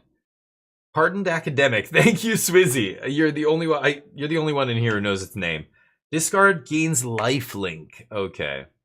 and then leave gives the counter. So when so he flashed back that spell. There was the two counters from each, like one from each bird, and then the count. That's a lot of power and toughness. But the other guy had 2 blockers. None of them have trample. So yeah, he can block everything and still have a Draycatcher, untap, maybe do it again next turn. I don't know why the judge. There was a discrepancy about both of them had different ideas about which, or the number of counters on which creature and all that stuff. Okay, let's get back to this. Liked what he saw and kept. Alex is gonna. Looks like the players. Okay. They did exactly. Hold on. 2/2 flying drakes. That is the yellow cards that are being represented on the. They're not going to go back and talk about what the discrepancy was. Okay, they're both shaking their heads. So he's going to chump, end up with Draycatcher, like I said. I don't know what. Maybe whenever one or more cards leave your target creature you control. Yeah, the bird clerics can target themselves. I'm wondering what the dispute was there. I don't think Dawson is very happy about the way that came out. Maybe they thought they had lethal somehow. Yeah, he's shaking his head. Their head? I don't know what they're thinking here. I don't know if he drew 3rd land. I don't believe so. Looks like we're going to start with a or a turn inside out. Inside out, yeah. Get in for 5. Yep, get a bunch of damage. That's not 2 tokens, though. That's only 1. Yeah, so we can only make 1 Drake. But there is only 1 flyer and 1 ground creature. Oh, fling. What is it? It's do damage? Yeah. Okay.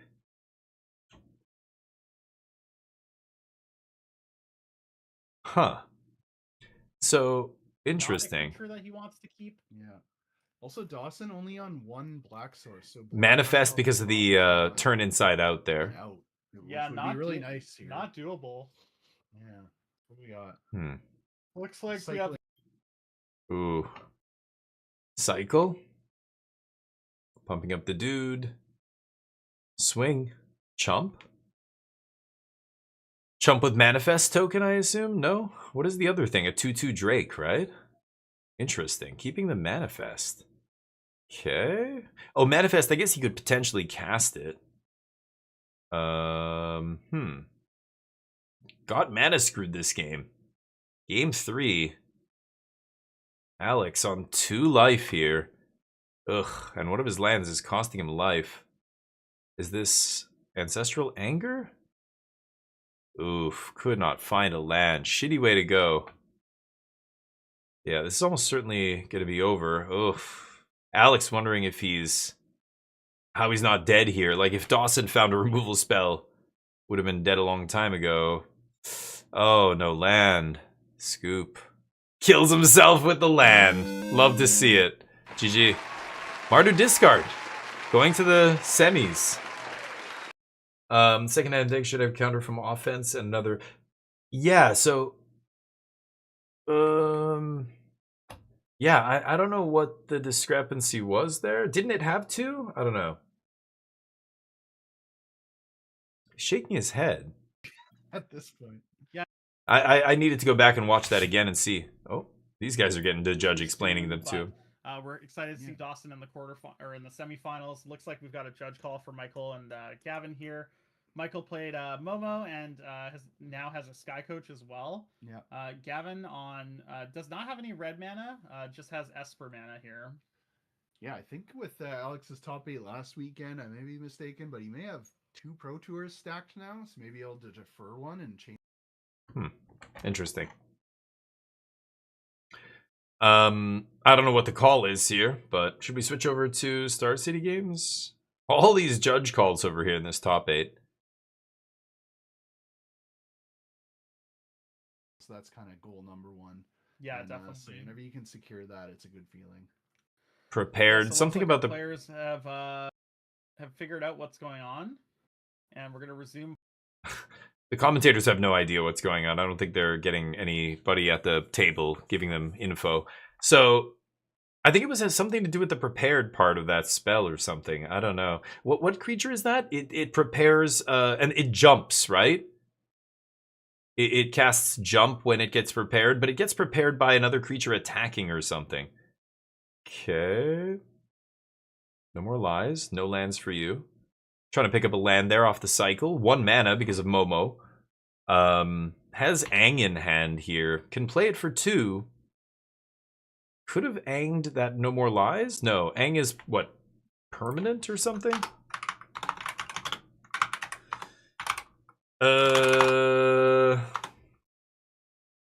Non-land permanent, right. Can't airbend a spell. I keep thinking it's like Spell Queller or something back in the day. Same casting cost, it feels so similar. Only permanents, though. Gavin needs to find mana. It looks like his initial mana is pretty rough.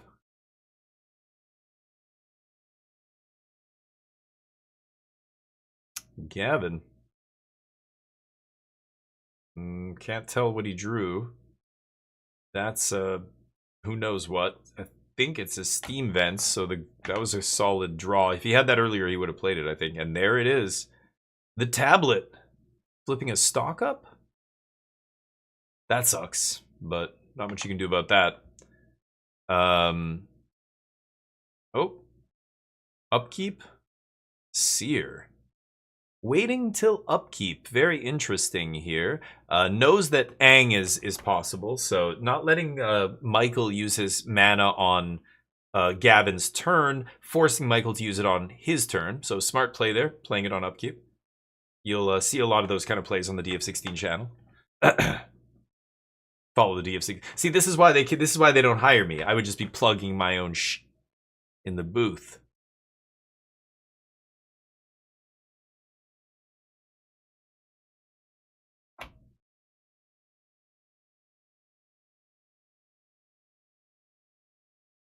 All right, no land? Oh, Michael missing land drop there. If you're the control player, you're feeling really good about this. And he draws like he knows what he's doing. Gavin knows his shit. Draw that card, put it face down, look at your hand again, then pick it up, put it in your hand. Mix it around, make sure the opponent loses track of it. No land drops? Oh, he's got 5 mana, but would still be nice to play a land drop. Gonna go for Seer here on Momo? On the blue dude. Unsure. Goes for the blue dude. 1 mana up. Jump? Oh, it's Blink. Right. So he blinks that guy. Aang plots it again. That is so fucking obnoxious.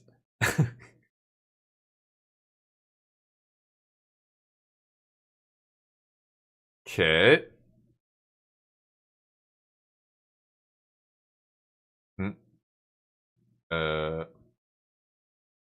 Yeah. Blink it, trigger, yeah. Plot it. They both know what's going on. Still 3 mana, hasn't made a land drop here.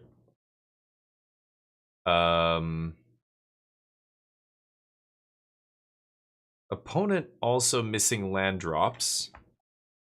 Are we going to see him dig for a land here with a Consult? Oof. It's not pretty, but I would if I had one. No, he's just going to go for Seer again. Finish that guy. Oh, no land drop. Oh, no. Both players stuck here on 3 lands. Control player obviously has Tablet, but still need to make more land drops. Very important in the control deck. What are they waiting for? It looked like he passed the turn, but this guy hasn't untapped yet. Okay.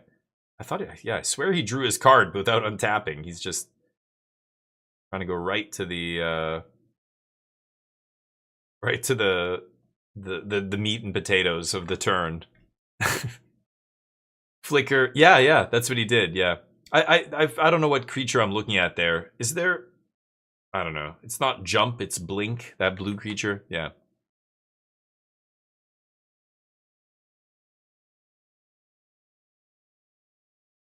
No land?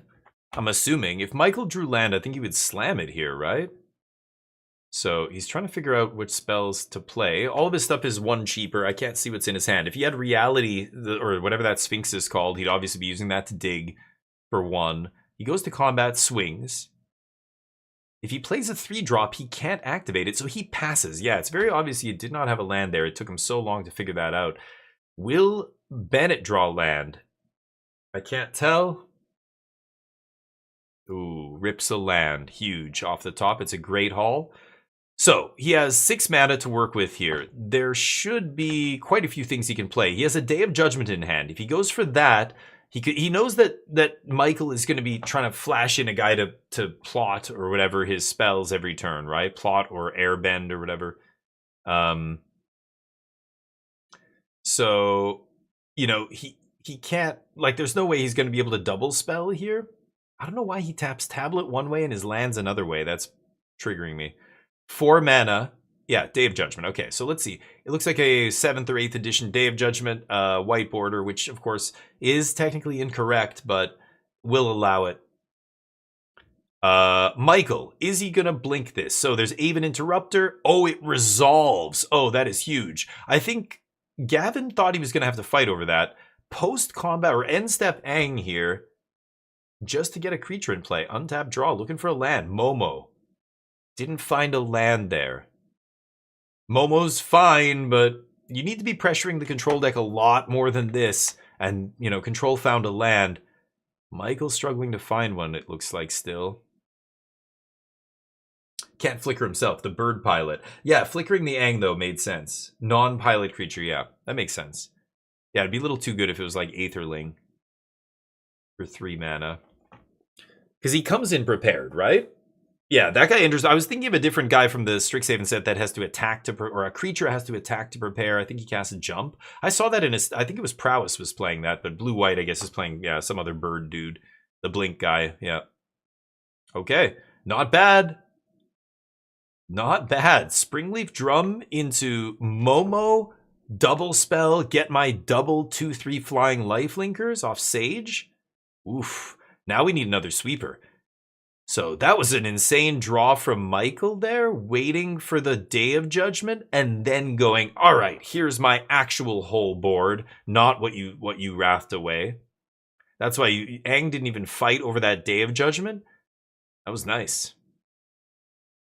Now Bennett's kind of in trouble. Bennett needs to kill a bunch of shit right now, basically. And one of the creatures came in for free. So really, Sweeper is the best thing he could have, and he just spent maybe his only one. I'm not sure.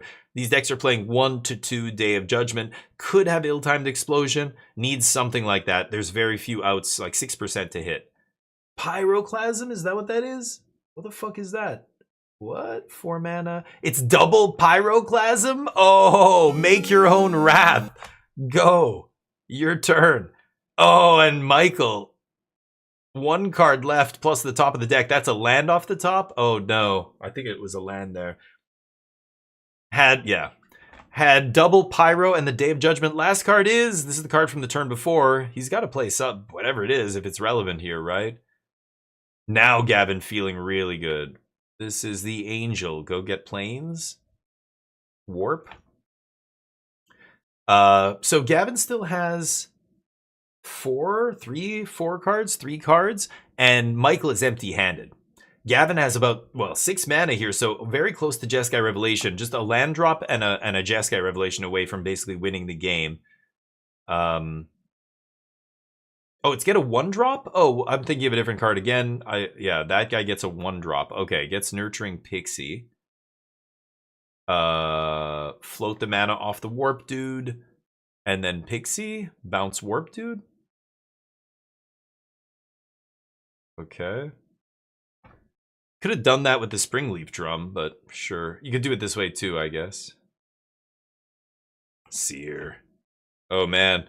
Control just had all the removal here. I mean, did still have 3 cards in hand, so nice. Got to use all their mana that turn. Nice, nice. Pixie's a 1/1, very manageable. And you're basically a ton of outs here. Stock up, consult, you know, anything that either draws a card. Tablet would be a sick out, because it technically even draws a card. There's a stock up, yeah. That's what you're looking for. This game's basically over now, because stock up will make sure that even if you don't find what you need in that casting, you're going to find another stock up or a consult, and you know, you're just going to be able to keep going. So the card advantage spell will eventually win them this game. I don't even know if Michael can come back here after just stock up. Just stock up's probably enough. But there's technically, you know, a world where he finds 5 lands, so you kind of have to keep playing, but the, you know, Michael in his head is going, I'm dead. If he has all that removal and a way to refill, like I'm dead. Because Michael's not playing that kind of card advantage. He's not going to be able to compete with cards like Stock Up now that, you know, they're entering the mid to late game.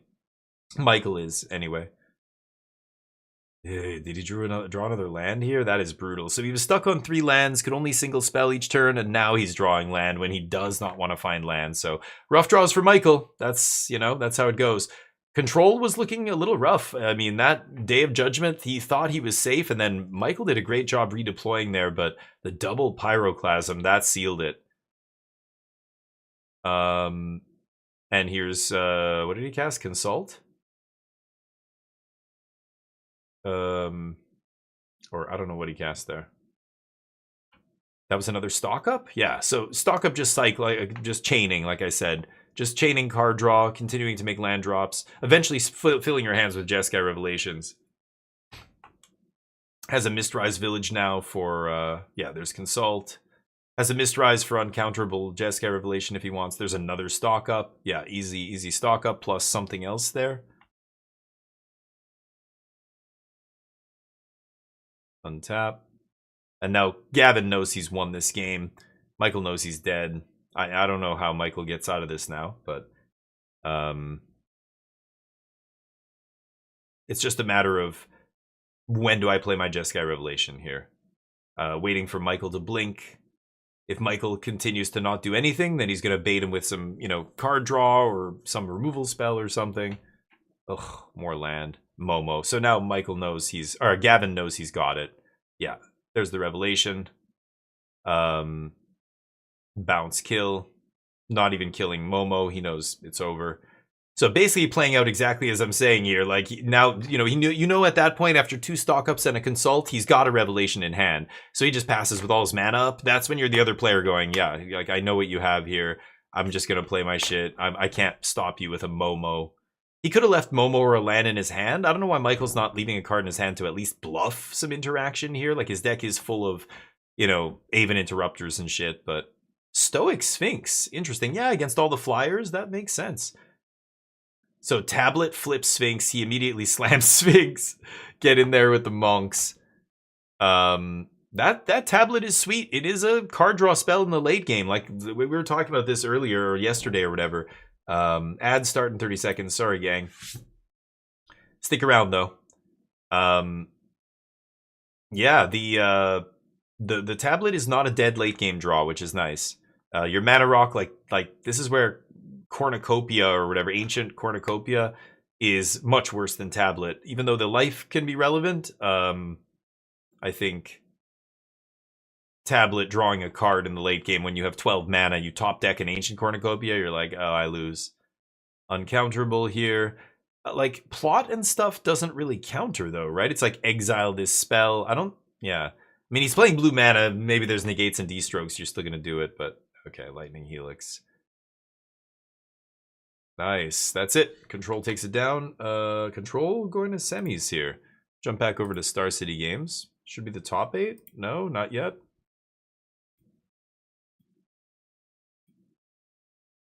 Here we go. Hey, it's Riley. We got Riley down below. We got Robert up top. Robert and Riley. Riley in the top 8? Is this the... When it comes to this, when it comes quarterfinals? To the rounds, Robert will get to go first here for the... Yeah. This is the quarterfinals. Good luck, Riley. Let's go.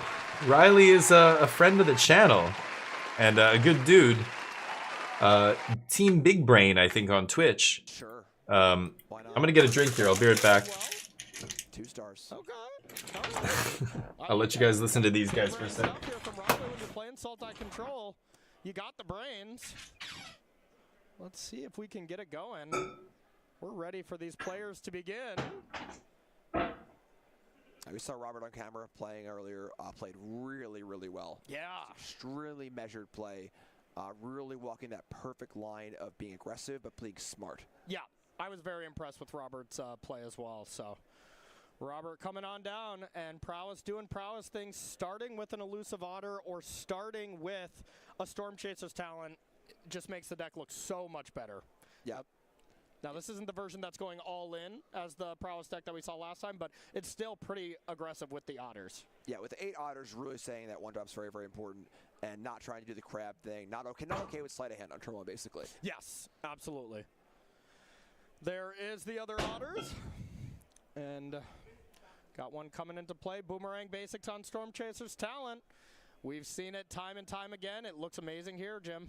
Yeah, this is the draw, and this is where Robert's really looking for that 1 Spell Pierce or 2 Secret Identities to kind of be able to interact on a key turn for one of Riley's defensive spells. Riley has a full set of 4 Deadly Cover-Ups, 3 Maelstrom Pulse, has the removal, but it is a little bit clunky. Okay. I mean, Deadly Cover-Up's an incredible card against these Prowess decks. If you can ever Deadly Cover-Up and get all the Slick Shot show-ups out of the deck, that's huge. Yep.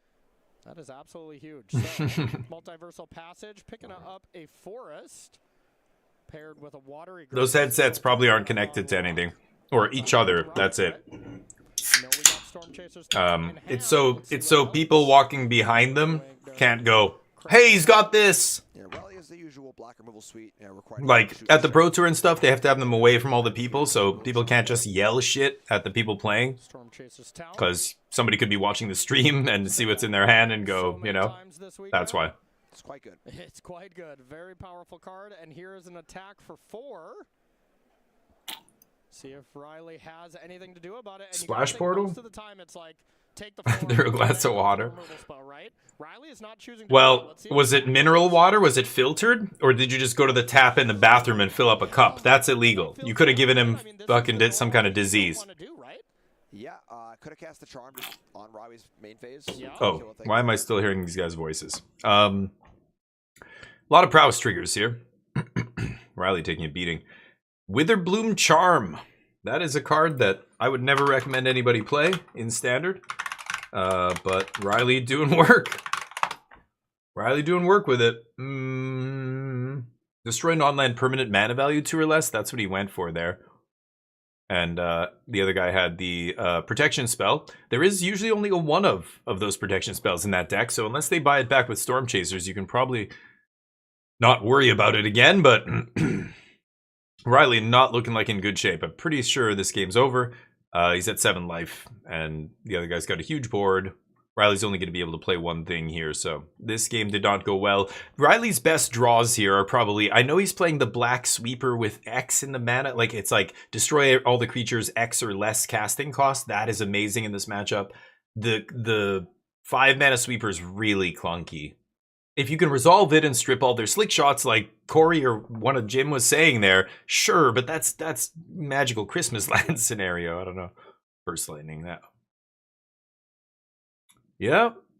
Robert was on top of the ranking, wasn't he? The #1 seed going into the top 8. Riley with the top 8. Hell yeah. Love to see it. Yeah, Day of Black Sun, that's it. Day of Black Sun coming in for sure. What else comes in here? Heritage Reclamation, maybe. Intimidation Tactics, no. Negate. Nowhere to Run. Nowhere to Run comes in. The Dawning Archaic? What the hell is that? The Dawning Archaic. 10 mana, 7/7, 1 less for each instant sorcery. Whoa. Holy shit. I've not seen anybody play that in Standard. That's a spicy one. Riley should have cast on end step to reduce prowess. Yeah. That's what the other guy did in the other match. The 4-color control player. Yeah, that's precisely it. You look and say, well, I'm not dead here. If I fight mid-combat, I might be dead. Or I'm going to take like a bunch of extra damage. Yeah, you can't do that. So Riley, tighten up. You're not wrong, Swizzy. Nice, Laz. Yeah. Frankie Peanuts? Jesus, yeah. Those are the goofy joke cards from the joke set. Those aren't real Magic cards. It's like, you know, Richard Garfield had a card made to propose to his wife, right? I think it's called Proposal. And there are people who, you know, do that kind of stuff. And, you know, there are like official Magic cards that are like, you know, like they're not even real cards. Yeah, that kind of shit is, you know. It's like stuff from the Booze Cube. You played in the pre-release, really? The only unset I think I played was Unstable, the latest one, and it was, you know, what you expected. I don't know. I can't take Magic seriously. It's like playing poker for fun or something. I just can't. It's not the same game to me when I'm playing jokey shit. I don't know. It's just for fun, and I get it. It's not supposed to be, you know. But for me, Magic is supposed to be one-on-one. Like, I'm trying to win. You're trying to win. It's such a weird.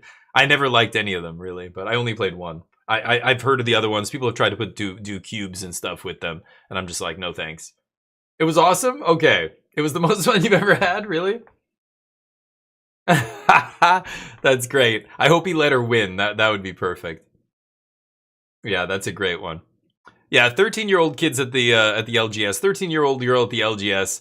There's no coming out of that looking good if you're a grown-ass man. Like, you either beat a little girl at a card game, you dirt bag, or you lost to a little girl at a card game, you fucking idiot. You suck.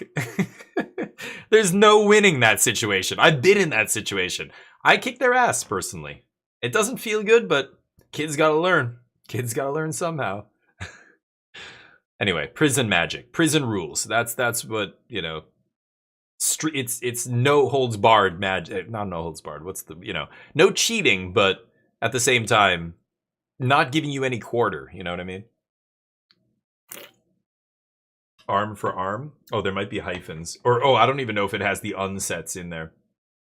Arm wrestle for a 3-3. Give her the 3-3, then bolt it and watch her face fall. Wait for Faye. What's up? Yeah, Riley. Do you know who he is? He's a Magic streamer. Not like he pops into my channel. I've rated him a bunch. I told him I was going to start playing in his tournaments. He does like a free tournament every week, but the couple of times I tried to play, it didn't fire, and so I stopped trying. I should try again. Just play a random standard tournament. 4-color's great right now too, and I love it. Whoa. The Northwind Avatar on the battlefield. Hell. Wait. This is a different. This is the quarterfinals. These guys. Right, that's the Omni combo deck. Okay. Still kind of interesting to see that Northwind. Control, I think, is favored against Omni combo.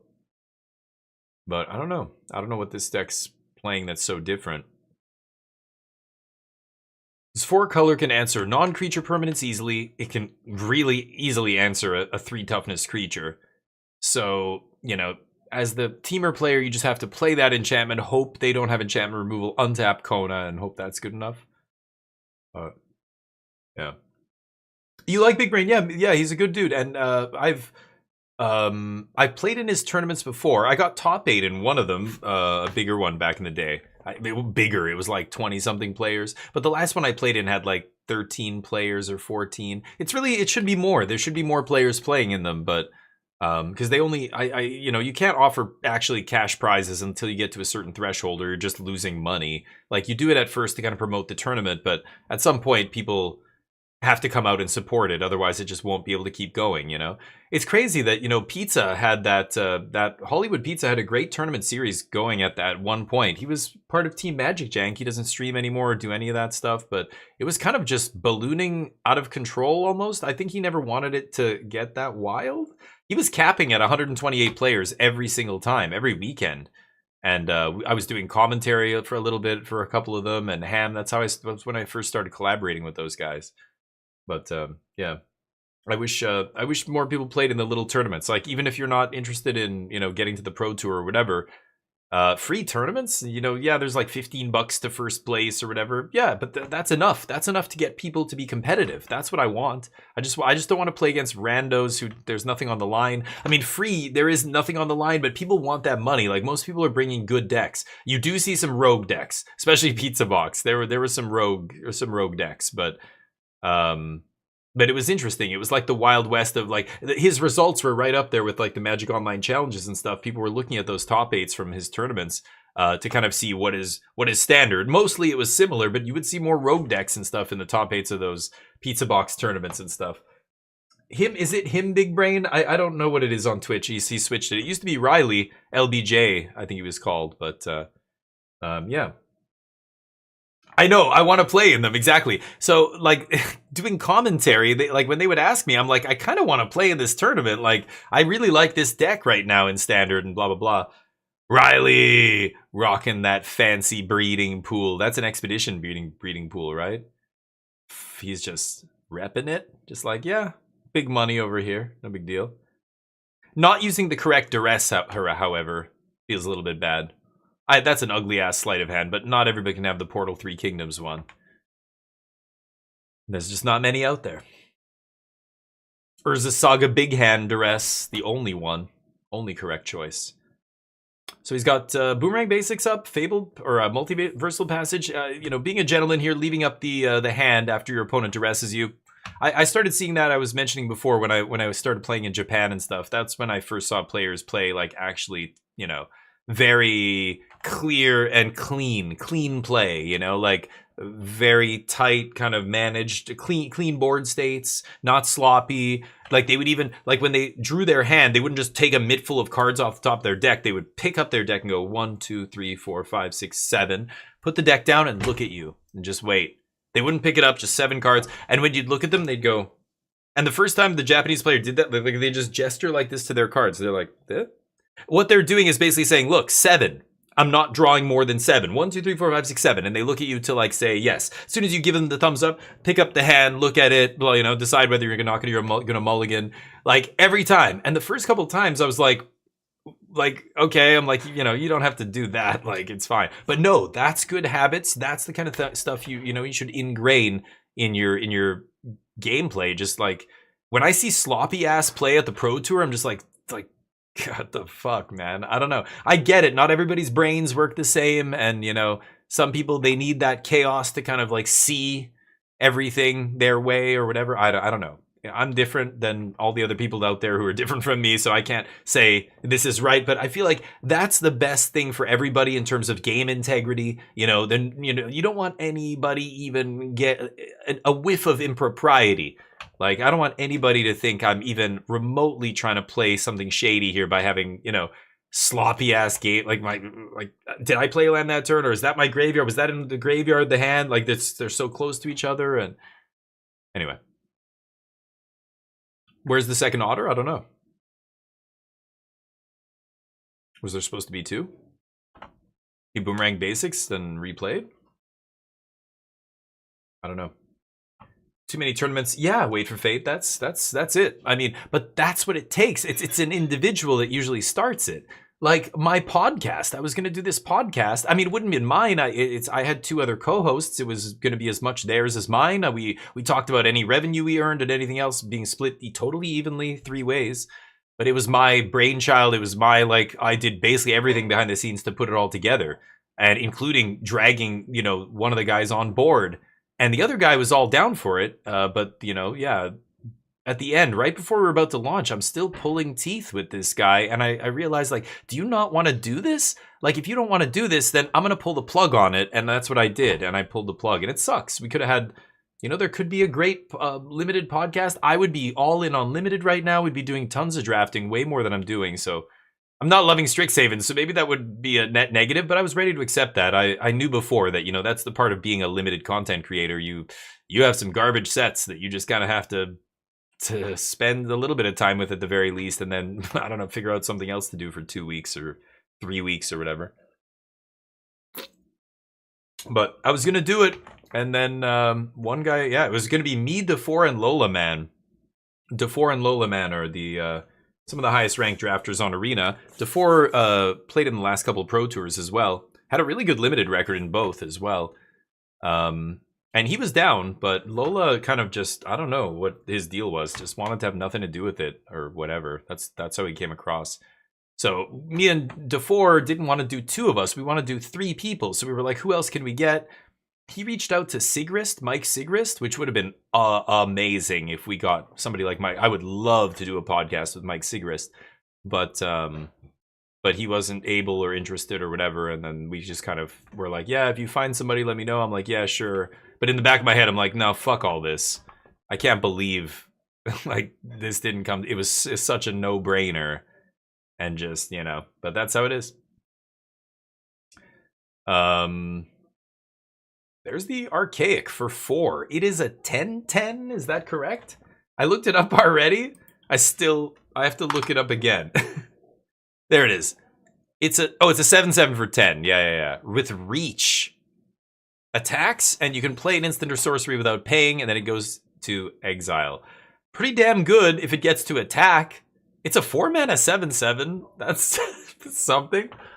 It's just gonna get bounced by Into the Flood mod. You're gonna cry.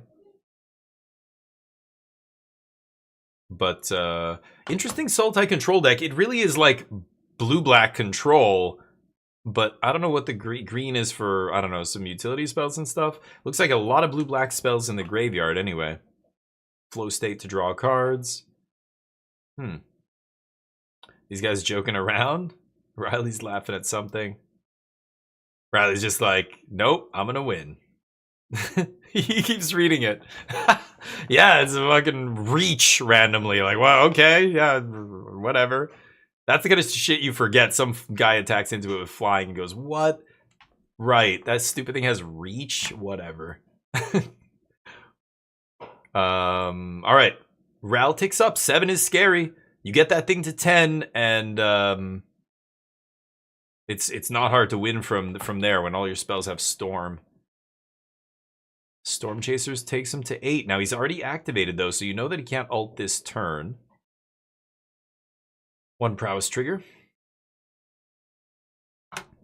Oh,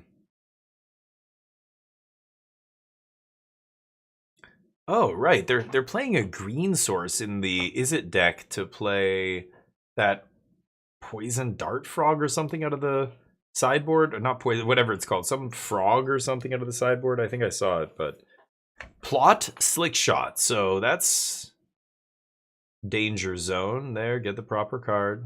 Excellent. We're not savages. Let's use the proper tokens, all right? All right, 7/7 coming in. I assume at Ral. But here's the trigger from the attack is more important. So no bounce spell, gets to trigger, gonna cast something out of the graveyard. Day of Black Sun. Instant speed? Yeah. Pretty nice. Day of Blacks, or there's the target anyway. Oh yeah, it resolves. Wipe your dudes, crash into Ral for 7. Holy shit, that all happened?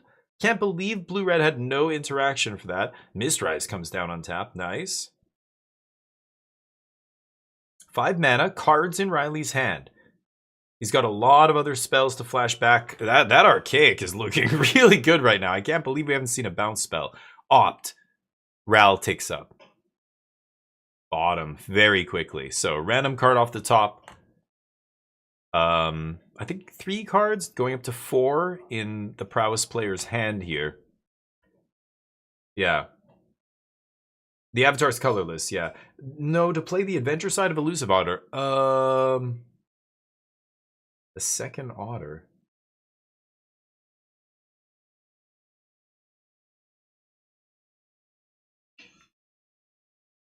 You mean the distributing counters part? What? Why would it be a second otter? I don't know what you mean. The adventure side of that is, yeah, distribute the counters. That's like never cast, right? Otter's just a 1-mana 1/1 prowess. Did they play more than 1 otter? Do you need a second otter to play the adventure side? No? I don't know. Nowhere to run. Eat a Slick Shot. Eat some damage. No life totals on the field. The life total thing's broken, or I don't know what's going on. The overlay's broken. So we're not sure on life totals. I mean, Riley... Oh, his pen is covering it. He drew a little stick man. I love it. I just noticed that. Oh, can you guys see Riley's pen and paper here? He drew a little stick dude. And I can't see his life total. Dag, what's up? I can't see his life total. His pen is right on top of it. If that Archaic gets to keep attacking, it's just going to generate so much value and kill prowess player very quickly. What a bizarre... I just can't believe this thing's still in play doing its thing. This is third or second turn. He cast the Day of Black Sun. That allowed him to basically get this Ral off the board.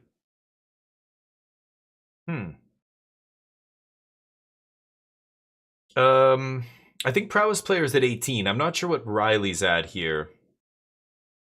Coolest format's Timeless? Nice. Yeah, Timeless is a gong show, but at least they have Force of Will. It's less of a gong show now, but I can't care about any of those formats. I gotta play real formats. Like the pseudo formats don't do it for me. I love the metagame. I love to analyze like what's going on in the evolution of these decks as they face different other decks coming up and all that kind of stuff. Like Standard, and I wish Pioneer was still around. Pioneer was finally on Arena completely, and then they abandoned the format. So it's really just Standard that's on Arena for actual competitive constructed format that matters. Limited, obviously great, but Limited is not Constructed. Constructed, we have one format. That feels bad. Alchemy, Timeless, Historic, like they're cool or whatever, but don't care about any of that shit. Like none of it matters. At least, does Timeless have Alchemy cards? No, right? Yeah. At least there's that. At least Timeless doesn't have Alchemy cards, but I can't do it with any of the other formats. Chillin', nice. Thank you, buddy. Yeah, the Nowhere to Run's an old frame Nowhere to Run. They released a bunch of cards like that with that. It's just an alternate art style where they gave it the old school frame. That's why it looks good. Yeah, you noticed, Daza. No, yeah, they did, like Time Spiral had a bunch of these. They do the old frame sometimes as like an alternate art treatment for certain cards. And I don't know what specific product it's from, but they jammed them in a bunch of them. There obviously is an alt art Wan Shi Tong librarian. What this format's starting to feel like. Hey, cute, how you doing? What is it? It has everything. Yeah, it's got powerful stuff if you like powerful things, but Legacy was like that for me. Like Legacy was the format where, yeah, we got to do really cool shit. Like I got to kill you on turn 1 with a Storm deck. Like if you didn't have it. Hell, there were Storm decks, some like with the nuts, you could, there are the life totals. You could even duress them first or have Force up and still go off on turn 1. But that was rare.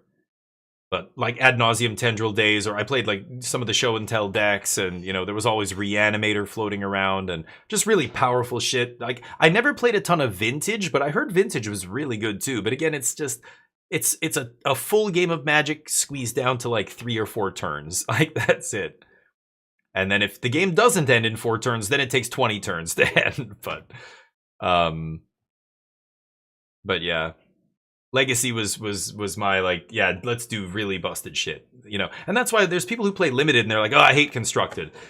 It's like I like Limited, but Limited is low power shit. I mean, it's great that I get to play with all these commons and uncommons and many rares that I would never play in Constructed. At least they get to touch these cards and interact with them. They're fun. But Limited, I need something a little bit more than that sometimes. And that's Standard for me, or Modern. It used to be Legacy, but now those formats, like Legacy's dead, Vintage is dead. Like, there's some people who play it on Magic Online, but when Star City Games was doing like bi-weekly Legacy tournaments with like 300, 400, 500 players, oh, that was fucking awesome. That was awesome. They would have Standard and Legacy in one weekend, Pre-Eldrazi Winter Modern, when there were 3 elite decks, 800 tier 2 decks. I don't think so. I don't think Standard's that bad. I think Standard is looking really good right now, actually. It's very diverse. So, no, I disagree. There are no 3 elite decks, unless you think some of these decks are way better than anything else, but prove it. Are you saying Prowess is one of the best 3? Prowess is in the top tier, but it's not just 3 decks. There's like 5 decks, at least. I don't even know. You could say Mardu or 4-color control is in there, as well as landfall decks, multiple varieties, blue-red decks, at least 3. I don't call Izzet one deck. To say Izzet is one deck, landfall is one deck, and like control or something, you're oversimplifying it. There's like 5 or 6 good decks. They are not the same. Lessons is so different from Prowess. They are 2 totally different decks, even though they are the same 2 colors. You know what I'm saying? I mean, Jesus, this guy, Riley, is playing a Sultai control deck and just got top 8 at a regional championship with 900, almost 1,000 players. I mean, that's very low, sample size. He's maybe ran well. He's a good player, and I'm assuming he had to run pretty well to get there with this. But like Blue-Red Prowess having a sub 50% win rate at the Pro Tour, like, I don't know. That's one of the best decks, then that's great. You know what I mean? That's nothing like the win rates of some of the other, like, Eldrazi Winter and all that shit. Like, Underworld Breach before it was banned was like 35% of the field, and it had like a 56% win rate still over all those people playing it. Like, that's how it, despite everybody knowing it was the best deck and coming prepared for it. Now, still too good. Hogak, Dredge was like that. Decks like that. Nothing is like that in Standard. That is sky is falling shit. Give me a break.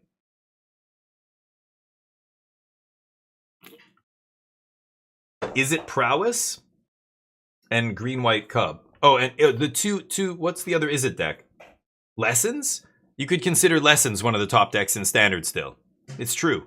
Dimir Excruciator, I don't know. That deck's still around. I don't think it's putting up great results, but Green-White and Mono-Green Landfall are both very good decks. Those are similar enough. Maybe you lump them together, but like Lessons, Spelementals, and Is It Prowess are 3 distinct decks. So that's already 4 to 5 decks right there.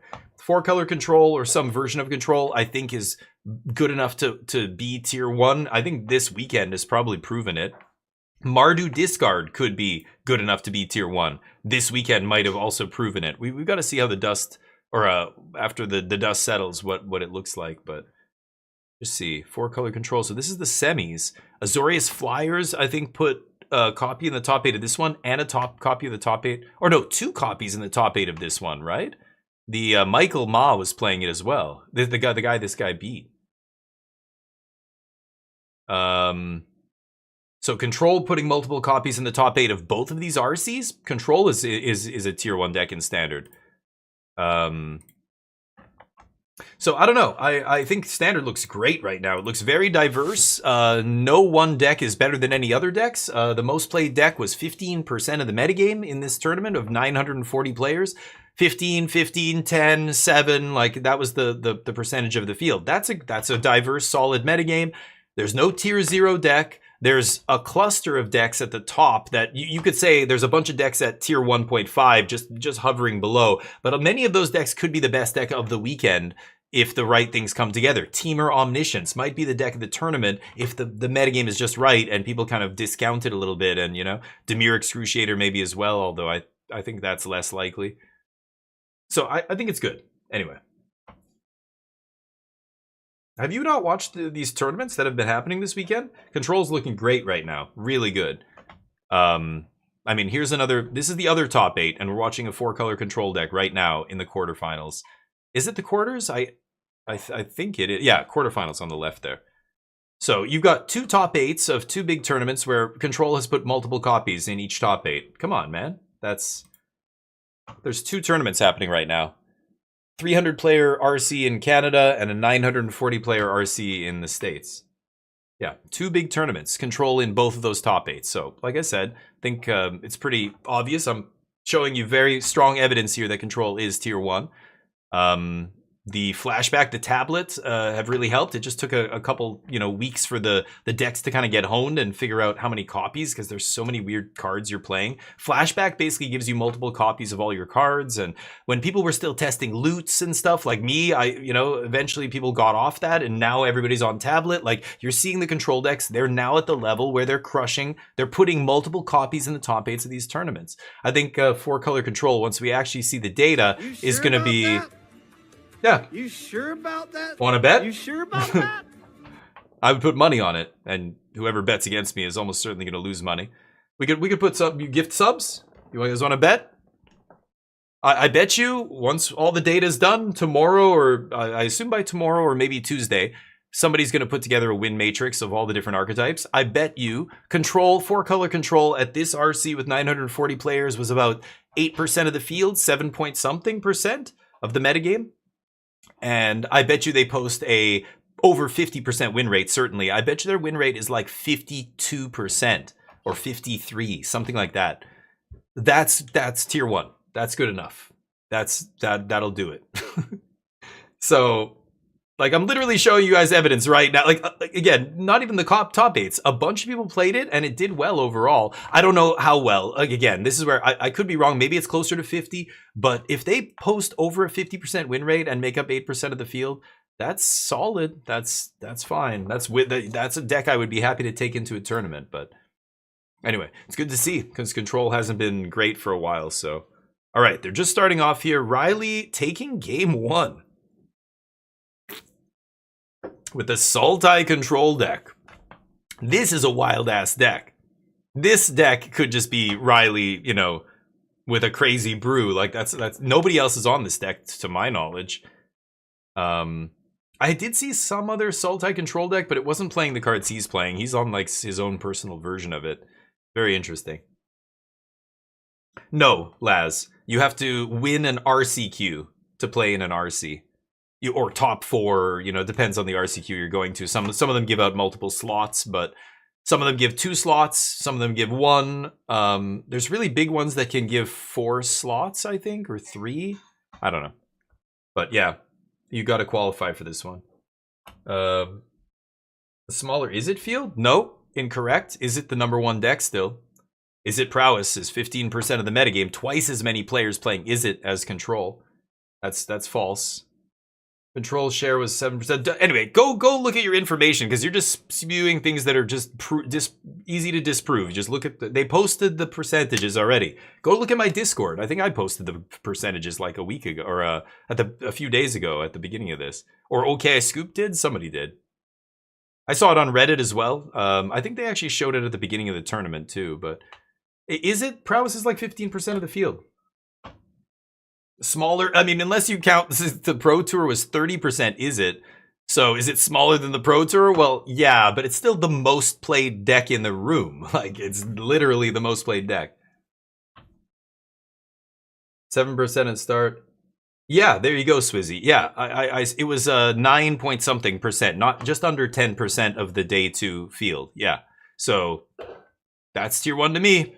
Like, in this metagame, absolutely. There is no tier 0 deck keeping everybody down. It's a very good standard metagame, but welcome to Magic. You're never going to make everybody happy. There are still people bitching and moaning about standard. It's too powerful. It's blah, blah, blah. Ban Stormchaser's Talent. There's a ban announcement coming up this week, right? Is it in a couple days?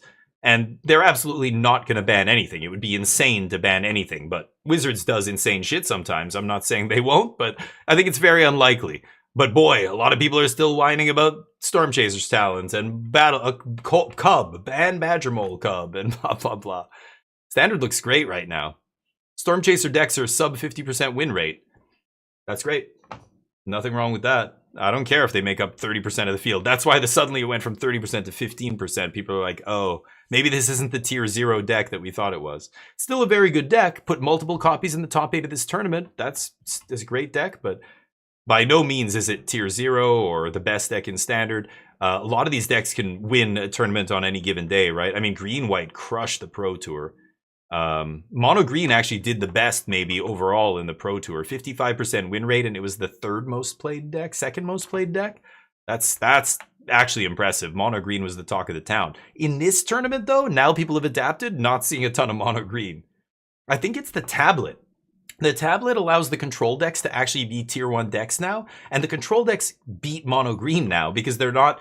Mono green doesn't have the time it used to have. Now they can play Jeskai Revelation on turn 5. So, you know, or turn whatever, yeah, 5, I guess, yeah. So you just don't have the time with mono green to do all your setup and everything and create the situation where you can combo kill them or win with Basing, say. Like, that takes a long time. They're going to start Jeskai Revelationing you way sooner. And then they're going to play, like, they play 6 copies because of flashback.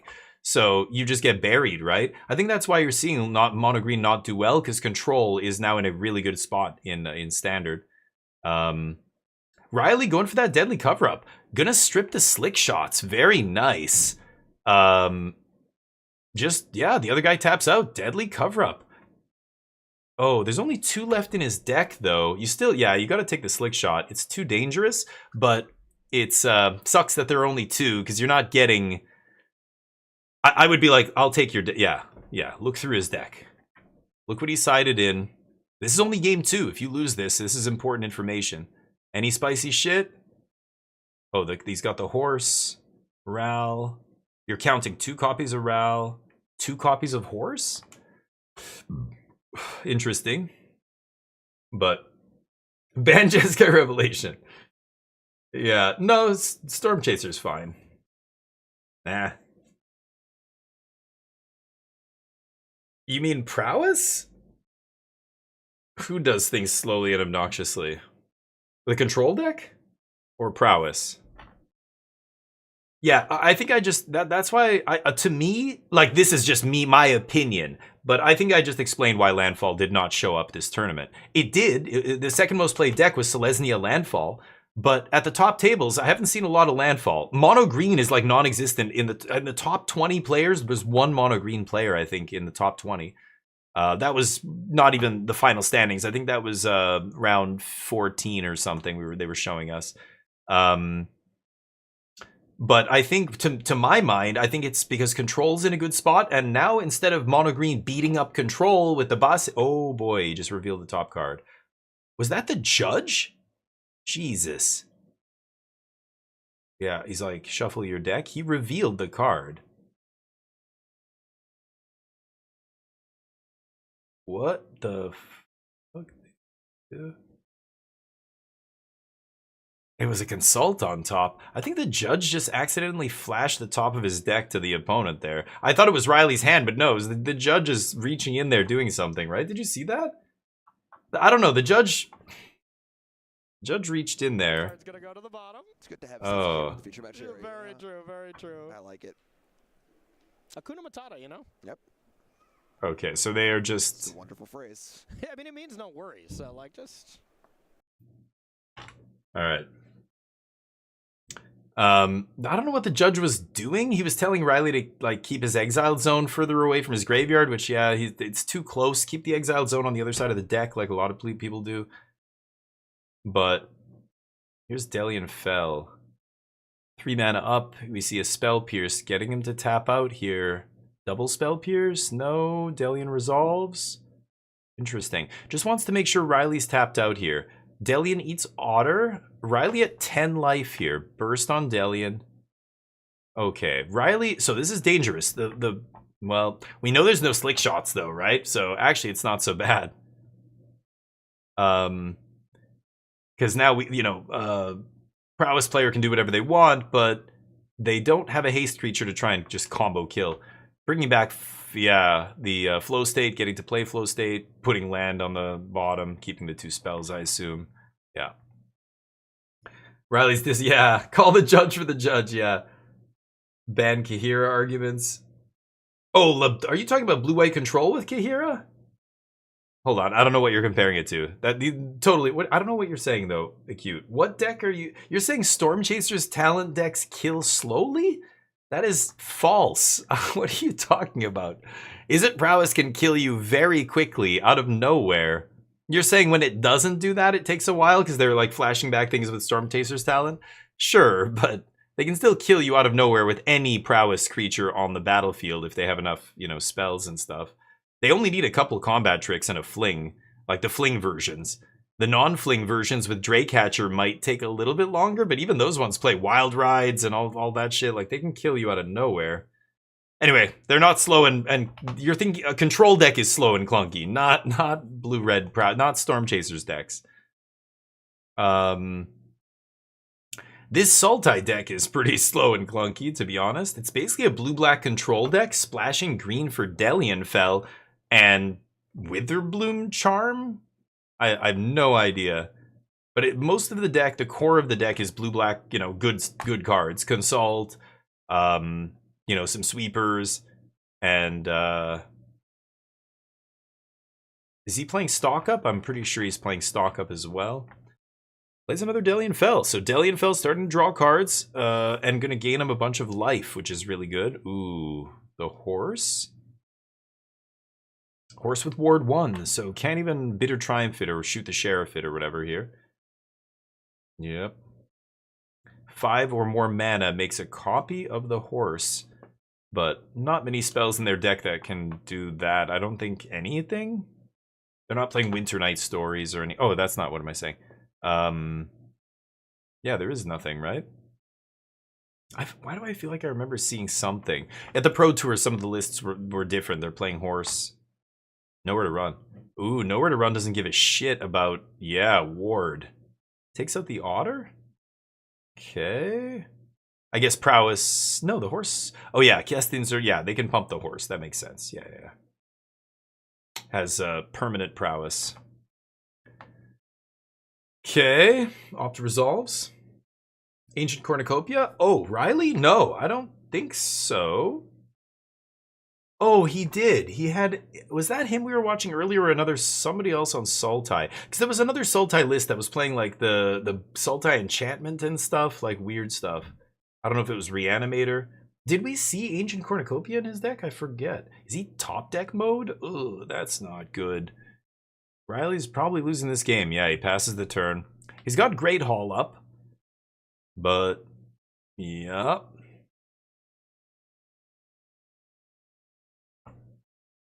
Bringing back flow state, keep the gas flowing. Prowess triggers. Riley has one card off the top, so Robert knows he's, high chance he just has a land in his hand. Took the 2 spells, put the land on the bottom. Had a land in his hand, maybe off the draw. Sleight of hand, prowess trigger, nice. I think Riley knows he's dead. Can fire up Great Hall, but I don't even think Great Hall can trade here or anything. It's just going to get chump, or it's just going to have to chump.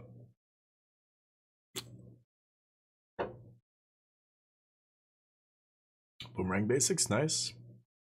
Yeah, like they're doing, like this is kind of what Acute was saying. Like they're doing this kind of, cyclical stuff, but they're killing you very quickly at the same time. Like it's not like the game is going to go 20 turns of them doing that. So yeah. Activate Great Hall. Gonna have to chump here, basically.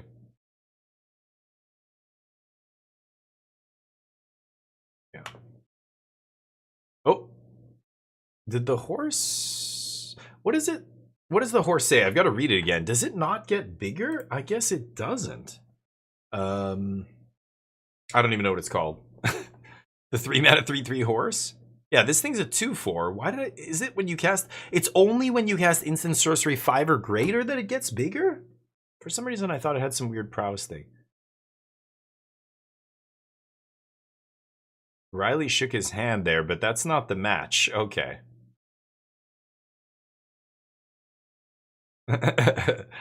Robert looked very relieved to win that. Robert's... Like, this is scary. In the top 8 of a tournament... And the guy you're playing against is playing a weird-ass rogue deck, Sultai control, and in your head you're just like, oh my god, what the fuck is that? You have what? Archaic? Oh my... This thing's 10 mana? What the fuck? And it flashes back spells? Yeah, I guess that resolves. I can't beat that, it's got reach! You're basically... just like, I don't have... What do I sideboard in against this Sultai control deck, right? It's so weird. But anyway... They printed a 4-mana 4 ability Planeswalker, yeah. Kicked Burst Lightning, okay, that's one. There you go. I knew there was one. Is that the only one? Kicked Burst Lightning? Yeah, because somebody did it to me. I can't remember what, I guess it was Burst Lightning they played. I'm trying to think if there was any of the reality, or whatever that Sphinx is called, the 5-mana Sphinx, the ETB draw. Maybe, like, there's some sideboard cards, basically, right? But yeah. Deal with the non-Storm Chaser stuff. Yeah, but it's not that slow, is what I'm saying. Like, saying that the games drag out forever with that deck, I don't know. I don't think so. That's not the issue with the deck at all. It's very consistent. Its spells are very efficient, so it's hard to trade. Like, using a removal spell on an Otter token doesn't feel good. All of their creatures are like 1 mana, Draycatcher is much easier to deal with, but Draycatcher is only, a recent addition because of the mirror match and stuff.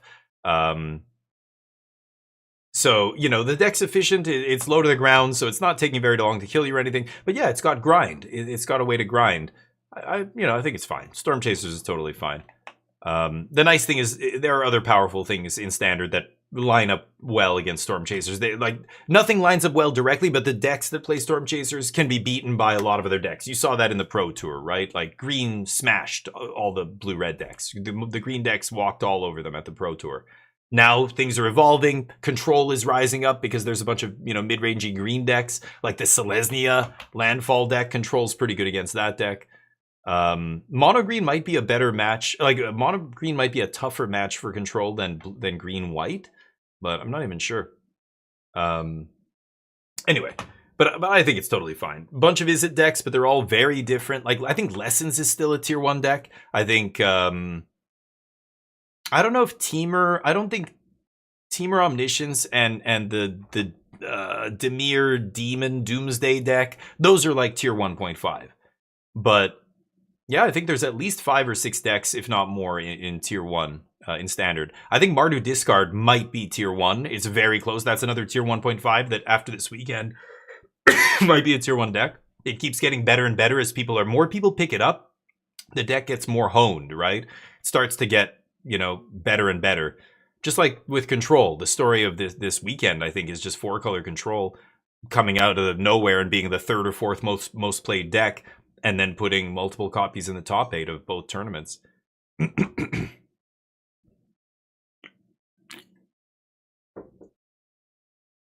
Stock it up. Love me a stock up. Team Omniscience, speak of the devil. It's 1-1 here. Yeah, the combo decks, I think it's tough for them. Like, Control has so much interaction and stuff. It's tough for the combo decks to fight through all of it. But the Control deck also needs to have just the right interaction at just the right time. Like, if they, they play that 2-mana enchantment, you've got to deal with that and then kill the Kona. But, again, Tablet is such a big pickup. That is the reason Control is back in the top decks or whatever. Tablet's awesome.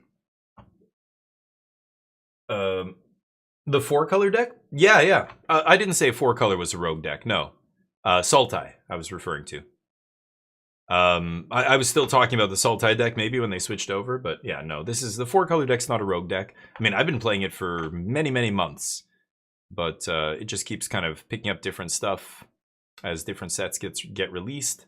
So with the latest set, Tablet, the newest edition, kind of forces the deck to change a little bit, change some of the spells. A lot of it is the same, but you're just fine-tuning the numbers and maybe playing a couple new things.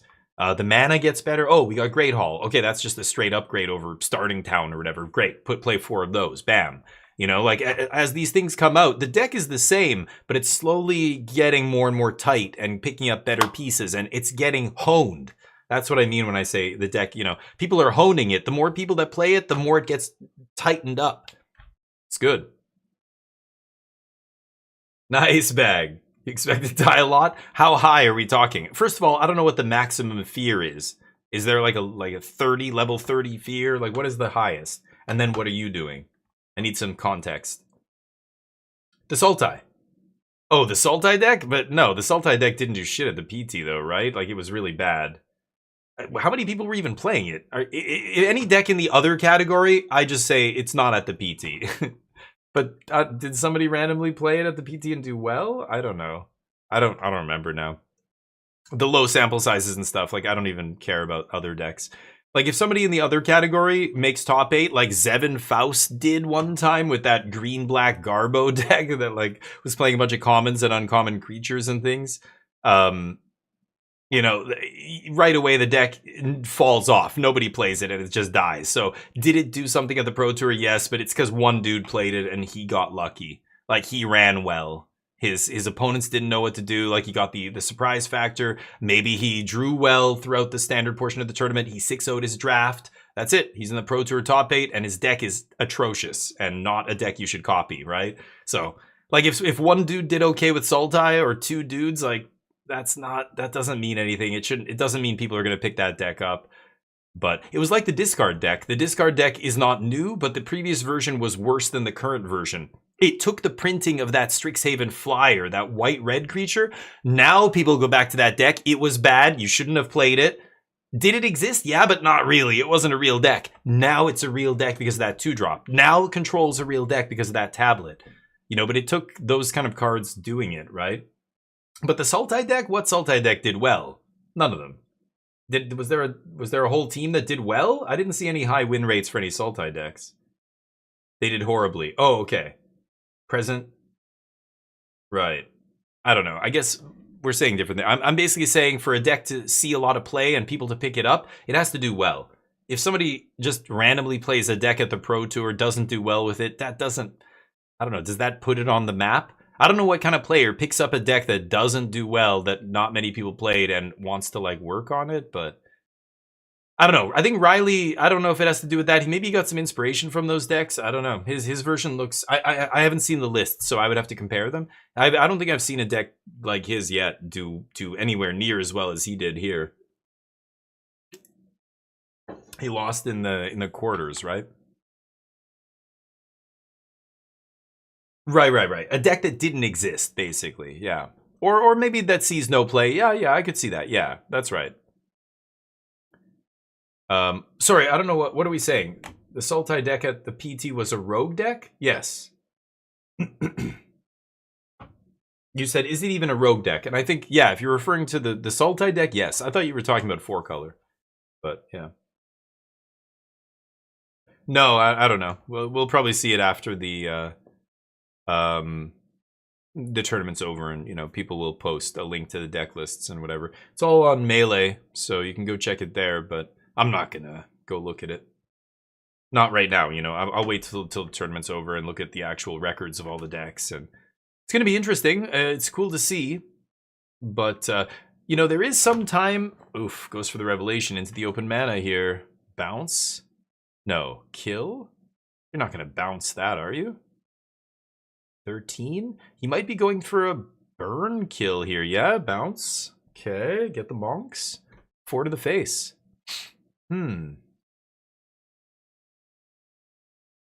Untapping with potentially 8 mana here if he makes a land drop. Drawing 2 cards, of course, first. Drawing another one off the top.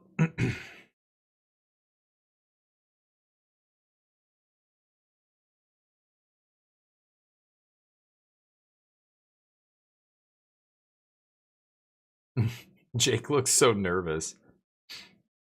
Teamer combo. Teamer combo picking up Ashling as well. I haven't seen that yet in that deck. It's good though. But a lot of interesting pickups. Like the sets are coming fast and furious, man. And we're getting a big one again. Marvel is coming. And who knows what they print in that set. Maybe there's going to be some insane card that suddenly makes a fringe deck good. There's many powerful build-arounds in Standard, you know, like Omniscience and, I don't know, Superior Spider-Man, and even things like Simulacrum Synthesizer is still legal in Standard, and is a very powerful card that's, you know, kind of come close to being good enough, never was quite good enough in Standard, but still legal, I believe, right? Lost Caverns? So who knows? Maybe they print some random thing that just suddenly makes, you know, a deck like that be real again. But yeah. But right now, if that deck did well in this tournament, that would be a rogue deck for sure. Like that was nobody's playing that. Yes, bag 10 archetypes, which is great. There's going to be a lot of variety and limited. I'm looking forward to it. It's going to be ridiculous to play on Arena, right? You realize that you're not going to be playing with Captain America, Spider-Man, whatever. Or, I don't know, Spider-Man in it, whoever's in it. You're going to be playing with whatever the Magic in-universe version is. It's going to be funny. I don't know, man. The Spider-Man Universes Within set was not great. But, c'est la vie.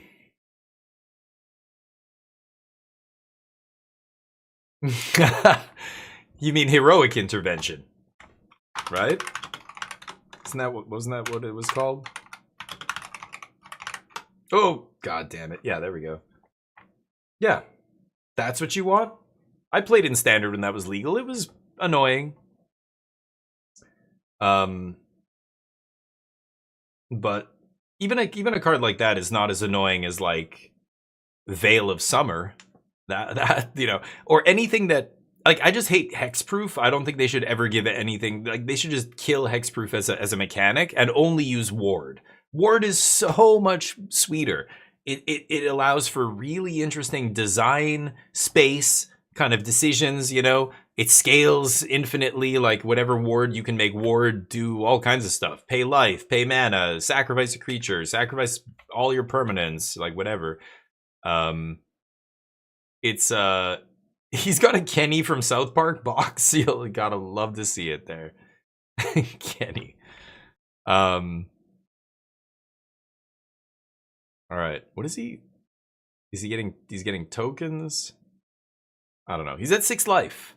Took 10 from those dragoons, and now Jake is just like, well, do I die here? Phased out banding. Yeah, bring back Rampage. When? Bring back all the legends walls. Animate wall. That was from the core set, I think. Nobody makes a good wall anymore. Actually, you know what? It's because in 2026, sadly, we need less walls, and we keep having these dipshits who want to make more. So it's a good thing they got away from making walls in Magic. But one of my favorite decks was Pauper Walls combo in the Pauper, you know, back in the day. I don't know if that deck's still a thing. Probably not. Infinite combo with a bunch of walls, bouncing walls, making mana with your walls. It was sweet. Anyway, damage on the stack. Yeah, bring back Goblin. Oh, what was he called? Mog Fanatic. Mog Fanatic, yeah. Flanking was cool. Flanking was annoying to like track on the battlefield a little bit, but like I get why they did away with it, but I thought that was a cool mechanic. Yeah, flanking was sweet. Mirage, when they first brought out flanking, I believe. That's when I kind of stopped playing Magic back then. But yeah, horsemanship and flanking are the same thing, yeah. As a limited player, you miss damage on the stack. I mean, yeah, it makes the game a lot more complicated, but it's weird. It's almost too complicated at that point, but it is, you know, it's the difference between people who want to play Arma 3 versus those who want to play, you know, Call of Duty. Like, they might seem the same on the surface, but they're vastly different. One of them is so much more granular. There's a lot of people who loved that back then. Mana burn, you know, yeah, damage on the stack. Like, there's so many more little things to keep track of. Some people's brains love that stuff, right? I get it.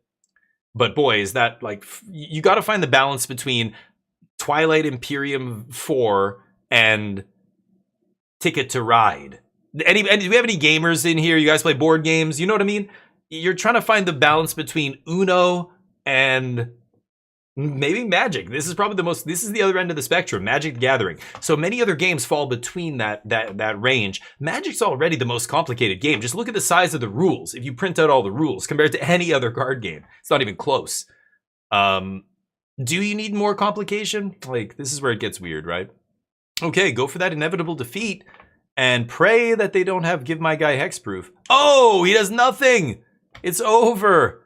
Teamer Omniscience Dragon Beatdowns. Oh, that is so unlucky. Dude, what did he have? He consulted into jack shit? Oh, stock up on the top. Oof. Damn. 4-color control going down in the quarters there. That's unfortunate. I feel like that, he got unlucky there to lose that. I think control is favored, but whatever.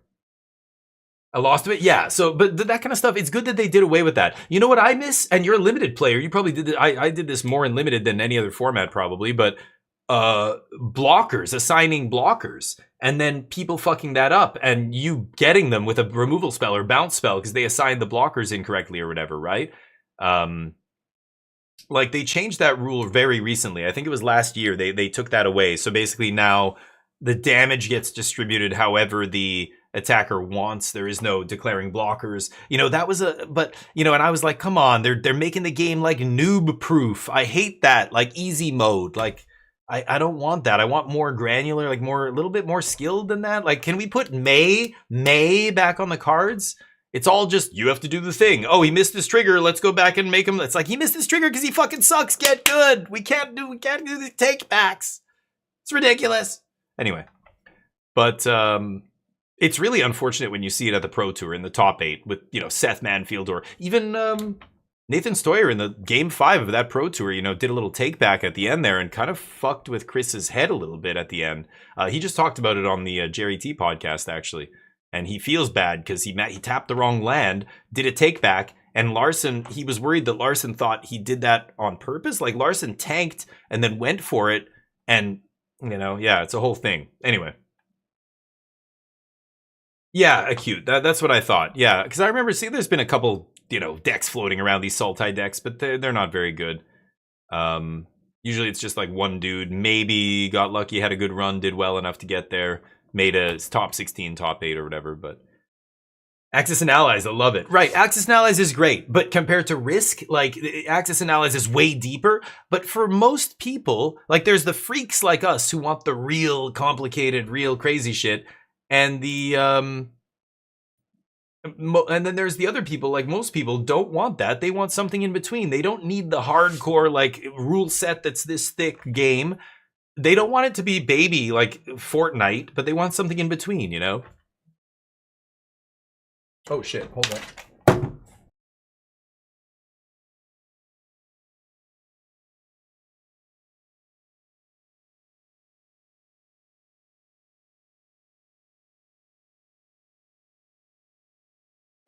They calling me. My food's here. Hold up. I gotta tell.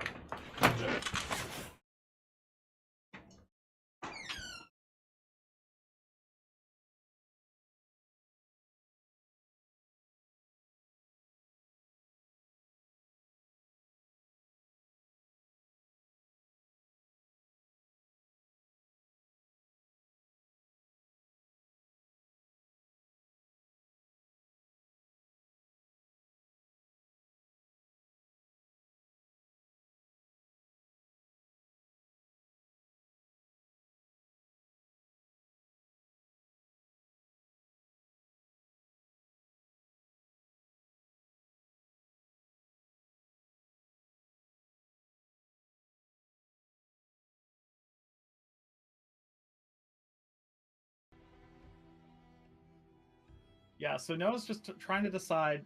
Probably going to block with Casagran Zenith. Very likely to do that.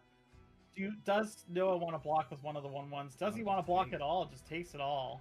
I think Noah might just be able to crack back for lethal. There are a couple Burst Lightnings in Dawson's deck, so that's probably what Noah's considering with the Cosmic Grand Zenith here. Sorry about that. Oh, Play Iron I left Shield, my headphones out there. not Give me a enough sec. cards in hand to fireball. Yeah, so we've got a Hardened Academic here for Dawson, and that's going to be a blocker for the Quantum Riddler. Looks like Noah has Grand, Starfield Shepherd, and I believe drew a Momo. All right. So let's Sorry see. about Does Noah have lethal here? If Okay, so the didn't miss any Hardened Academic messages. can gain lifelink, go to So big complicated board. Here's Mardu Discard in the top 8. Azorius Flyers, 2 copies in the top 8 here. Another totally different deck than, you know, a bunch of other decks that are out there. Is Azorius Flyers tier 1 at this point? I don't know, it might be. It's very good. It's putting up good results. I don't know. I want to see the total results of all the players. That's the thing. Like, the top 8 never accurately reflects the full picture. Scooping it up. Is that game 1? Looks like blue-white taking it. Yeah, Mardu looks impressive, especially with that new Strixhaven card. Like, look at this picture. God. This is what they have for their official picture here. It's annoying. But anyway, the Mardu Discard deck got a great pickup. This thing is bananas. This 2-mana 2/1 Flying Haste free discard outlet that also puts counters on anything, including itself, when something leaves the yard. So you're playing 4 Bloodghast that come out of the yard. You've got, I think Carnage brings something out of the yard. I can't remember what that card does. I always forget. And I thought there was one more. Oh, Tursa could potentially cast stuff out of the yard. And Flashback card flashes back. They're playing 4 of these, 4 practiced offense. Holy crap. I did not think they were playing 4. That's a lot. Anyway, so you've got a bunch of stuff that comes out of the yard. This guy randomly pumps your team. The one of Inti. I heard a pro player talking about Inti being really, really good in the deck. I thought they would be on more than one because he can pump the elf that gets indestructible, turn it into a 4-power, you know, indestructible with trample. And that's huge, because not only can they not chump it, it starts trading with, you know, Ice Tail Explorer, Bright Glass Gearhulk, all the stuff in green decks. Because if green can put big fat things in front of this guy, he stops being relevant. You know, the elf, the black 3/1. But Inti makes that not a problem. I'm surprised to only see one. One Cecil is really weird too. I don't know what's up with that. A bunch of weird one-ups, like, you know, 1 Erode, 1 Carnage, 1 Cecil, 1 Inti. is very weird. So again, a deck that's still figuring itself out. Like, this isn't the final form, right? A lot of these decks are now breaking out to the point where more people are picking them up and people are going to start honing these decks, which is great. And we'll see some maybe good versions of this stuff. But yeah, it takes a week to set up. Yeah. Don't like Inti. Interesting. Why not? You don't think it's good in that deck? I couldn't believe it was still legal in Standard. I forgot it existed. It hasn't seen play in a long time, but Inti's very good. Inti sees play in vintage cubes. Most vintage cubes play Intis. That says it all right there. You don't need to say anything else. Here's the blue-white flyer deck. Top 8. Springleaf Drum Momo trying to get the what's it called on turn 3? The Sage. You know, turn 2 Sage. Cosmogran, couple copies. Some Aang to protect your stuff. Daydream is interesting. 4 Daydream.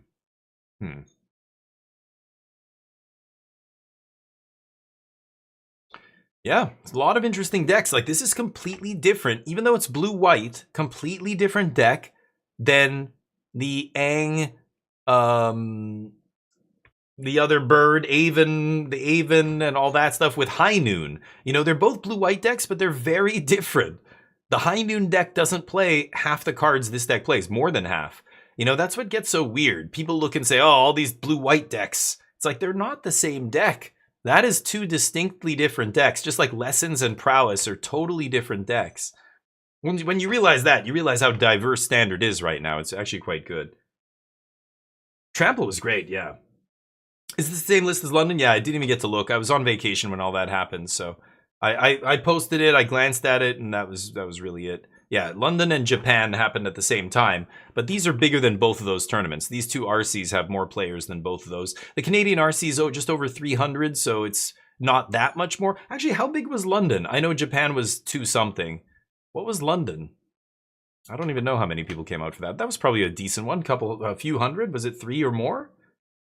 I'm not sure.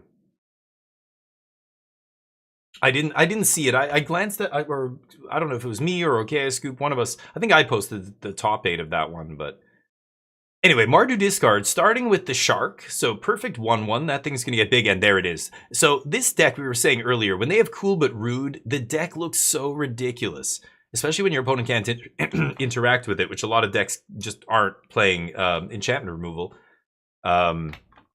Cool but Rude starts doing really, really ridiculous shit. So immediately triggering, pumping the Shark, letting them rummage, and then they're going to start doing... But the problem with the deck is once it... Yeah, and here's the flyer. Oh, not the 2/3 flyer. Okay, bounce the Shark. Once the deck has...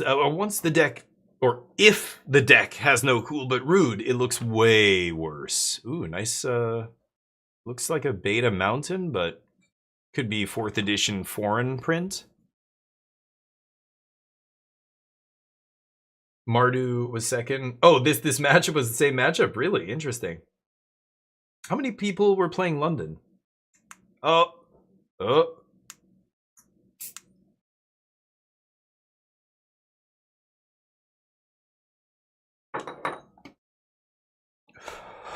I was gonna play Subnautica today. Still early, but I've been streaming for already like 5.5 hours and we haven't even started playing it yet. Maybe I'll get to it tomorrow. I want to play some Magic though tomorrow. A lot of these decks, like especially the 4-color deck, I really want to try more of that. It's going to be everywhere on the ladder. I mean, I was already seeing a bunch of it on the ladder even just right when the set came out. People were playing loot decks and kept running into mirrors. Yeah, wait for Fate. Are you... Thoughts on Subnautica? You like those kind of games? Do you have thalassophobia?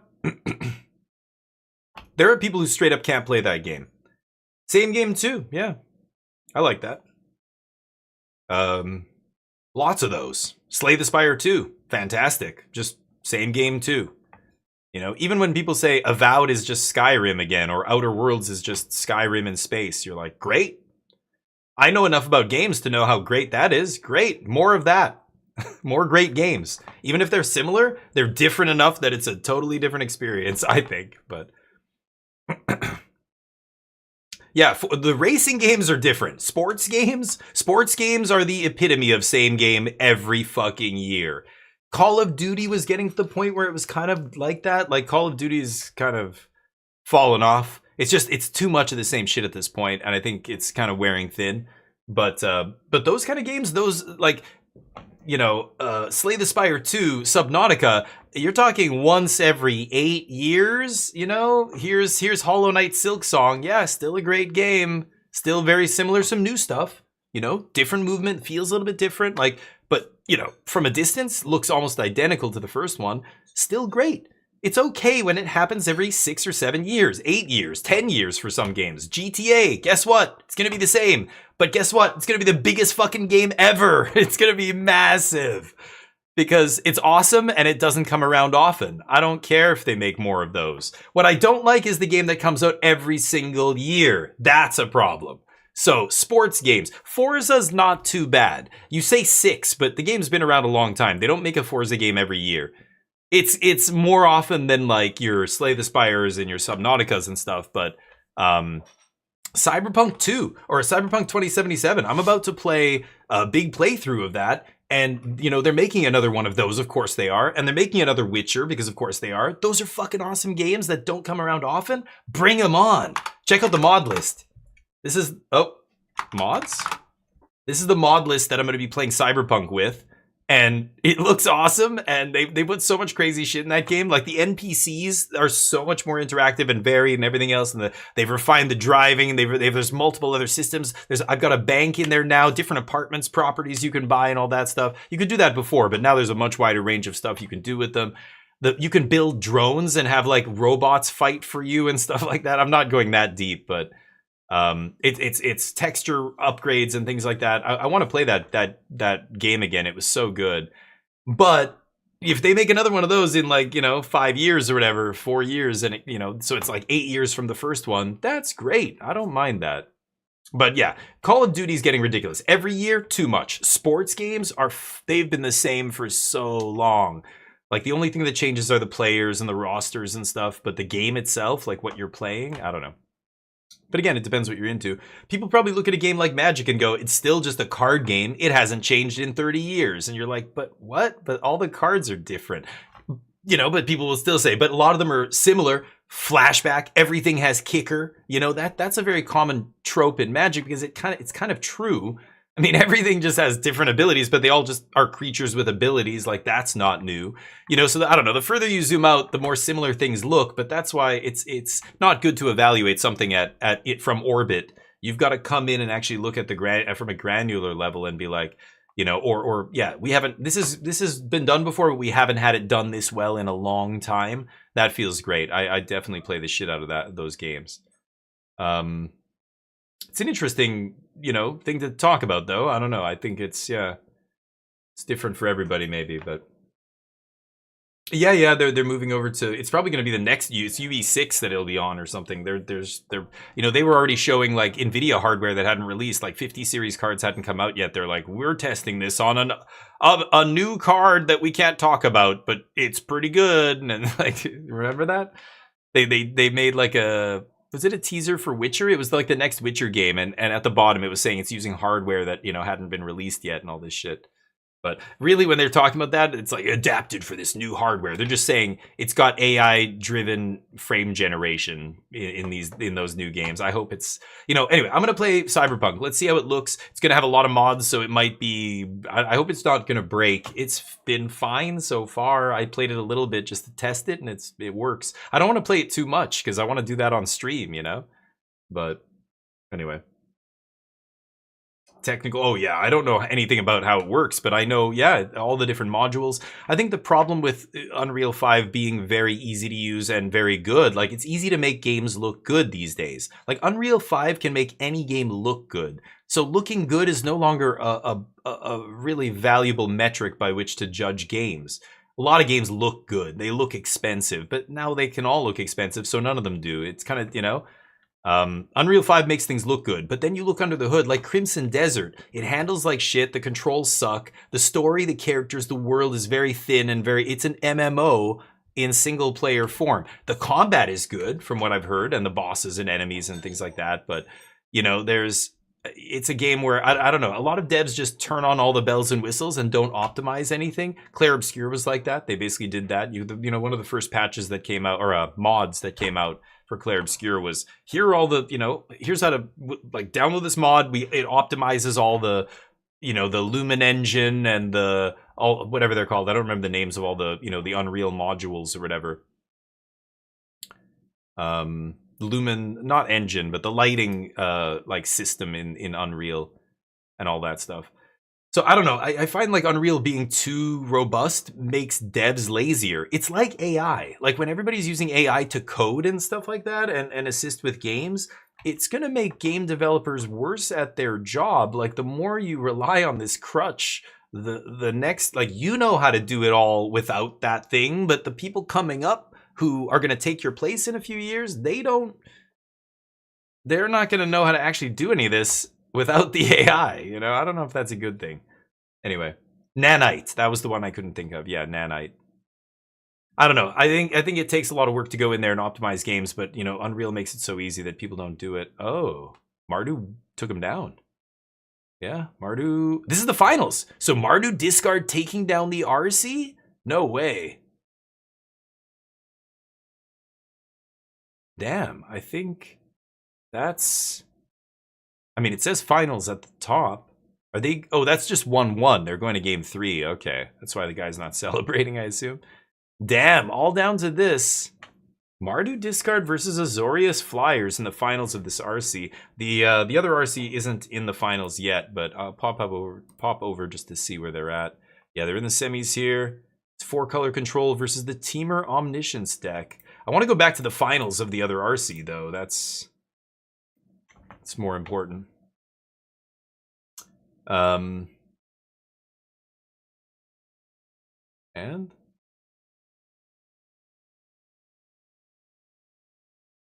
Ooh.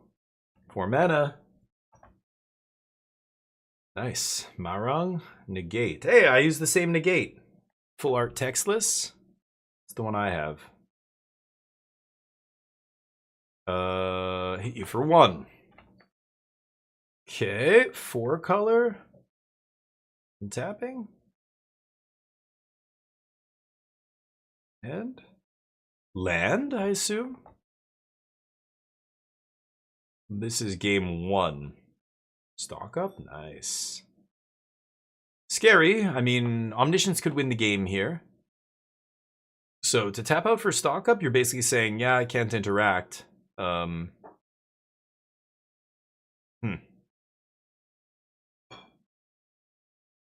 in hand, okay.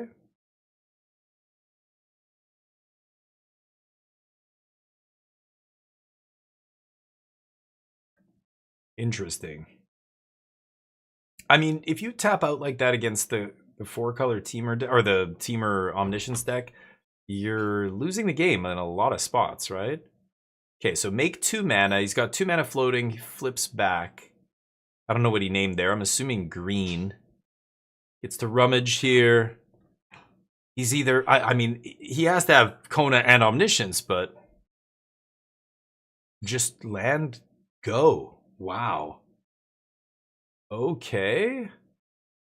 Didn't have the combo. Wow.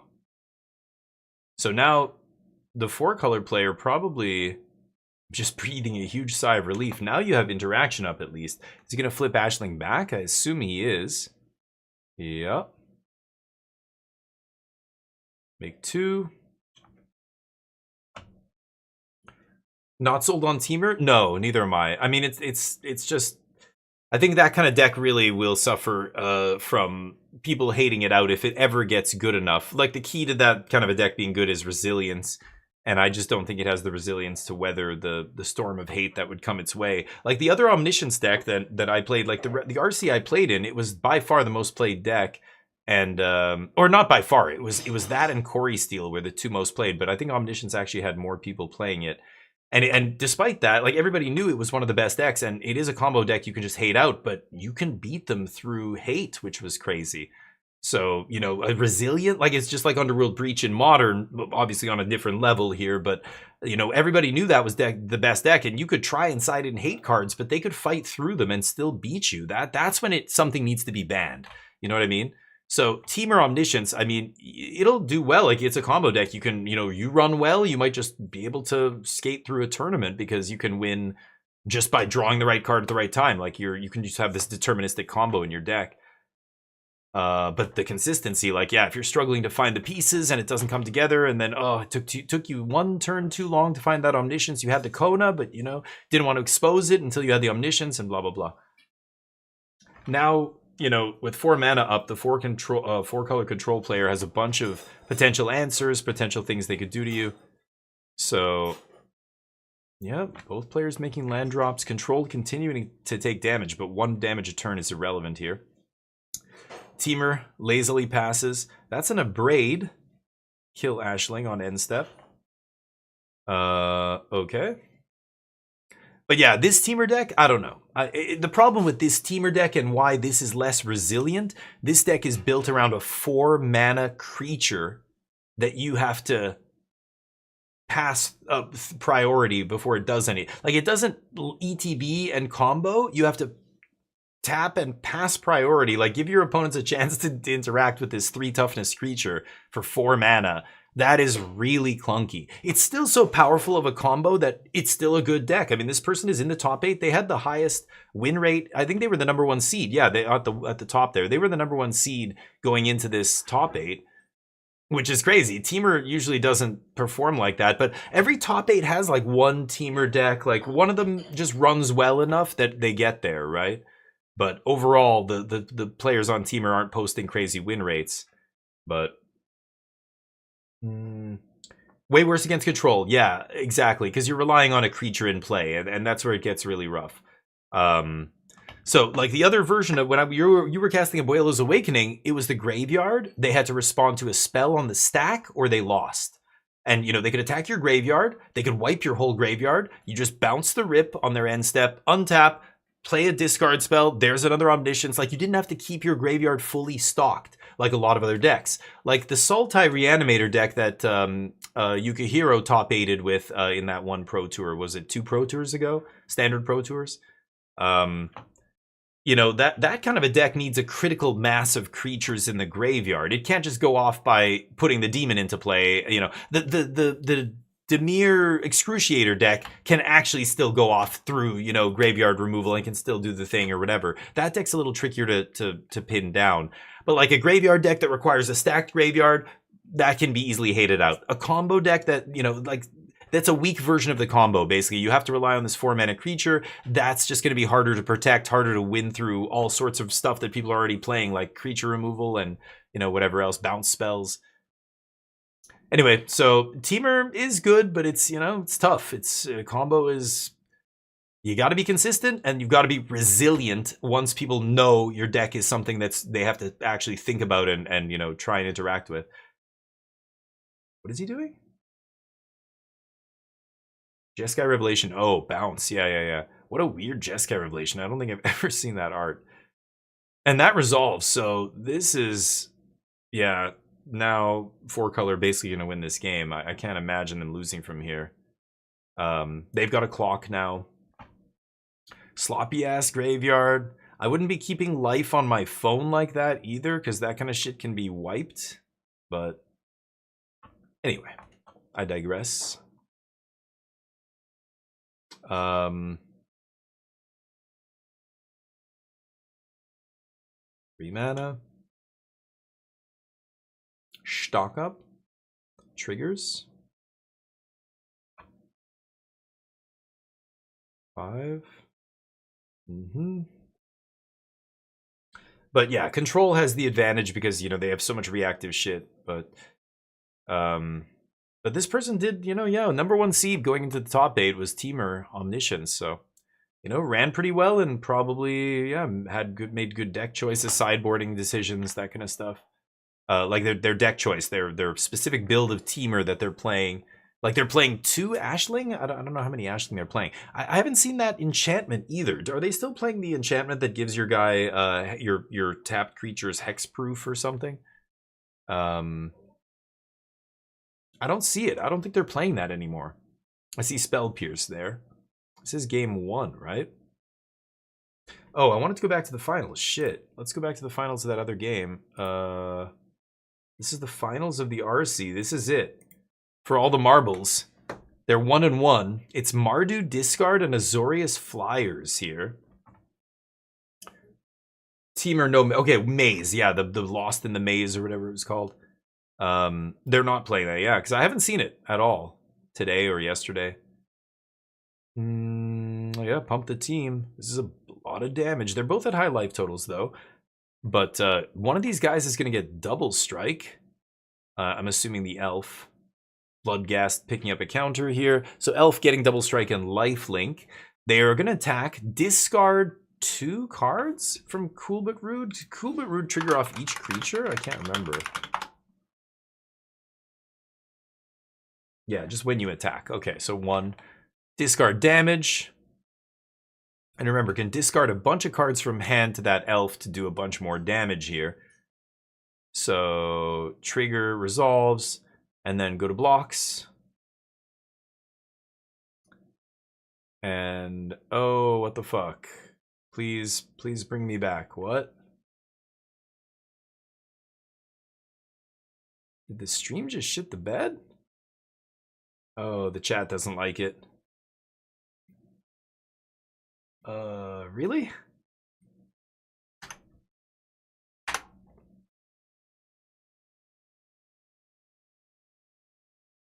Nope, we're back. Oh, we missed the end. No. I think Mardu won. Yeah, like it was lethal that turn. I was saying, like this is going to be lethal here, I think. Yeah, he just won. Right? Mardu takes it down. Nice. I'm pretty sure. Because that was game 3, right? They're not sideboarding here. Yeah, that's it. Mardu Discard. Taking down the Azorius deck. Damn. We missed the end, though. They cut off right at the end. That's brutal.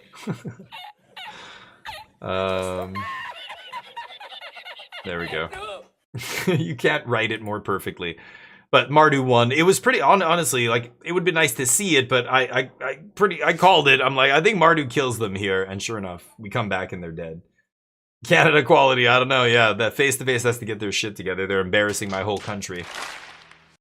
Yeah, I mean, let's be honest. The Star City Games tournament didn't even start. They couldn't get it working for the first 3 hours or 4 hours it was supposed to be on. So we started halfway through day 2. So, you know, can't blame Canada for this one, Americans. Both of our internets suck. It's true. North America has garbage internet compared to basically everywhere else in the world. We pay more, like we can get fast internet, but we pay so much more than we should for fast internet. Korea had fast internet and it was way cheaper than Canada. And there's places in even Southeast Asia that have cheap like mobile data and stuff like that. It's so expensive in North America. It's stupid. So, Four Color probably wins this. Yep. Teamer at 7 life here. Looks like Four Color has a whole bunch of cards. I can't even tell how many lands they have because they're off the screen. Their lands are all over the place.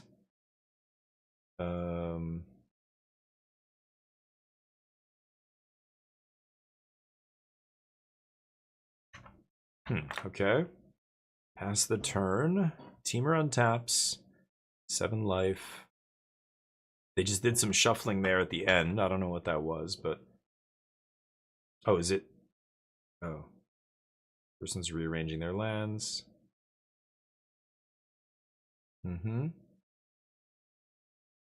Spaceship land? Go. Gonna go for the uncounterable. Oh, gonna fire up the... Yeah, okay. Fire up the guild or Great Hall. This is going to be lethal. I imagine it would have been lethal anyway, but this kind of ensures it. Sure. Land?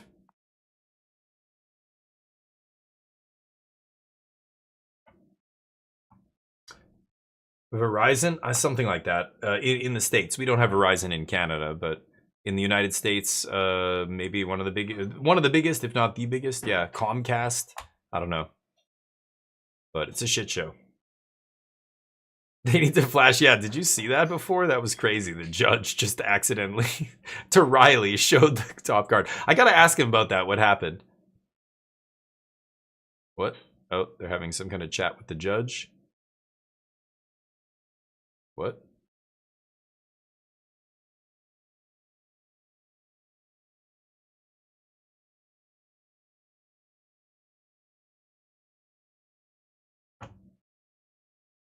Yeah, because he was sloppy with the lands before. I don't know. Did he rearrange them and play an extra one or something? I don't know what they're yakking about. He's talking about the lands. He just played Storm Carved Coast, and I think the other guy's like, how many lands did you have before? You know, I don't know. He picked up all his lands and kind of rearranged them. I don't know what's going on there. Tablet. I need to play for stronger. Yeah, but for sure. If there isn't that much pressure coming out and it's just the Great Hall that would be the kill. Okay, well, I wanted to hear an explanation of what just happened there, but the commentators aren't sure, maybe, or they're not talking about it. Zach only works out arms, yeah. That's, you know, that was every kid going to the gym, like when you first start going. You skip leg day all the time, you're just working out your arms.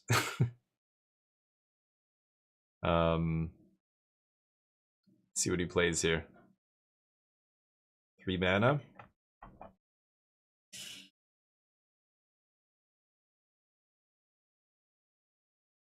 So he's got a trigger on the Prowess already, right? Prowess 1. They're not tracking it for some reason, but the tablet triggered Prowess, I believe. Stock up triggers Prowess. So that's 2 Prowess triggers, if I'm not mistaken. He didn't have the tablet in play. That's what he tapped 3 for, and then he tapped the tablet and a land to stock up. He's got Fire Magic, which is a 1-mana Prowess trigger. That's very good. But nope, he's gonna put it back. I don't know what he took there. Can't really see. And he's got Mistrise up, of course, to make something uncounterable. But yeah, it's gonna be a couple instants here to end it. Tablet's not a creature. He shouldn't even have it up there, but here we are.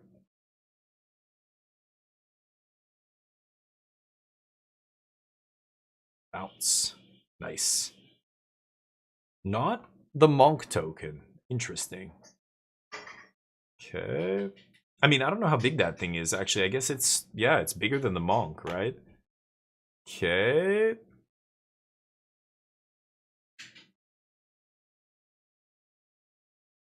Fire Magic.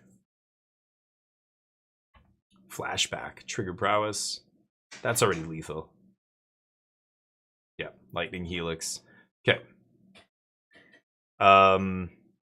That was game 1. 4-color taking it down. Not surprising. It's going to be, again, pretty tough for Temur. So post-board, let's see what Temur's got. They're going to be bringing in... Lost in the Maze. There's 1. Marang River Regent. I don't even know what Origin of Metal Bending is. Omni Changeling. Voice of Victory ×2 is coming in. Spider Sense is coming in. Is that the negate? I think that's the negate, right? Yeah, the 1-mana negate or whatever. Negate Stifle.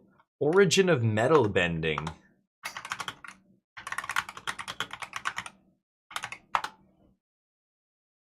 $1G lesson instant. Destroy target artifact from enchantment. Okay. I don't know. Maybe you bring that in. Do you attack their tablets? That's so weird. Like Heritage Reclamation and Origin of Metal Bending could potentially come in here. I need to see their main deck. If they have a lot of stuff to cut, you could potentially bring in 1, 2, 3, 4, 5. Or no, you want to leave 1 Marang in the board, right? 4, 5, 6.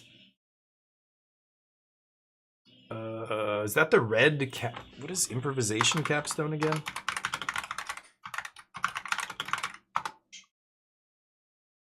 Yeah, the red. Okay, that probably comes in.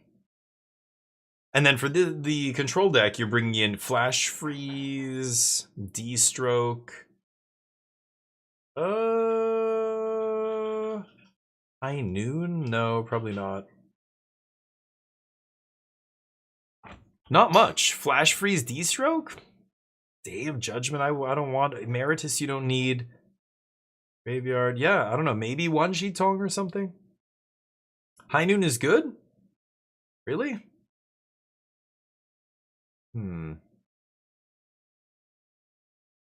Yeah, maybe. Yeah.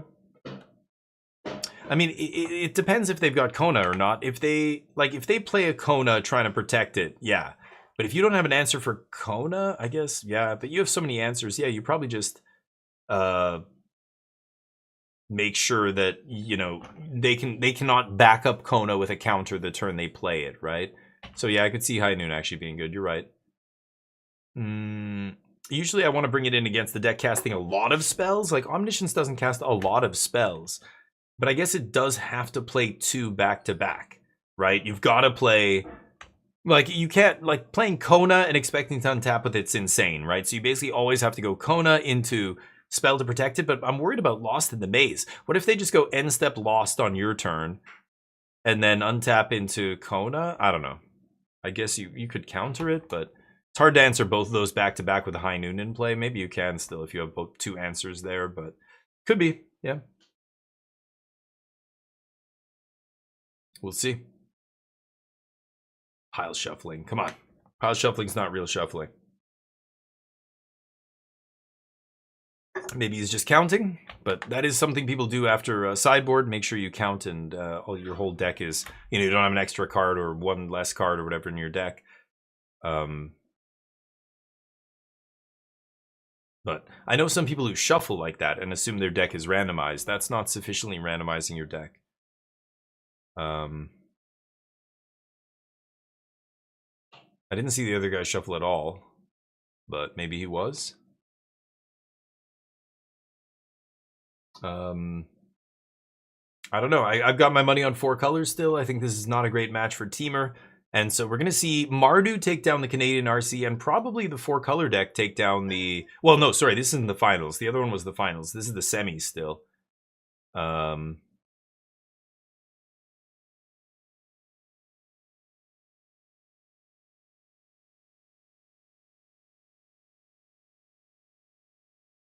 don't know what they're talking about. They don't have them mic'd up. They can hear each other, but that's it, right? We've seen the metagame over the past 2 weeks adjust quite hard for that. Listen to what Mani's saying here. One of the things the Landfall deck is hoping to do is just kill your opponent fast and not face that much disruption. It is quite resilient, but there's a lot of decks that can go over the top of it, and that's what we've seen the metagame adjust to do. Other semi-final, David Duran. Spelementals and Prowess? Top on your screen playing Is It Spelementals up against Robert Wagner Krankel. So Ghost Vacuum. Board, so that'll be doing a good job. Ooh, some nice opts, Visions opts or whatever. In their yard. Yeah, seem to have finished. Can't remember what said it was. Urza something. Game finished, so. Eat your opt. These guys are on game 3. Holy cow. Yeah, Is It decks are all. Those matches are going to end more quickly than the 4-color control deck, that's for sure. David was 2nd seed coming into the top 8. Interesting. Robert beating our homie Riley. He did really well, though. I got to shoot him a message after this and just be like, congrats, dude. We were watching you on stream. It was great. He's playing a wild deck too. I mean, he's got to feel pretty proud. He basically played a rogue deck to the top 8 of a regional championship, 940 players. Yeah, that was wild, Go Calper. I don't want to say anything because we couldn't hear anything, and of course the commentators didn't. I don't know if they mentioned it. They must have said something. But I want to ask him what happened exactly there because I wasn't watching. All I saw was the card flip up when I looked back, and I went, "Oh, Riley!" And then I realized that wasn't his hand. That was the judge. Like, oh my god, the judge accidentally flashed the top of his deck, and it was like a consult. It was a consult on top because he looked.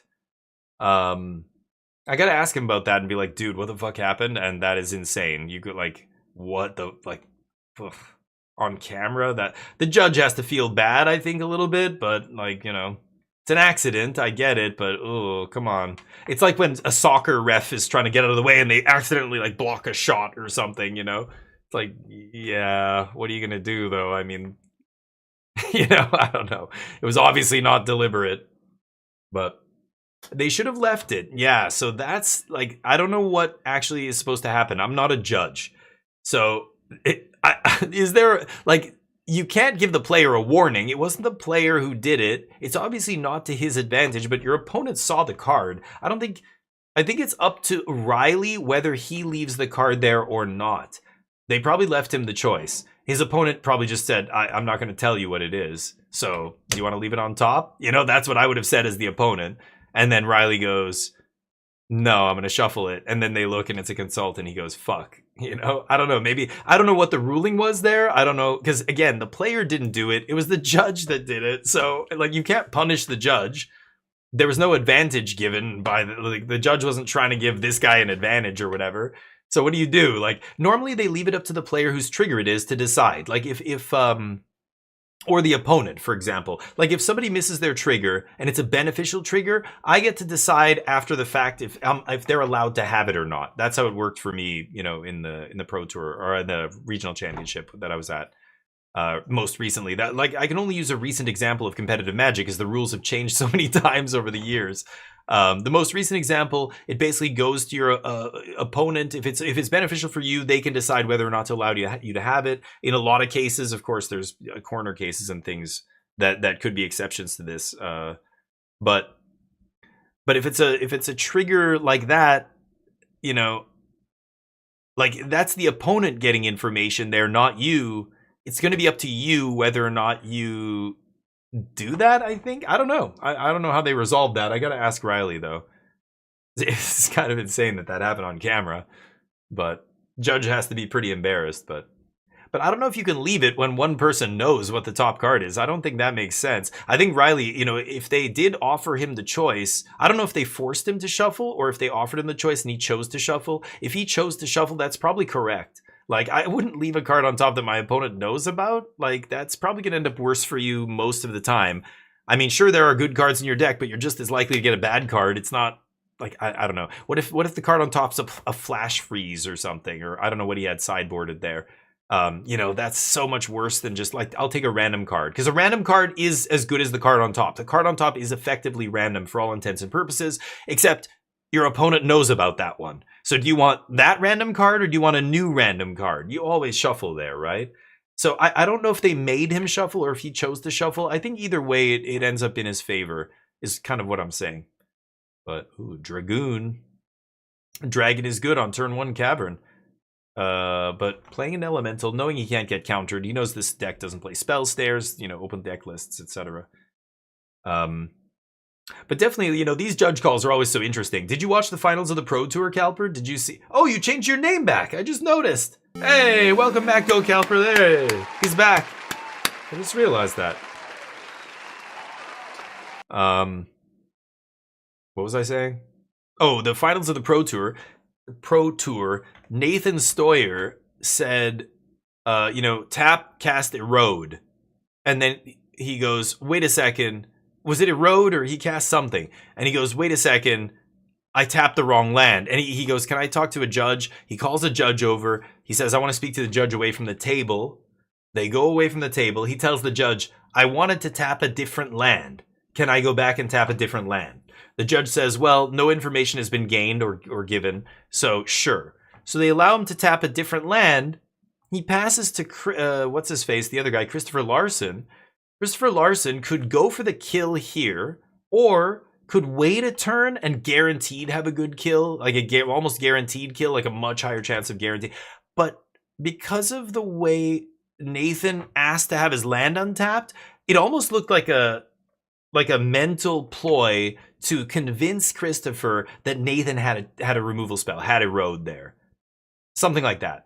he wanted to untap and change the land so that he had white up, and they let him do it. And I think that convinced Christopher that maybe he didn't have it because it was such an obvious thing, or I don't know.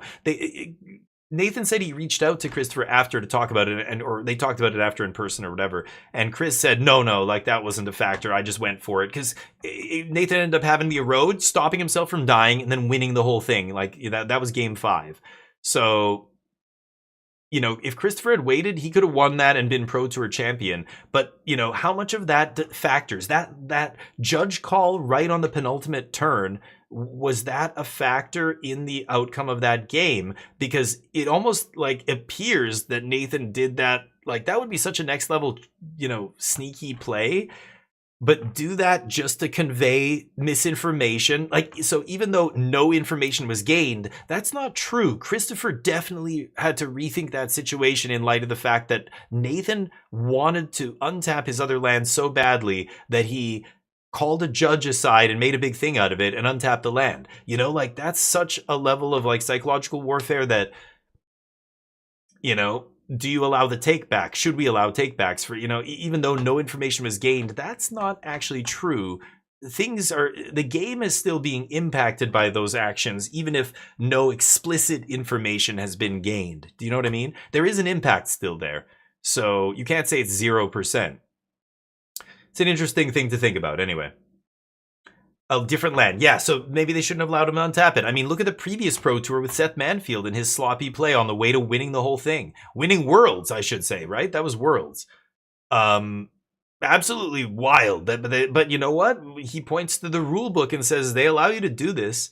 You know, Nathan knew, he's like, I think, you know, other players would just go, oh no, I tapped the wrong land. Fuck, like in their head, right? They wouldn't say this out loud, but they'd be like once they realized. But players who play at that level know the rules. They know now the rules say I can actually, wait, stop before you say anything. Hold on. Can I tap a different land? Like ask the judge. They basically like you might be able to take stuff back within reason as long as no information has been gained. So Seth, you know, didn't cheat. Like people who are calling him a cheater is bullshit. He didn't cheat. He's playing within the rules. Maybe you should rethink the rules. You know, maybe the rules are kind of messed up and should be reevaluated.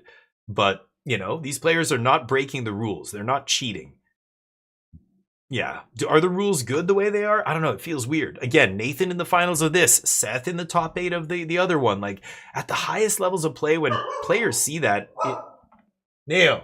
it looks like shit. It makes the game look like shit. It looks like a shitty game. That's what a new player looks like. Goes, these are the best players in the world. Is that what this game is really about? This stupid shit? Like, oh my God. I don't want to play this.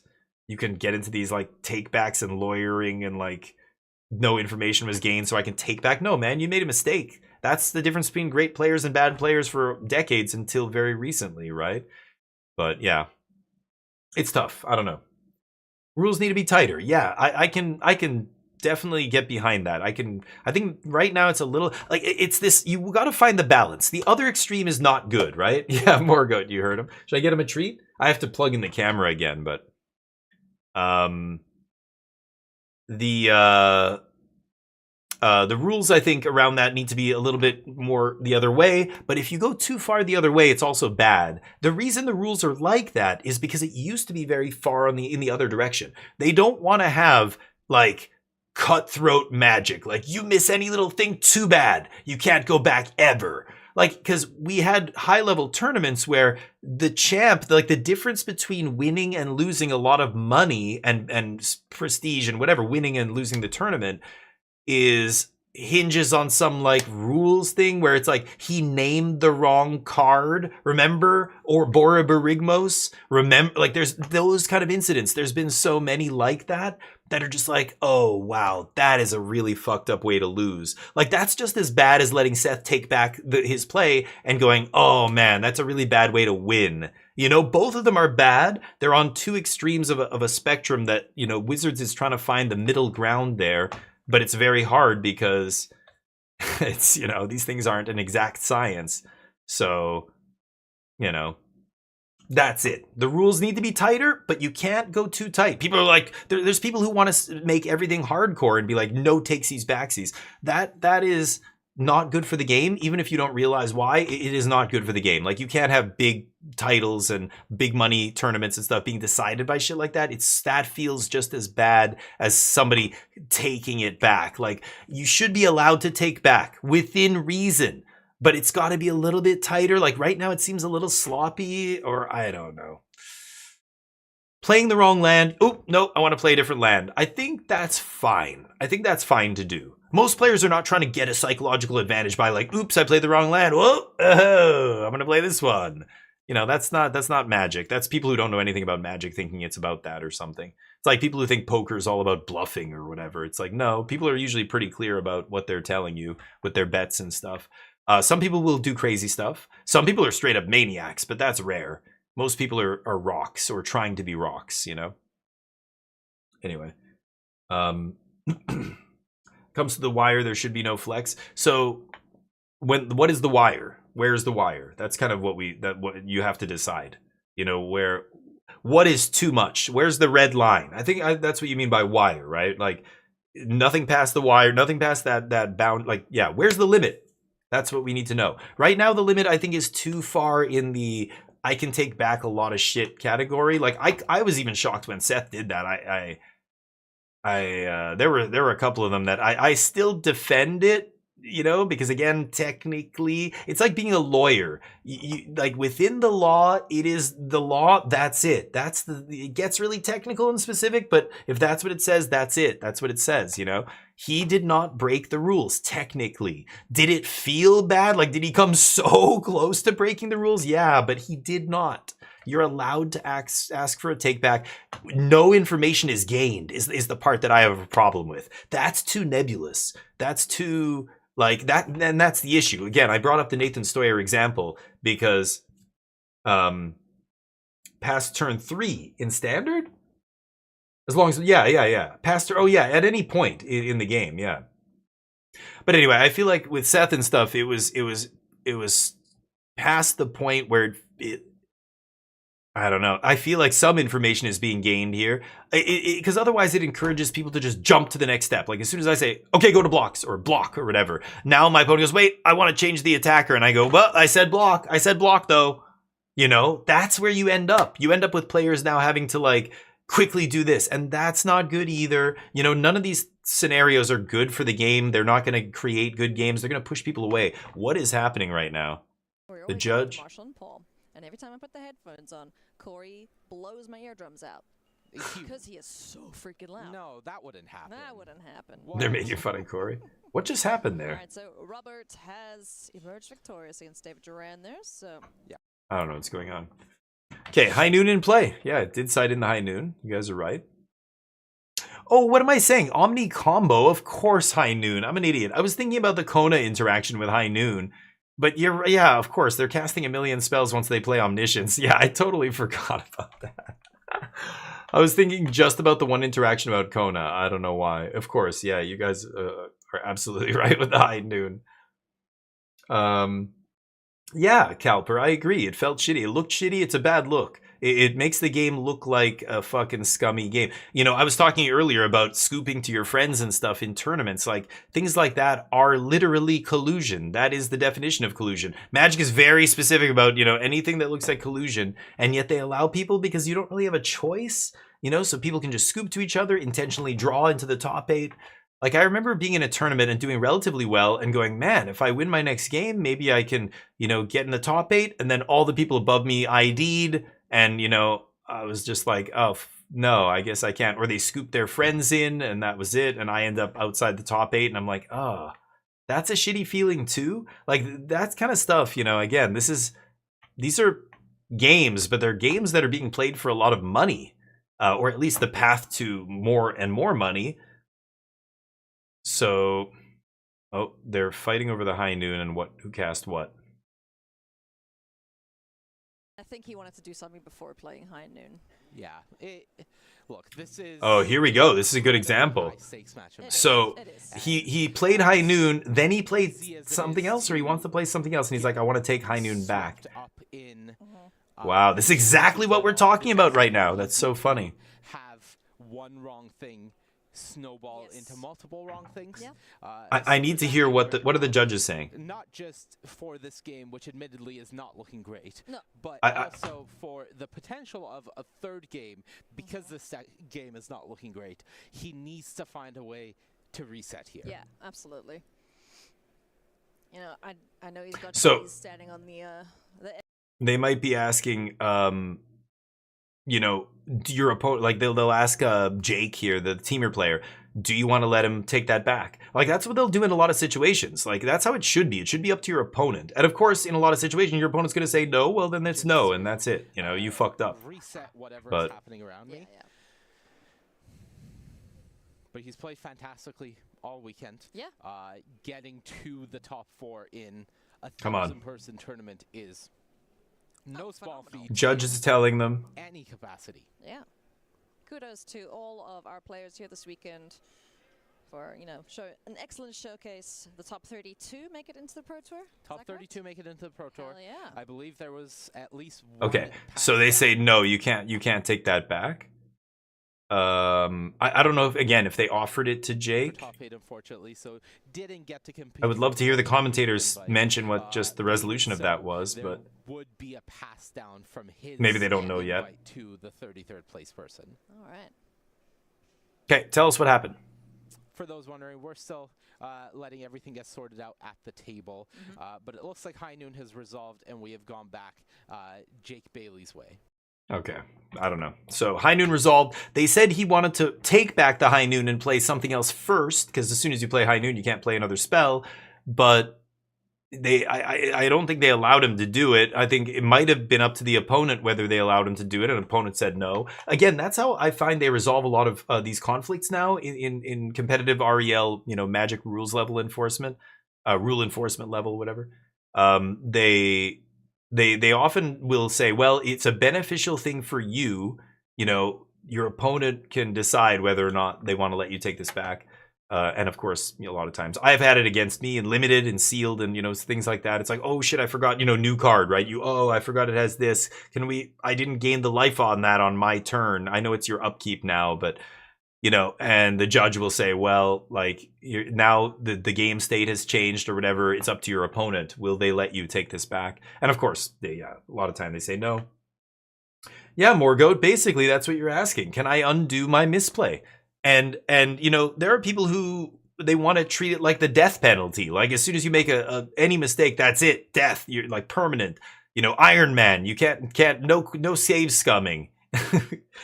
But I think we should allow for a couple. It's the reason Super Mario Brothers, they conceived that game and gave you 3 lives. I know in real life we only get 1, but we don't have to make our games life or death like that with every decision, right? I think there should be some allowable takebacks. I think takebacks, like absolutely 0 takebacks is not, you should be able to undo your misplays. That's not a joke. That's not, you know, something that is silly to talk about. I think it should be part of the game. This is a very complicated game. You don't want big games of Magic won and lost on, you know, whether or not somebody remembered some stupid little tiny detail at like, you know, hour number 16, 17 of playing this game. These guys have been here all day. It's like hour number 17 or whatever for them, right? It's crazy. Arena's best Magic? Not a chance. Arena's way worse than real life. I mean, there's a whole host of things that can't even happen on top of all this shit that, you know, misclicks, internet connection issues, all kind of, the server just shits the bed. I mean, any number of different things that could happen that are totally out of Wizards' control. Like, I don't know. Can you imagine if the tournaments on Magic Arena got big enough, somebody would hack Arena.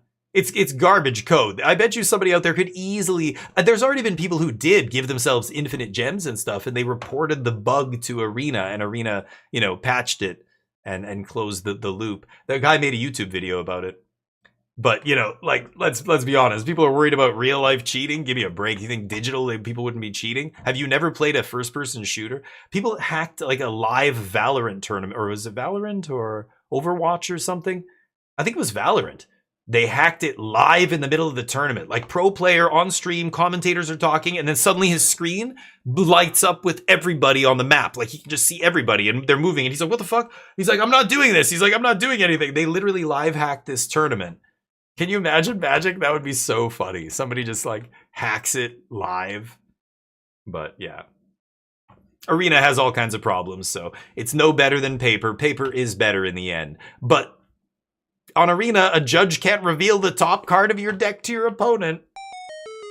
Whoopsie. That was crazy. Like, I get it, that kind of shit, but how many times have you seen that happen? I think that's the first time I've ever seen that happen. That was hilarious. People are going to be talking about that. Yeah, the Arena has all kinds of other issues that make it worse. Again, nothing's perfect. Which one's better? Real life. I don't think it's even close. Does Arena have some things better than real life? Like, again, the cheating or whatever? Sure, but all the downsides of Arena are way worse. There's way more factors that are outside of human control on Arena than in real life. That's the reality, right? But, can you imagine if somebody's, like, violently ill? What happens if you're, like, super sick? And you go to the Pro Tour and you're feeling bad, and then the day of the Pro Tour you wake up, you're just like you want to throw up, and so you wear a mask or whatever, but you're just like feeling like shit, and you're like, Judge, I'm sorry, I got to go to the bathroom. Can I just? And you run. Like what happens there? The timer keeps going. Is there an exception? Like, you're not gonna let me go to the bathroom? What if they just puke on the floor right next to the table, and then they want to keep playing? What happens in a situation like that? I don't think we've ever seen that, but one of my teammates is a type 2 in Korea on the team I used to play for. He's a type 2 diabetic. And if he didn't get his blood sugar up or whatever, or forgot to drink something or whatever it was, he passed out at a PTQ once, and he sat down. He just come there and they had shuffled, or maybe it was halfway through game 1 or something, and he's just playing and he just went right off his chair. And the tournament kind of stopped. People were like, holy shit. And then like some people start playing again, and like people came over. It was a whole thing. But, you know, that kind of stuff can happen, right? I've never seen anybody like that at the Pro Tour, but normally if you're super sick and it's a small tournament, you just don't go, you drop out or whatever. But some hardcore is like, oh, this is the World Championship, I'm going to go there, I don't give a shit, I'm going to shit my pants. You know, maybe you have horrible food poisoning. It's PT Bangkok or whatever. It's some, you know, country where, you know, you might get a bug or whatever. It's funny. I've never seen, you know, anything too crazy, but I wonder what happens. There has to be something in the rules for that. Like, okay, let him go to the bathroom. We'll add time extension of 5 minutes, 10 minutes, whatever, right? Like there'd be, I would like to think that they would come up with a solution like that. I don't even know if that's officially in the rules, you know, but I imagine there's something in the rules to allow judges to accommodate people like that, right? I've never had it come up, but COVID, yeah. Oh my God, Morgoat, really? I did play, I went to a draft. Once COVID rates started coming down past a certain point, some stuff started to be open in like a limited capacity. So the card shop that we went to, Stronghold, there was only a certain number of people allowed in, and obviously the people drafting and like one other group or whatever. And the draft table, they had this big plexiglass thing that came out. Each player, it was like, it sat across the whole table. It stood like 4 feet off the table. So when you're sitting down, it's way above you. And it's just a plexiglass thing. And my opponent's on the other side. And then each, you know, there was like 2 or 3 dividers. So there was like 3 and 3 on each side, basically. And I remember playing Magic like that. I think it was core set. It was some core set we were drafting. It was before Foundations. I don't remember. It was 2020 or something, 2021, whatever it was. Yeah, weird times. But people with COVID, it just showed you how inconsiderate and selfish so many people were. It made me sad. Like I always knew there was those kind of people in society, but when you see how many people just don't give a shit about others, like and can't be bothered to even do the minimum for somebody else, like no empathy at all. It's disappointing, you know what I mean? But COVID opened a lot of eyes to that, I think, over the world. Anywho, 12. Is that fully crewed? What does it do? I don't even know what that space station thing does. It's got an ability. What does it do?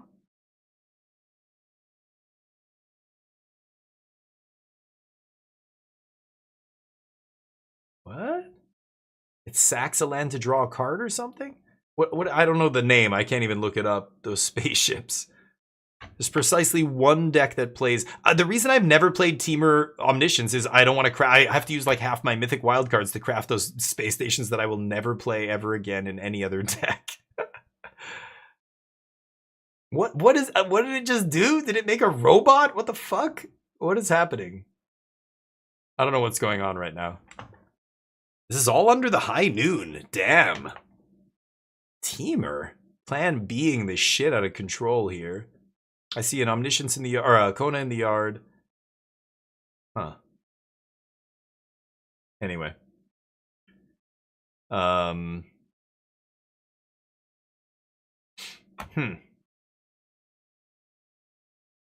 This is looking good for Omni right now. 1 life for 4 color here. I think we're going to see a game 3. Damn. Needs a sweeper. Maybe has one.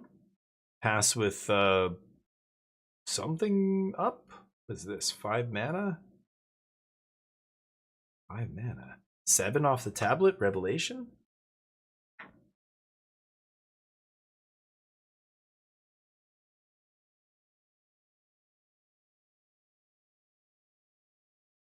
Can't pay the life with Great Hall, right? So he's got to leave Great Hall there. Got to use your last land. Yeah, Revelation. That's a tough one. You bounce the dragon. Yeah, kill Ashling. Still ends up with a 2/2. You go up to 5 life, but... Yeah, what does the red planet do? It makes 2/2s but by sacking land, or what does it do? He sacked the other land, I think, to make it 2/2? I don't know. I want to see the card, but I haven't seen them show it. I wasn't looking, but yeah, I guess. I don't know if they've shown it yet. Show me the space station. What is it called? Nobody knows what it's called. That's why. It starts with a K? I can't really tell. Its font is too small. 3 life. Shocking. Down from 5 to 3 to have 2 mana up. Okay. And one of those mana costs a life. So... You know, Lightning Helix, Dragon is uncounterable here, but could have a D-stroke or, what did he side in? Not D-stroke. What was that? There was something else in his sideboard, was there not? That's 2 mana interaction. D-stroke. I don't remember now. This game is at 50 minutes now, too. I don't know how the top 8s work. They're still timed, I believe. Here's River Regent. Interaction. Uncounterable River Regent. Resolves. Bye-bye Monks. Take 2, go to 1. Whoa. Can still play a spell this turn. Plays nothing. Nothing. Shocked himself last turn for nothing. Oh, that doesn't feel good. I don't know what he shocked himself for there. He didn't use the mana, though, so that's obviously just incorrect. I mean, unless you're running some elaborate bluff. I don't know. That was weird. Okay. Back to 1 life. The second time in 2 turns. Needs to find action. Needs to find another revelation here just to stay alive. Does he have one? If he can play a revelation, pass with 3 mana up, that's pretty good. Like, if he makes a land drop. He hasn't played a land drop here. Let's see. Cameron? Thank you, Swizzy. And Morgoat. Morgoat got it. There you go. Sack a land. Sack a land. Yeah, create a 2/2. And then they get +1/+0 in haste? Then creatures you control couldn't... Wait, is it... Oh, it's 1 red tap. Okay, so it's 3 mana to activate. Okay.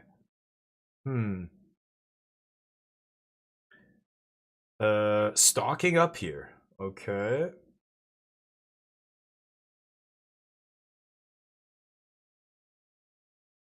And... Pass? Oh boy. Now, I mean, Temur player empty-handed here, so if he whiffs, if he draws a land or something... Oh, no, he's not empty-handed. Oh, I think he just picked up cards. Okay, he's got a couple of cards? I don't know how many cards he has. Can't tell. Never mind. So he's got a bunch of options. Who knows what he could have here? He could go for the land. That doesn't seem great, though. 3 mana, and you lose a land. Hasn't made a land drop, obviously, so could go land here, have a lot of mana, 8 mana. 3 to make a creature. All my creatures get haste. He's got to leave up some interaction. Like, if he can kill... Like, if the opponent has inevitable defeat, you want to be able to kill or bounce the creature that they're going to target with inevitable defeat. But, you know, if he has another revelation here, then he's at the mercy of this guy's counter magic.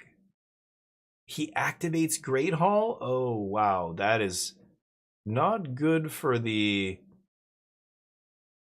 control player here. He needed something better than that. Block Robot. Okay. Activate Get Lost? Yeah. But then, yeah, if he's got a counter, yeah, you're never winning this, right? Man, I thought he had something a little bit better than that.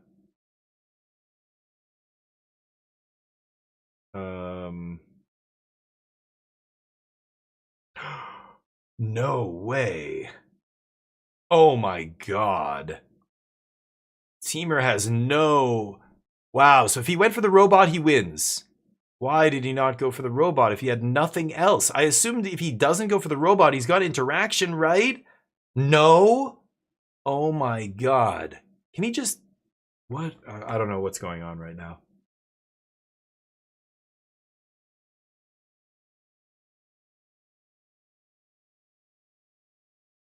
Oh, does he have a burn spell in the sideboard? Maybe that's it.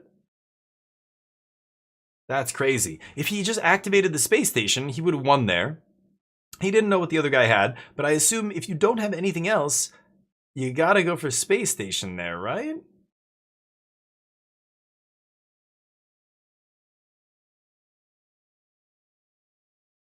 He assumed the other guy had Jeskai Revelation, I guess? That would be the only way to... Or, I don't know. Interesting. Who? Teamer guy? No, now he's post-combat, casting the dragon. He maps onto the dragon. What did he put in his hand? Okay, he's gonna name not dragon, I assume. Beast?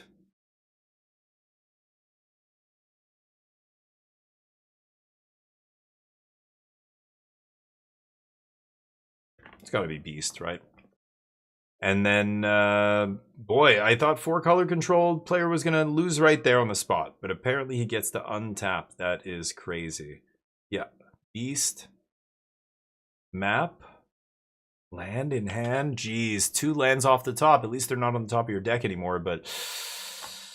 Ooh. So, Northwind, the only spell he could play that turn. He's gonna untap and I'm assuming have a win next turn if he's... I don't know. He got to look at his sideboard and take whatever here. Control still has a 2/4 in play.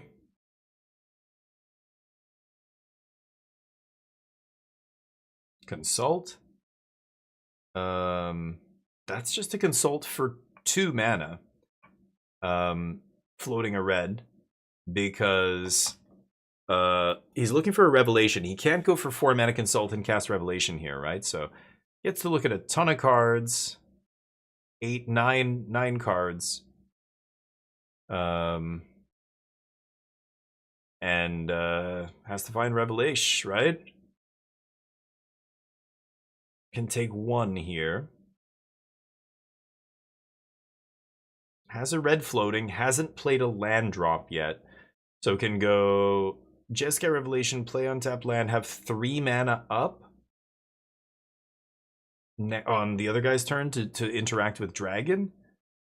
But I mean, if he... Yeah, I don't know. That's crazy. If the other guy went for that spaceship, it would have been over. But I think it was, yeah, tough to go for station into the face of 7 mana there. Yeah, move that over. It's a big draw. Okay. So he didn't play a land, Zachary. I guess he didn't draw a land there. He's not taking a land off consult.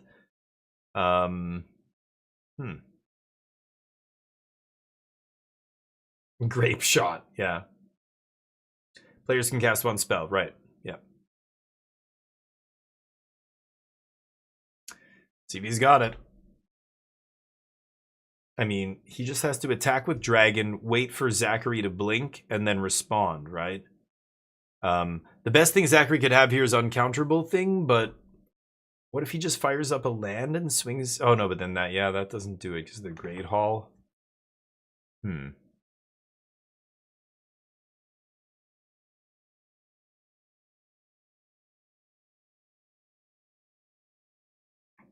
Close.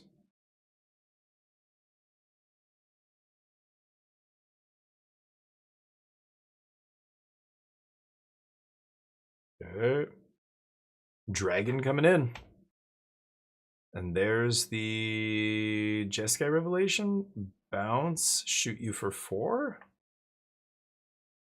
And does that resolve? It does. Holy shit. Okay, so Zachary can't play anything else, but he's not dead? Crazy. And Jake is at 11. Like, this could be over this turn pretty easily. Oh, you can only play one spell. Maybe not. Like even a Lightning Helix. Another Revelation might... That would be enough, but... Yeah. Get your shit together, Zachary. Sloppy. Okay.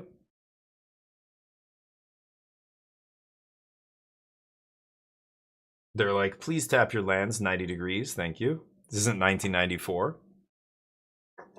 Okay. Simic's better. Well, this guy was the #1 seed in a 940 player tournament. So what's your case look like? How high did you get on the arena best of 1 ladder? You play mostly best of 1, right, Daza, if I'm not mistaken? Guy's just jealous to his beautiful arms. His beautiful arms. Yes. He's got to do more than just arms. It looks like that's all he works out, unfortunately. But that's a common, it's a young guy thing. I had friends who were like that. I had friends who did only upper body basically all the time. Specifically arms, like arms multiple times a week. It's like, yeah, it's funny. Okay, Dragon comes back down. That's my 1 spell this turn.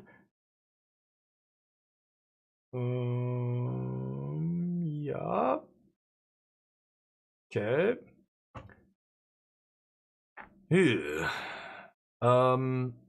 Can still play land here, activate spaceship, sack a land, and swing, but I mean, there's a bunch of dudes on the ground.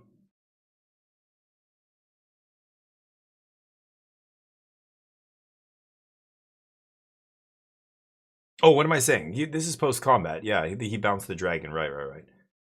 So I'm not sure what he's getting here. He keeps going to his sideboard. He's cast this dragon multiple times, but I don't think there's anything in there that actually wins him the game now, because if he had something in there that won him the game, he would have taken it already, right?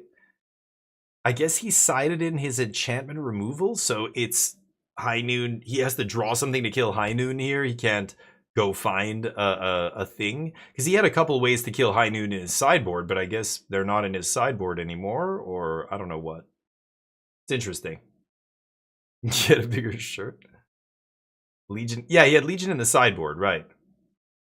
Oh, he could have gotten Legion to kill, yeah, Zachary the following turn, but he couldn't play it in the same turn.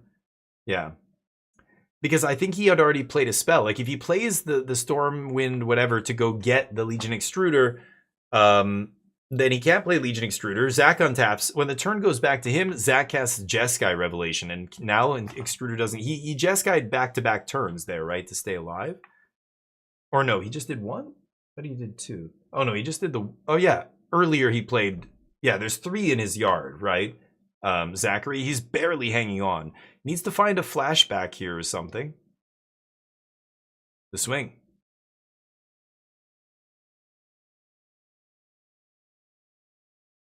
If you had another Jeskai Revelation, would you play it pre-combat and see if, because if it resolves you have lethal, right? You just go bounce the dragon, do 4 to you, plus the prowess triggers, that's enough. Seer Dragon. Okay, triggers. That's my 1 spell for the turn, he's saying. Now remember, High Noon can also do 5 to the face. So getting, you know, taking 4 damage here, you're getting very low. Very close to dying if you're Jake. Jake thinking. 2 mana up. Obviously could have a bounce off here. Bounce off a monk. This is before damage. Which, you know, I don't know why he... Well, yeah, he wants the prowess triggers on the monks. So, yeah, because it's before damage, you could bounce off the land and then have lethal next turn? Because, yeah, your guy wouldn't die.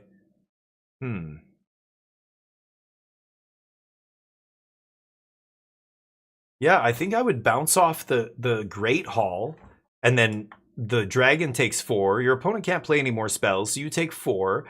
The High Noon still doesn't kill you. And then you untap, swing with dragon. They have no way to block. They have to pray to have, you know, a removal spell resolve, and that's it. So I think if he has bounce off, the play is bounce Great Hall here. Take the damage from monks. But if he doesn't, I mean, he's got something. He's in the tank here thinking about what he's going to do. This is with prowess triggers on the stack. So we'll see. But because bounce off, it's tempting to bounce off the monk here. Of course, Zachary has to go for the seer before damage because he wants the prowess trigger and all that. Normally, if you're worried about that, is he? So that's resolving?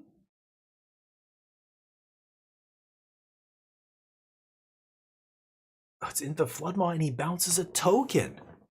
Oh, because it's non-land permanent. Oh no. So if that was bounce off, that I think he would have maybe had a good shot of winning. I don't know what Zach. Well, Zach can't play another card this turn. Oh, but instead it was into the Floodmaw. Cannot counter land, or I cannot target land. So has to bounce a token. Oh no. That's a big distinction right there. Oof. Bounce off just says creature. Wait, I think Into the Floodmaw says creature, doesn't it? And then it's bounce non-land permanent when you bargain it or whatever.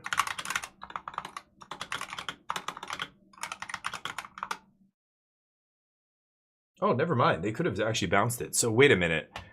And then I think they fucked that up. What are they playing around there? I think if they bounce the land, that's much better for them. And then you get to keep your dragon around, right? That's crazy. Why did they do that? Am I missing something? What am I missing? I mean, what is he playing around? He wasn't dead to High Noon. I guess Zachary could have still sacked High Noon to finish the dragon, but that's crazy. Like, he could have done that at any time. High Noon's better in play for him, right? Okay, dragon comes down uncounterable. Bounce monk. Respond, 3 steps, copy tablet, draw cards. Can't counter this Marang River Regent because it's off Cavern. Oh, copy monk. Okay, draw 2, discard a card. So Marang trigger fizzles. I don't know what the second thing he targeted was. Maybe nothing. Discarding another tablet. No. Nice try. Yeah, 1 monk because it's a copy of the monk that bounced. Or that, yeah, that got bounced. Trying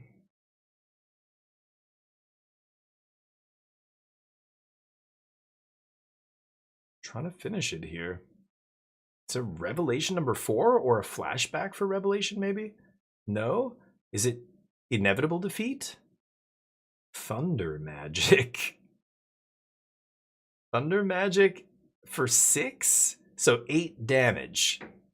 Oh, that's so funny. I was talking about Thunder Magic being like, what the fuck do you care about 8 damage for? He's like, let me see that again. 6 mana, 8 damage. What the fuck? Yeah, 1, 2, 3, 4, 5, 6. Yeah. Oh boy. So that's 2 damage. Remember, High Noon does 5 damage to face. So Jake is at 2 effectively on the board. He untaps. What a game. This has been a crazy game. Zachary's been at 1 life multiple times. Okay.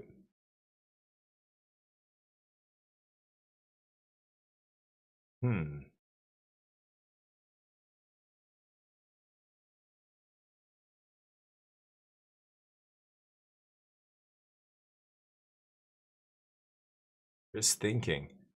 The judges cleaning up their graveyard? I don't like that. Don't touch my graveyard. I would be like, don't fucking touch my graveyard, lady. You saw what happened to that poor other guy, Riley? Dear God. Keep your hands away from my cards. I get it, though. They're trying to keep the cards on camera, and again, players can be sloppy. Interesting game. So 5 mana up for the control deck. They have Inevitable Defeat in the yard, so this could easily be... Oh no, they can't cast double spell in 1 turn, so Flashback not doing anything, really. Never mind. 7 life to 5 life, except the 5 life player has High Noon, which does 5, so it's almost like 5 life to 2 life here. Beast? Is this a Kona?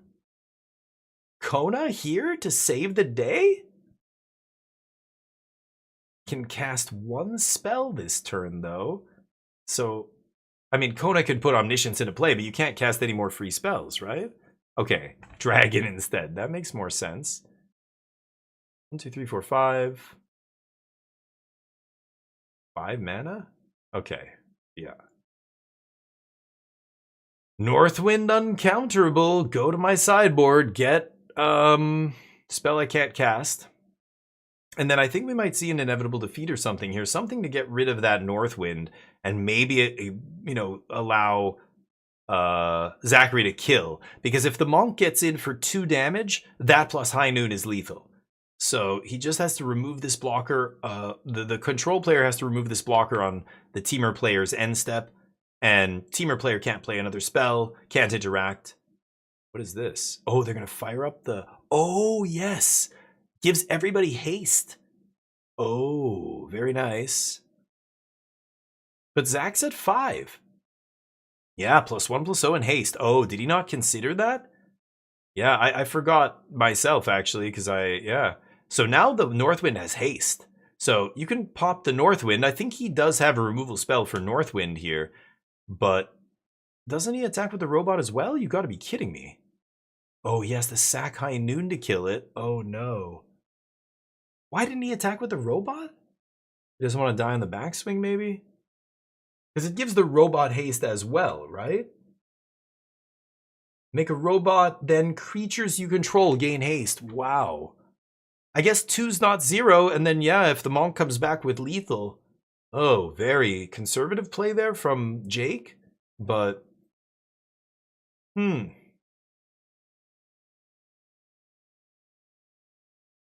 Jake knows there's, well, now that there's no High Noon, Jake can just play a ton of stuff here, right? So, yeah, there's Great Hall, and he has the Revelation. 3, 4, 5, 6, 7. Yeah. Hey, Control goes to the finals. Nice. I guess the other one, yeah, the other one ended. Yeah, we're not going to be able to play whatever it's called. Oh, we've got ads in 45 seconds here. Where's Jim Davis? Yeah, that when that judge flashed that card, should have got Jim Davis in there to give him the tough love. Poor Jim Davis. He's gonna get this reputation as this gigantic asshole. He punched a ref, basically. But what that judge did was, oof, that's about as bad as it gets. You know what I mean? I don't know where that he had a red shirt on. It might have been the guy standing there. I don't know, but damn, good run for Teamer. That was the top seeded deck in the Swiss. He went like 12-1 or something like that. or I don't know, 12-1-1. He ID'd in. And Teamer, not a, you know, again, like not a lot of Teamer players doing well. So one person sneaking into the semis. Nice. But what a weird game. Like High Noon did keep him off it, but boy, the other guy was on 1 life and then 1 life. It was just down to the wire. He needed to find revelation, and then he had the 4th revelation there to seal it up. Like that was the 4th one. That said, he looked at a lot of cards, he consulted a bunch, he cast stock up a bunch, right? He you know, that's the thing. Over a course of a game like that was like 15 turns, 16, 17 turns, the control deck is looking at basically their whole deck. Like you're not just looking at the top 30 cards. Like by the end there, he had, you know, maybe 30 cards or high 20s or something.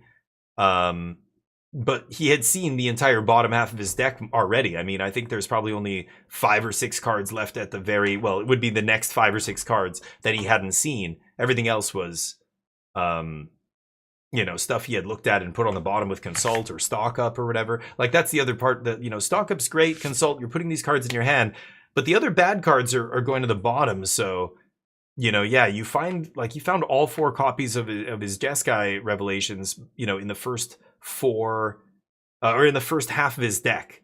But really it was not the first half of his deck because he had seen so many more cards than just what was left in his deck at the end there is kind of what I'm saying. Does that make sense? You know what I'm saying? But yeah, it's why consult and things like that are so important. Without those, control can't really exist. Like they need, you know, to keep finding more action, keep finding pieces. Like stock up is one of the best card draw spells ever, and it's been in standard a while, and you know, even prowess decks were playing it. Like, you know, lots of other decks have played it, but I wouldn't lean on that chair if I were him.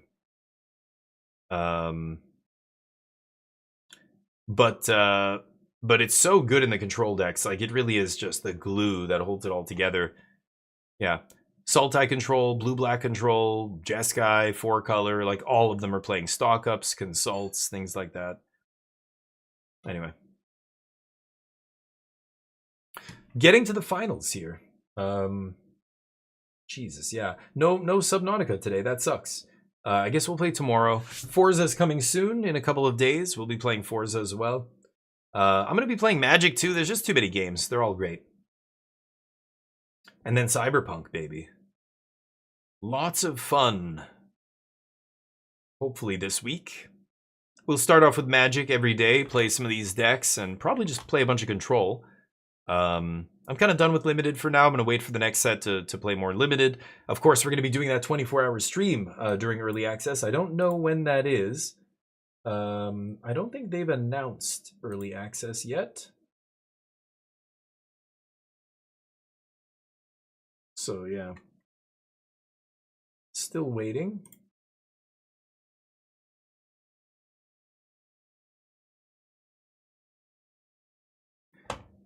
But yeah, play some standard, check out these decks. I really am only interested in like the 4-color decks, see how they do now that everybody's playing them. I wonder what the step is to beat the mirror. Like more Mistrise villages? I don't know. You play Stoic Sphinxes and stuff. I guess those are all for the mirror. Outrageous Robbery. Oh, the new James Bond game. Yeah, isn't that out in like a month though? Isn't it June? Yeah, that game I don't know if I'm going to be able to get a key for. That's the thing. These other games, like Cyberpunk, obviously I've owned for a long time. Subnautica 2, I'm playing on Xbox Game Pass. Same with Forza. Both of those are on Xbox Game Pass right now. So I'm going to be playing those for free, basically, or for the subscription fee that I pay. But Last Light, that's not going to be on Game Pass, I don't think. Yeah, it's not the Indiana Jones people, it's Hitman people, right? So yeah, not going to be on Game Pass, and it's going to be a fully priced game that I probably can't get a free key for because my metrics are no longer high enough to get like the big titles like that. So it's at the end of May. Okay, nice. So that one I might not get because expensive. I don't want to spend like, it's going to be like $80 or $90 Canadian. Not when there's all these other games I could be playing for free, you know, that's why I have a subscription service. I get to play a bunch of stuff like Subnautica and Forza and stuff without buying them, because those are games I wouldn't be spending max money on, you know. Subnautica is like 30 something, $40. That's not so bad, but like Forza's full priced. Yeah, Last Light's going to be full price, so maybe If a stroke of luck happens and I get a key, of course, but am I going to be buying it? Probably not. It's like Crimson Desert. I'm not going to buy that for a while. That one I want to just see what happens with the, you know, the development time, but yeah. Hamlet, yeah. Wait, to not... Good reason to be Jeskai? Sure, you can start off mid-rise. But, yeah, but you're shutting off your own mist-rise. I don't know. I don't know if Hamlet works in Jeskai very much. It's better in like Sultai or something maybe, where you don't care about resolving giant sorceries, but Jeskai is still trying to resolve Jeskai Revelation, right? I don't think you want to turn off your own Mist Rise, do you? But I think Field of Ruin's great. Like, whichever deck has Field of Ruin, that is awesome. But of course, these decks are so greedy, their mana bases can't support Field of Ruins. Because, you know, yeah, you pop their Mist Rise, now it's a different game altogether. You have Mist Rise, they don't. That's, you know, and people are playing one copy, maybe two. Now with more control mirrors, you're probably playing two in the main. But yeah. Hamlet's better? Interesting. Why? If it wasn't symmetrical, I'd see it, but I don't think I want to shut off my own Mistrise. That doesn't seem great. Like, yeah, Hamlet against Ba Sing Se or something, great. But Hamlet against my opponent's land that I have the same one? Am I thinking of the same... We're talking about the same card here, right? It's just activated abilities can't be... Put it in all your decks. Activated abilities of lands can't be activated, right? Yeah, that one. I don't know why that's... I just don't want to shut off my own land. Like, again, the Jeskai deck, the most important land is Mistrise Village still, right? So, I don't know. That's weird. I wouldn't do that, but... That card just doesn't seem worth it anymore. That was a good card against Ba Sing Se, maybe, but even now, you just, you know, Jeskai... The 4-color deck actually has a great matchup against Ba Sing Se. I think it's fine. They're so much faster with tablets and stuff. Maybe Jeskai, too. So, I don't know. You love Hamlet, Daza? Why is that? It's like, you just love the design? Like, it's becoming a pet card? Put it in all your decks.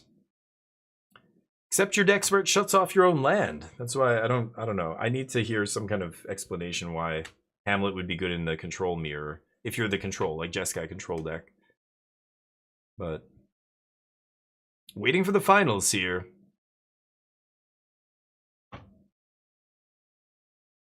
You only need one what? A land? Like, you have to play your own land to shut down a land, yeah. But okay, so, but it's a colorless land in your deck, so I don't know. It's a bad land in your deck. Like, it's the worst land in your deck for making mana and stuff. I think if you're playing a 3-color deck, it's very hard to put a colorless land in your deck. If you're playing a 2-color deck, it's better, unless your 2-color deck is very low to the ground and heavy color commitment, like Izzet or something. Deck would never play that card. There's a downside to put that kind of a land in your deck, but it is a one-way answer to, you know, answer a bunch of stuff, but those are rarely good, right? Yeah, that's right. They can top deck, or they could even bring it back with Ice Till, but I found it didn't matter. So the way the game's played out, like this was back when, you know, Lessons was the, you know, after that Pro Tour, Lessons broke out on the scene. And I was finding that, yeah, mono green with my, you know, blue-white control deck or my Jeskai control decks, mono green was really tough. The Ba Sing Se was keeping the control decks down. So I was playing a version with, you know, it was basically a Azorius control splashing for Jeskai Revelation, and that way I could play 3 Field of Ruin. And I found that just killing the Ba Sing Se once or maybe twice was enough. By the time they brought it back again, it didn't matter because now you're at Jeskai Revelation mana. As soon as you get to Revelation, you win, you crush those mid-range decks. But the problem was you were too slow to get to Revelation. Demo Field was a way to buy you time to get to Revelation. It's never a way to shut it down completely. You don't have to. But in the tablet decks, now that we have this ramp ability, we're getting to Jeskai Revelation so fast that you don't even need to play Demo Field and all that shit. You just ignore Ba Sing Se and steamroll it. That's why Green did not do well in this tournament, I'm guessing. It was the second most played deck, was Selesnya, Landfall. And then I think Mono Green was like 6th or 7th. And I don't see any of those decks in the top here. I think there's a Landfall deck maybe or a couple in the top 16. I don't know. I didn't look closely enough, but I think now the Jeskai Revelation decks are playing Jeskai Revelation on turn 5.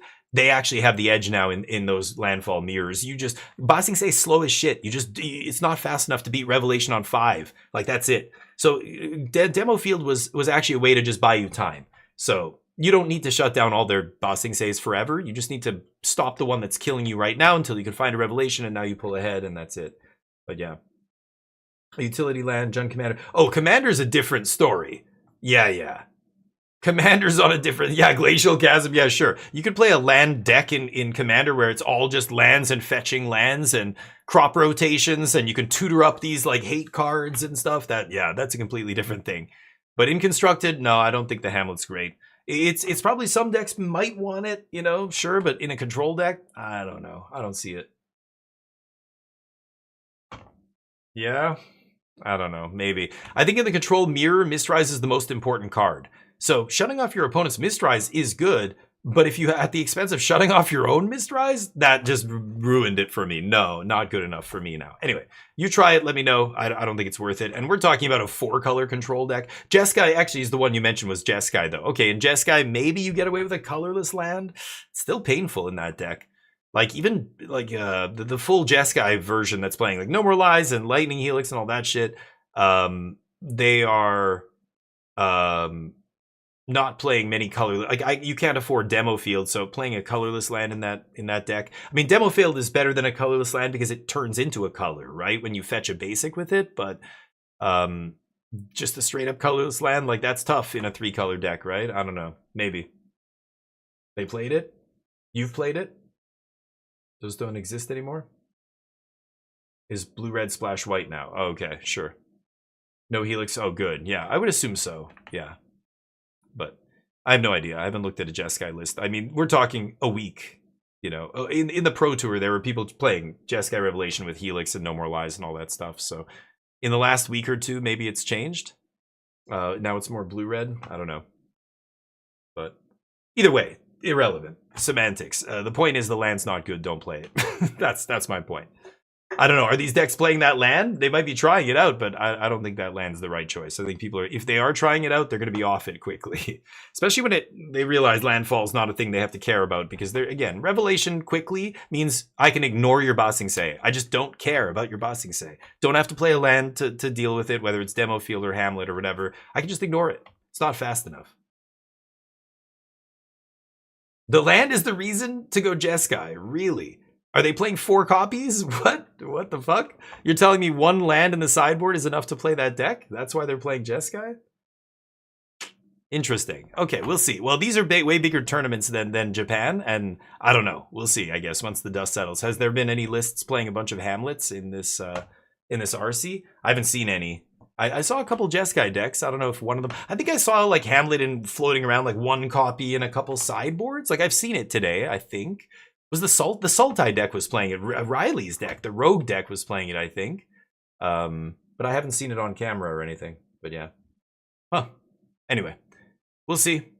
I don't know how well Jeskai did in this tournament. Maybe they got crushed. One guy did well. I want to see the win rates of all these decks after once the dust settles, but not a big Hamlet fan. Don't feel like Hamlet's good. I think 4-color looks great. That's where I want to be. But sure, some people think Jeskai's better. Yeah. We'll see. I love it. I love the fact that there's not even 1 control deck. There's multiple that people can't decide which one's the best. Great. I'm on team 4-color, I think, for now. And team don't put Hamlet in your deck. Hamlet can stay a Shakespeare play. That's it. Hamnet. Come on, boys. Let's do it. I don't have much longer I can stream for here. Been going for 7 hours. Please, wrap it up. I need another drink here, too. I'll be right back.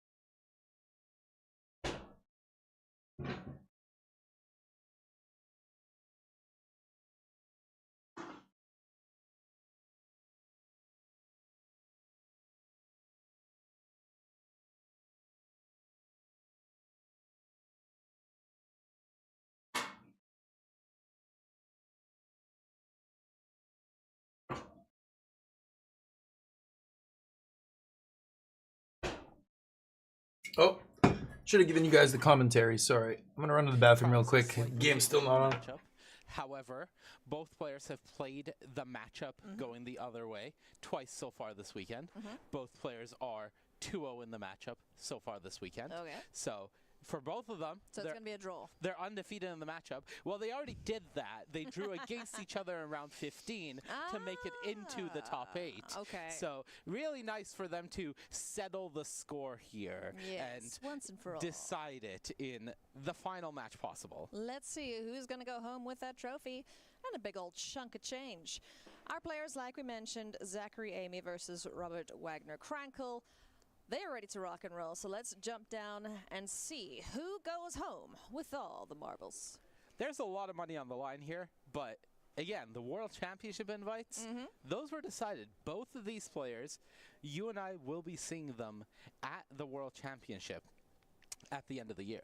Elusive Otter down on the battlefield, and we've been told we got to be very, very quiet because we're hunting rabbits. Oh, I can't use my Corey voice? We can't use the Corey voice, all right. Okay, So all right. this is going to be some ASMR, furry friends. Elusive Otter down on the battlefield. Thunder Magic says, out you go, little buddy. Turn passes back to Robert Wagner. Elusive Otter down and out. But Slickshot Showoff says, hey, bud, I'm going to hit you. Your mana base hurts, so take one. Yeah, there's definitely. Oh, it started. Here, Shit, Zach sorry. Have the answers. That's one thing. Okay. It is Yes, Manny, that's how control decks work. You have to have the answers. You nailed it. Double Thunder Magic, interesting. Yeah, Thunder Magic, again, Fire Magic, Firebending lesson. Like, what is the balance? What do you play? Like, how many copies of each of these similar burn spells do you play? It's so weird, right? Nice, get a little chip shot in here with Slick Shot. Not a ton of damage, but enough. Anyway, that's interesting. Yeah, I'm glad there are multiple versions. I don't know, man. Tablet. So that's the reason to play it? So you shut off other people's stuff and... Huh. I mean, if it is a blue-red deck splashing white, I love that. Like, that was the blue-white deck splashing red. Like, that's why I'm doing it, so I can play these utility lands and stuff. You know, Fountain Port used to be a great land. Now it's kind of fallen off, but... Control loves having lands like that, whether it's Fountain Port, Demo Field, you know, Corey Steel Mountain, Monastery, whatever it's called. And, of course, Mistrise for the mirror is the nuts, right? The mirror breaker. So we'll see. I imagine Control is going to be popular. I've been saying I think it's very close to Tier 1 for a while, and I've been pleasantly surprised that I think I was correct. You're seeing it now break out. It just needed a little bit more tuning. The Pro Tour, people saw a tablet being really good and kind of went all in that direction. There were still people playing loots, I think, at the Pro Tour, but that pretty much was the death knell for the loot decks, I think. Nobody's on loot anymore correctly.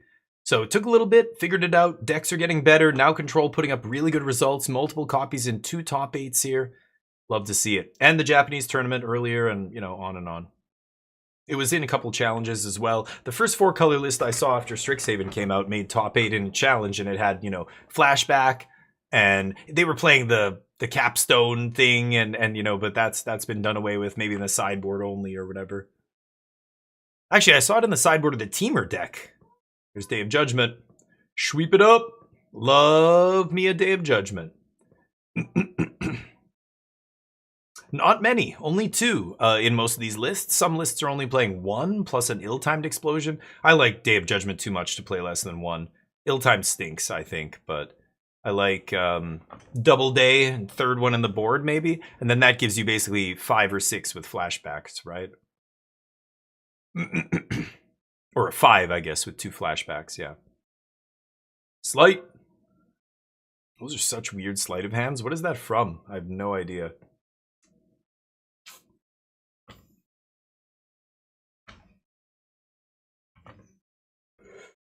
Yeah, that I could see. It's got to be way better mana-wise. The 4-color deck is rough mana-wise. I mean, honestly, one of the big pickups for the deck that I think a lot of people don't realize is super important was that Great Hall. Grand Hall, whatever. That is an awesome land. I mean, you've seen it be relevant in multiple games as well, just turning into a creature on turn 15 to close that door without giving your opponent another draw step. Not to mention the fact that it's, yeah, City of Brass coming into play untapped, not just in the first 3 turns like starting town. You're not paying 2 life up front. You know, it still pays colorless to cast your mana rock or whatever else, right? Mad Trapper, with the 3 months. Mad Trapper, legend. Thank you, buddy. You're a goddamn legend, you know that? Appreciate the 3 months. The trimester. You rock. How's life? How was the weekend? I recommend everybody subscribe to my channel. You'll get lots of rants, maybe a little bit of good insight, maybe some knowledge, depending on how, experienced you are at this game, or any game. We play a lot of games at the highest level, trying to go deep. There's always people better than you, of course, but yeah, I love playing. I love watching people play who are really good at games too. Learn from them, It's sweet. It's okay. Okay is good. Okay is better than bad, so that's good. Nice. Back to work tomorrow for a lot of people. That sucks. I've got a bunch of stuff I've got to do. We've got to get back to trying to find this commercial real estate space for my wife's business.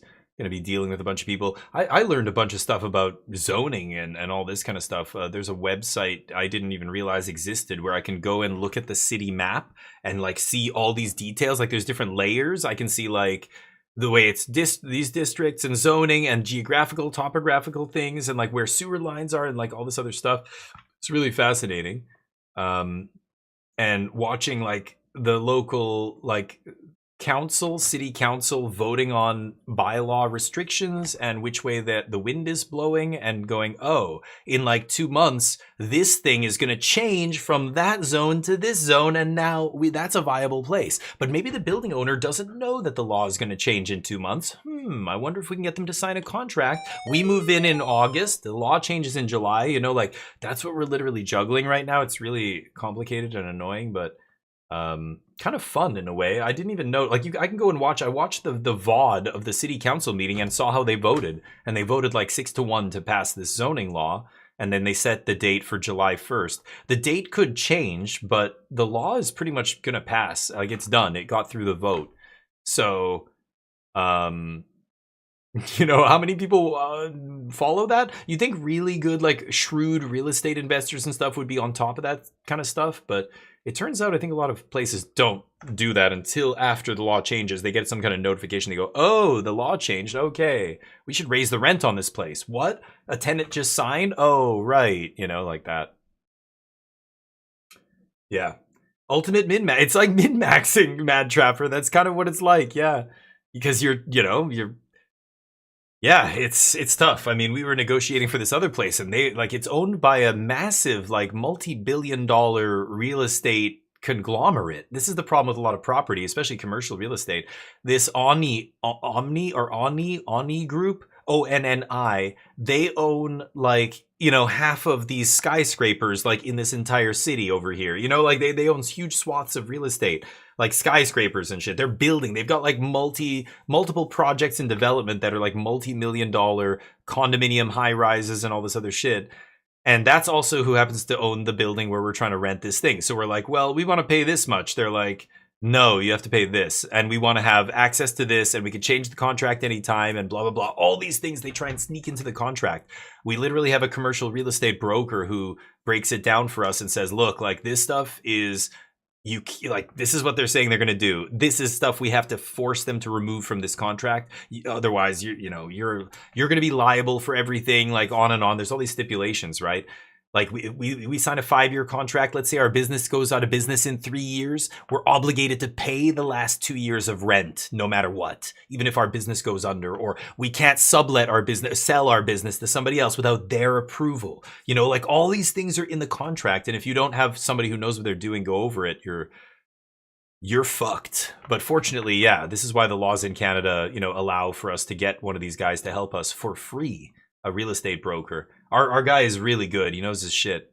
And I was flabbergasted at how much bullshit they were trying to put in that contract. Because you go through these rounds of negotiation where you're sending each other essentially drafts of the same contract where you're changing things and going, well, we want the contract to look like this. And they go, okay, what about this? And slowly you're like crossing things off the list. Like, okay, fine, we'll let you have this one and this one and this one, but you have to let us have this, this, and this, that kind of stuff.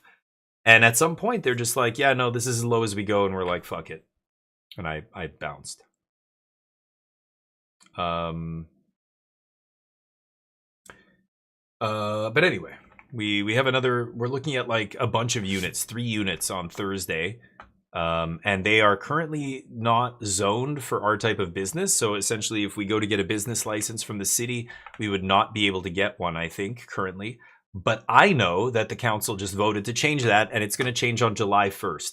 So the way these things work, like we're not moving in until like August. Like you don't move in right away. You have like a 3-month break. We're gonna get the first month rent free probably to move in all our stuff, and they call it fixings basically. Like put everything in the fixtures and everything in the suite that you want. For us, it's gonna be redoing the floors sometimes or redoing lighting system and then bringing in all the machines and all that stuff. But anyway. I don't know why I'm rambling about this. It's yeah, that's gonna be my week doing shit like that. Streaming. I'm still gonna be playing a bunch of games, but yeah. The business I'm affiliated with down in Texas, they are my business partner. He wants to expand. I think he's seriously debating. We're a WN Premium store. I own a piece of this shop in Texas, and I help with the business a little bit, not too much, but we have like kind of an order program. I deal with a bunch of customers and shit like that. Anyway, and he wants to open a huge space, like 4,000, 5,000 square feet, have like a little coffee, snack area and stuff, and basically make it into like Mox boarding house kind of place, for like. In Korea and some places, like I've been in lots of shops around the world, like in different countries, and most of them are the same. Some of them are worse, some of them are better, but like the States has some that are so insane. Like Europe probably has a couple good ones too, but Mock Sporting House is like a gorgeous, place. Like it's like playing in a really nice shop with really nice, comfortable, super nice furniture and blah, blah, blah. And you can get food and there's a bar and all this stuff. And all kinds of games happening, and the decor is like out of this world, and they spend millions of dollars to like set up that kind of place. Card Kingdom, I believe, owns Mock Sporting House, but yeah, he wants to do something like that. He wants to do a big, big deal kind of shop, which is exciting. I want to go down there, but I don't want to go down to Plano, Texas. Right now, you look out. I just got a tan. I just came back from Mexico. I'm gonna get detained. I'm getting detained. I'm like, no, I'm really tanned. I swear, please don't shoot. Okay, whatever. What? Can I get a phone call? Can I talk to a lawyer? No, I have no rights. Can you tell my family where you're taking me? No, you're not gonna say shit. Ow! Can you get off my neck? Fuck. I can't. I won't go to see him. He doesn't even want to go back, but he has to. He's in Korea right now. Anyway, literally in one like 10 minutes ago. Shut up, Keith. Oh my god, I'm so jealous, dude. I'm so jealous. Zenimatrix, what's up? Yeah. Yeah. True. It's true. It's funny. It's sad funny though. It's sad funny. Is that a thing? You guys are getting an ad in 59 seconds. I apologize, but Twitch sucks. Yeah, Mock Sporting House, so nice, right, Keith? I love that. Like, I want, like, if I owned a shop, like, that's how you imagine it'll be, right? I'm gonna have nice stuff. It's not gonna be like these other dingy shops, and like, it's gonna be really, like, people are gonna love going there. It's gonna be comfortable and like nice, And it's tough. It's tough to have a nice shop, but the shop currently is very popular. Like, they sell out every event. We do RCQs and everything. We cap it all the time, but that's the problem. We don't have enough space to do like a 300-player tournament. We don't have enough space to do a big tournament. And having a big space is fantastic, especially if you keep capping cap every tournament. It just means you should expand. That's to my mind. I told my wife the same thing. Like, one of her studios is basically like full as it gets, I guess, or pretty full with classes. There's like people who are waiting for certain time slots that are really popular. There's like a wait list. That's when you make another branch. I mean, I think anyway. Got to be careful about expanding too quickly, but that shop's been going for quite a while. I could give them a plug here, I guess.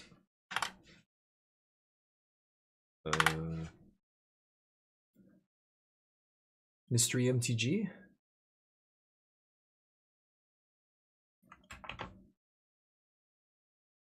It started off as a. This is the website for our shop. It started off as a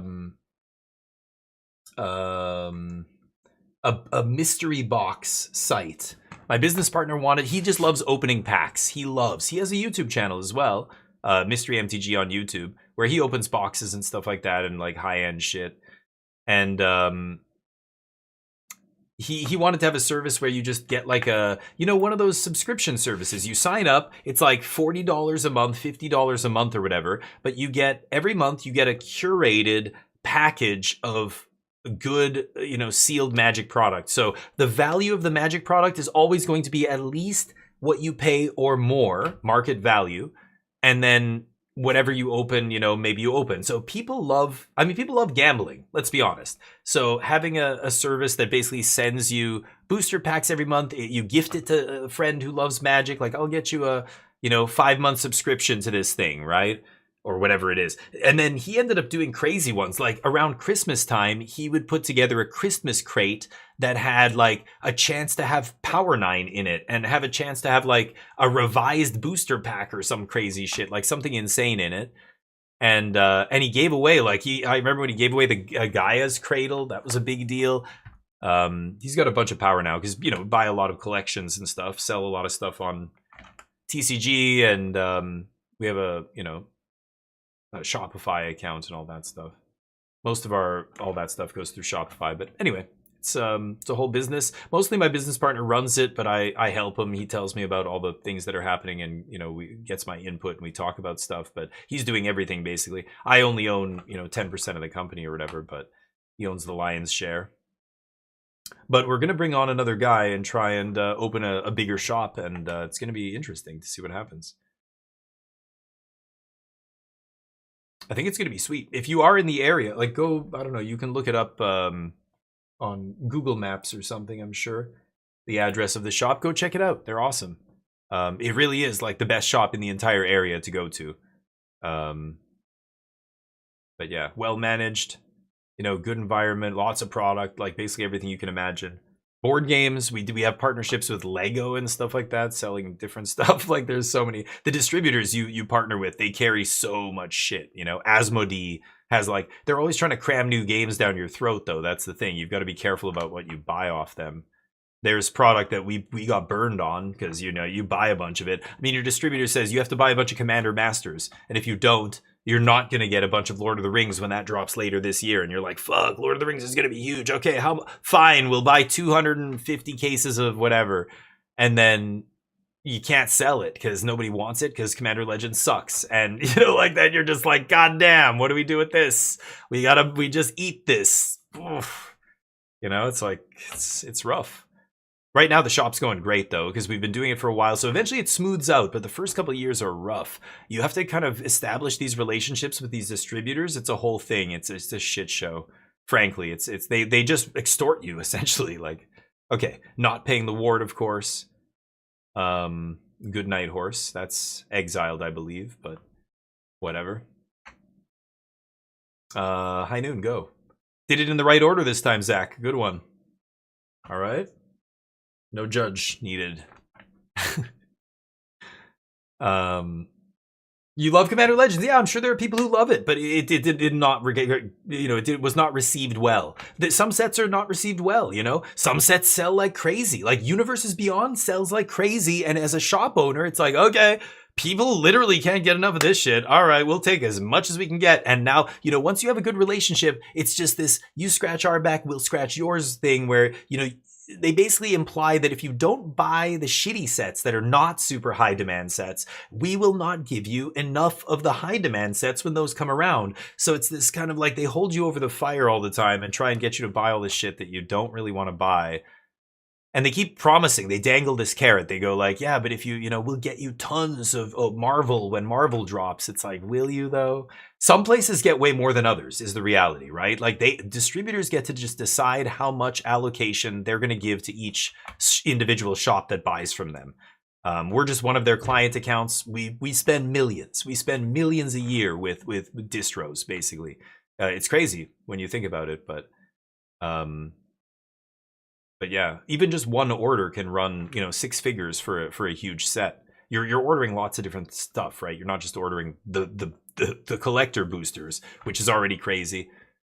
But collector and play, and then you've got bundles, you've got the codex, you've got commander decks, you've got to order pizza night draft sets, and every set has their own weird products that a lot of players probably haven't even heard of. A lot of it is only paper magic, but people want it. They want to buy this weird shit, and so you have to bring all of it in. It's the whole thing. Plot the show off. Hasn't played a spell, right? Did he play Flow State? He just brought it back. He just brought something back to hand, and then no, he played Flow. Oh, that was already ticked up. So I'm sorry. He played Flow State and then plotted Slick Shot. The other guy just drew Land Pass. Okay. High Noon favors the deck that is better at operating at instant speed, which is the 4-color control deck, right? I mean, the blue-red deck has to play creatures, full stop. So you can't. There's no flash creatures. He's got to tap mana on his turn, play a spell, sorcery speed. Zach never has to do that. Like in a well-built, control deck, you shouldn't be ever. Some control decks are like tap out control, planeswalker control, but in this standard era right now, with Jeskai Revelation being the top end card, you're trying to, you just want to play everything at instant speed, right? It's very few cards. Day of Judgment, yeah, there's Jeskai Revelation. This is on end step, so hasn't played a spell this turn yet. Could respond. No Mistrise, obviously, but Zach with 2 mana up. Can't play another spell though, so D-Stroke here's good, Negate's good. No Spell Pierce though. Oh, it resolves. Yeah, bounce a land. The tap land, of course. Monks, and this is on end step. And there's going to be a Burst Lightning while he's tapped out. Is he going to go to face? Oh no, what? I don't know what just happened there. He didn't tap mana.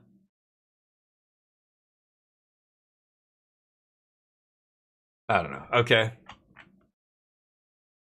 I don't know where the Burst Lightning came from. Attacks. No prowess here because he doesn't have lethal. Obviously, High Noon making it so he can't cast more than 1 spell to stack prowess, but at the same time, High Noon represents 5 damage, so the other guy's effectively at 6. Pre-release packs sometimes sit on the shelf. Yeah, and people will eventually buy them. A lot of people will immediately buy the pre-release kits, and there's a good reason for that. I think this is still true, but I don't know. I'm not a pack hoarder. I don't know all the deets on the packs these days, but Jeskai Revelation, bounce on the stack. Oh god, it's over. It's over. 4-color control takes it down. Nice. Just drew all his Jeskai Revelations. Perfect.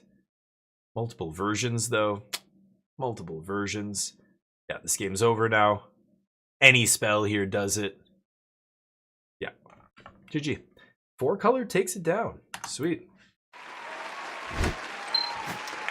Yeah, it's already 4 o'clock. 4:20, blaze it. Let's see. How many people? We got 18 people in here. Let's go give somebody some love. I don't see anybody streaming.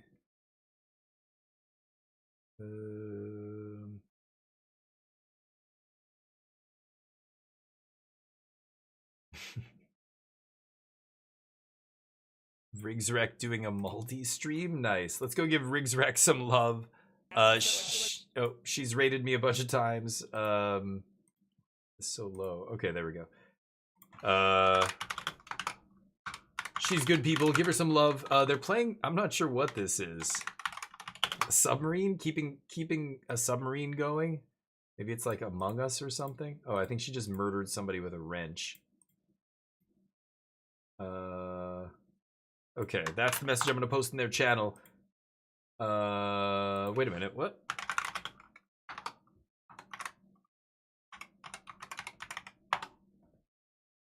There we go.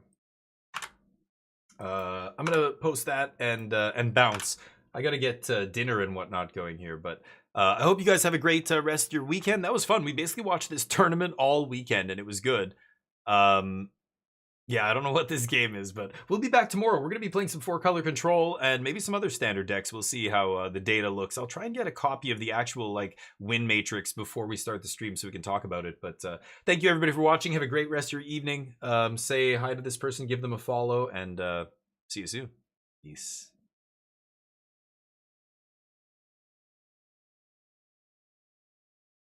Thank you.